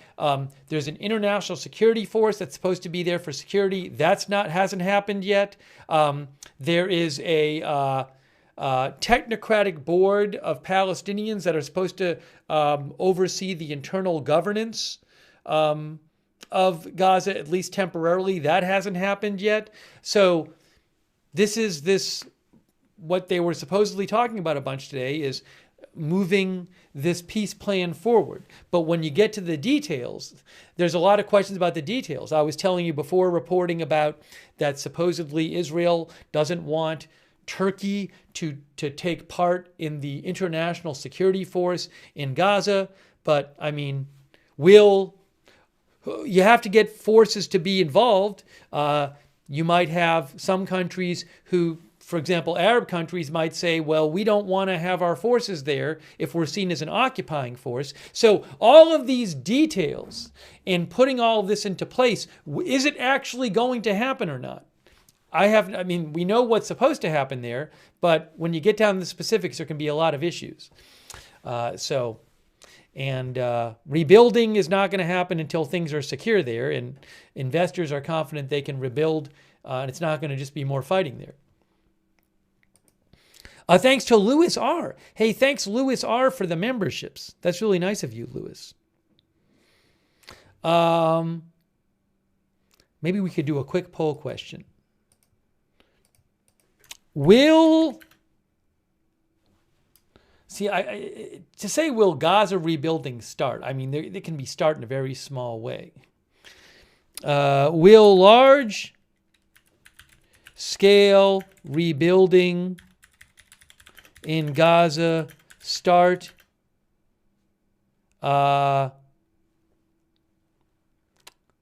in 2026? Yes or no? That's the poll question. Large scale rebuilding, not, building one building or something.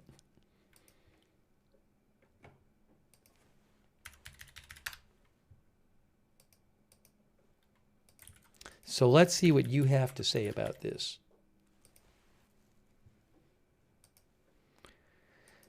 As we show you Mar-a-Lago, Hey, look, it's Mar-a-Lago.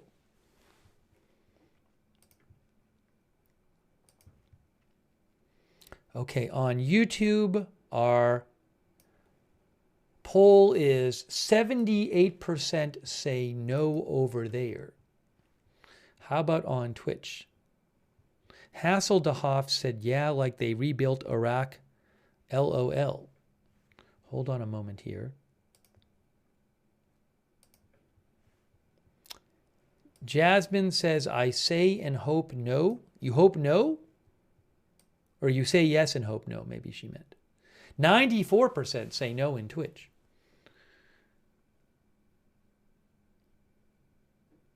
Barry says, I assume the debris removal alone will take several years. Yeah, I mean, we've already shown you articles before on the channel about the amount of time it could take to rebuild. I mean, certainly years. I don't know if I've read decades. Oopsie, hold on a second here. Anyways, you can see how the poll is going. Thanks for voting in our poll. Most of you think no. Not by the end of the year of 2026.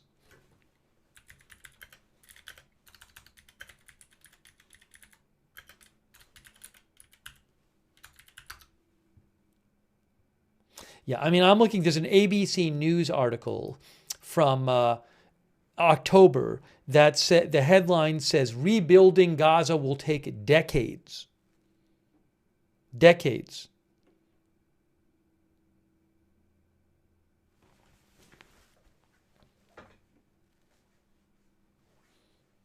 Infrastructure's been devastated there.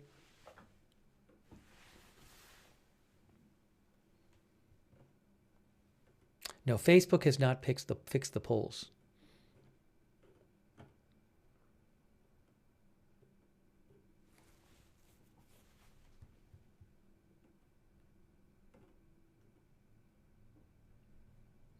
And then somebody at ABC News in this article talked to said that just removing unexploded ordnance and removing rubble could take years. That in itself. There's unexploded ordnance there, possibly. Oh, thanks to Faustina. Hey, Faustina from Norway, that's really nice of you. Thank you.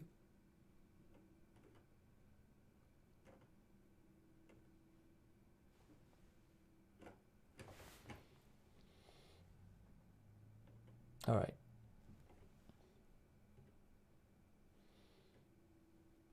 Set to Chill says, removing debris will take forever. Clementine says it will be the biggest demo in history.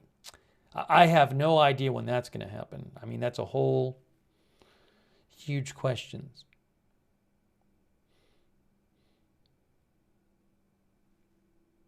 Am I doing a New Year's countdown this year? Yeah, I think I'm going to do something on my personal channel, which is called Lookner on YouTube and Looknerd on Twitch. We usually do we do a New Year's stream there, but that's on my personal channel. Lookner on YouTube and Looknerd on Twitch. That's the plan, at least, to do something over there. All right. Yeah, I keep getting, someone says, any plans on showing the Iranian protests? I've gotten this question all day. We've talked about the protests a bunch on this stream. There are protests in Iran over the high inflation going on there, in the economic situation. I do not have live streams of these protests. I think people think I just have access to all these live streams of these protests. I don't have them. It's extremely rare to have any kind of live stream from Iran. I don't have live streams of protests. It's very hard to tell what's going on there when news happens there. There's not a large, free, independent press there. You don't get live streams coming out of there, generally speaking. So I'll keep an eye on it. If things develop to a certain degree, maybe we'll end up doing coverage of it. But there's only so much. I just don't have this stuff. So I'm not keeping it from you. So we did. If you go back through the stream, we talked about it a bunch of different times during the stream, and I will certainly keep an eye on things over there. And If it warrants and news comes out warranting it, we will do a stream on it.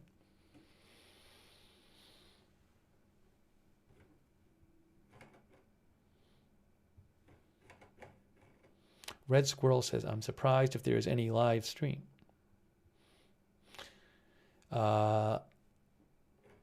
Let's see here.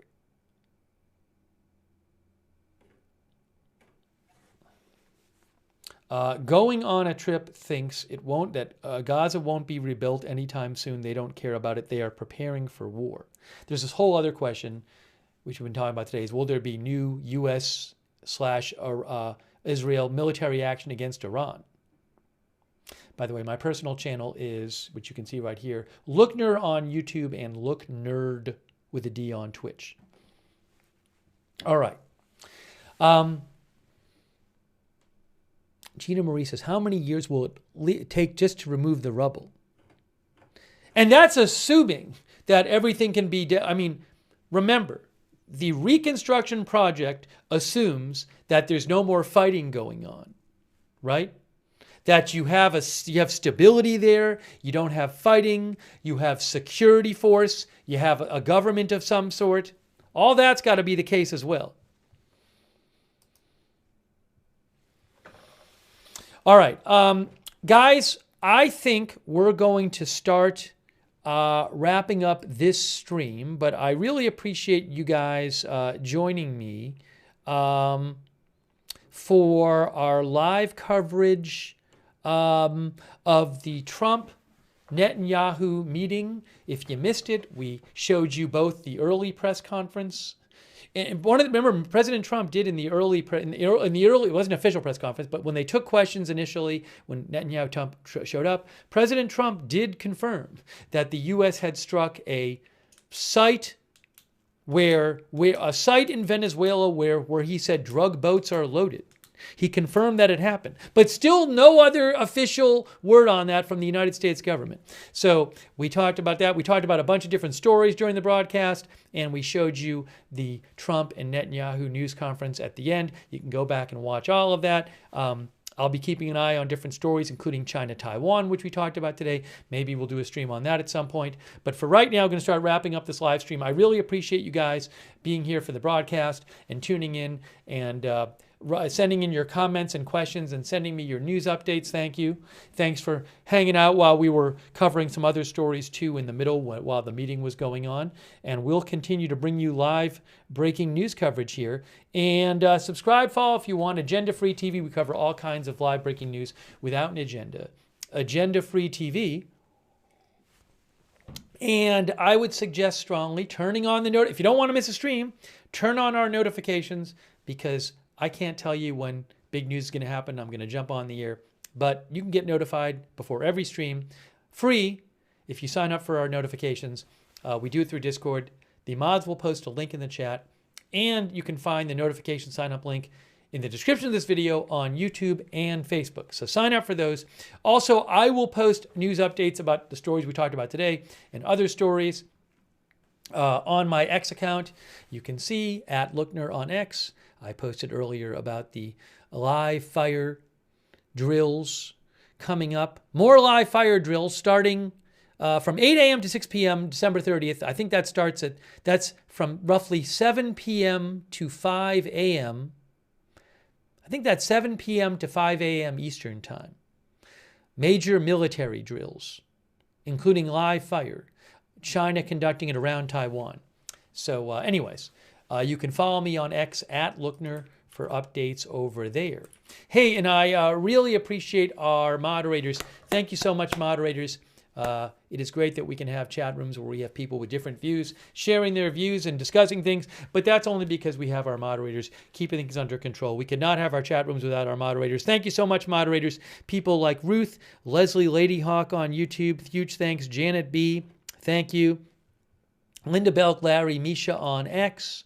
Over on Facebook, Kay Lowry Body, Margaret Riley, and Paul Anderson, Linda Belk, Larry, and Misha on X. And sorry, I think I repeated things. On Twitch, on Twitch. Big Ball of Yarn, I Got That Fire, Matthew Kohai 3, Sarah, and all of our other moderators. Huge thanks. Oh, and also, you know what? I got behind thanking people on Twitch. I owe a couple more thanks on Twitch to people. Oh, I got way behind. My bad on Twitch. I never thanked Epic Girl and Hefty Charter and Big Dog Gaming and Tizkey over there and Sizkey and Cece on Twitch. Thank you for your support on Twitch. Thank you to everybody who donated today. That's so nice of you guys. I really appreciate that.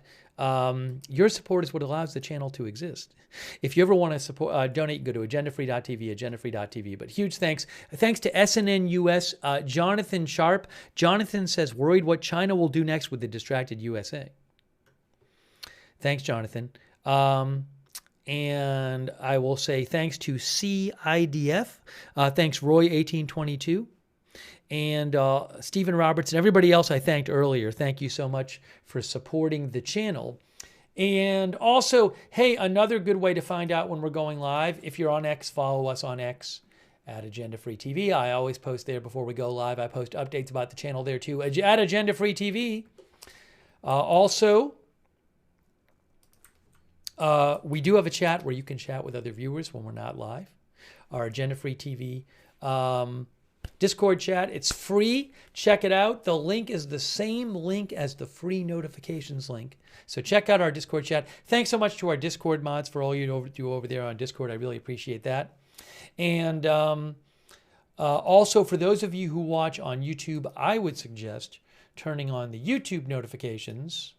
To do that, you need to subscribe to the channel and then click on this bell and then choose all notifications. If you're already subscribed, make sure you have the bell checked and you've chosen all notifications to get the notifications on YouTube.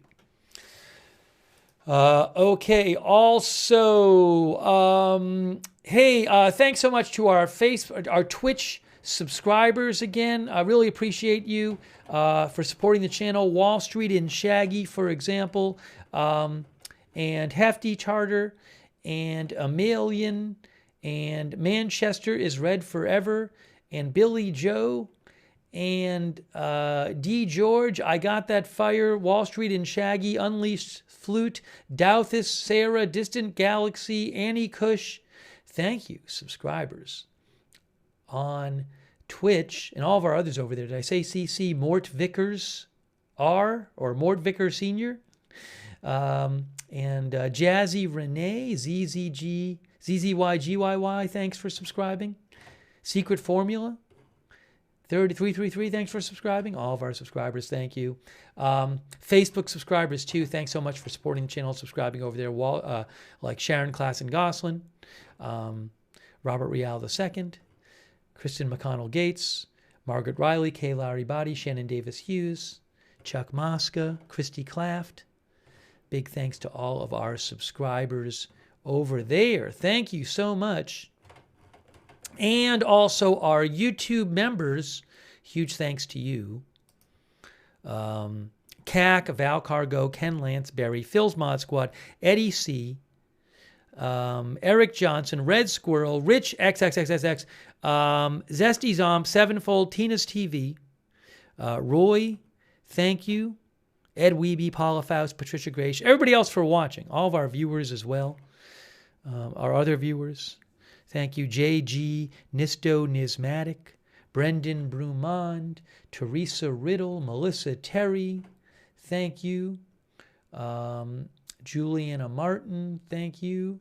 Artist Caverlin. All right. Ann Spencer, Timido, thanks Timido1, Tamashud, John Doe Radio, and everybody else watching. All right. So wrapping up this stream, and Mr. Red Eye Jedi, thanks for watching. Wrapping up this stream, really appreciate you tuning in.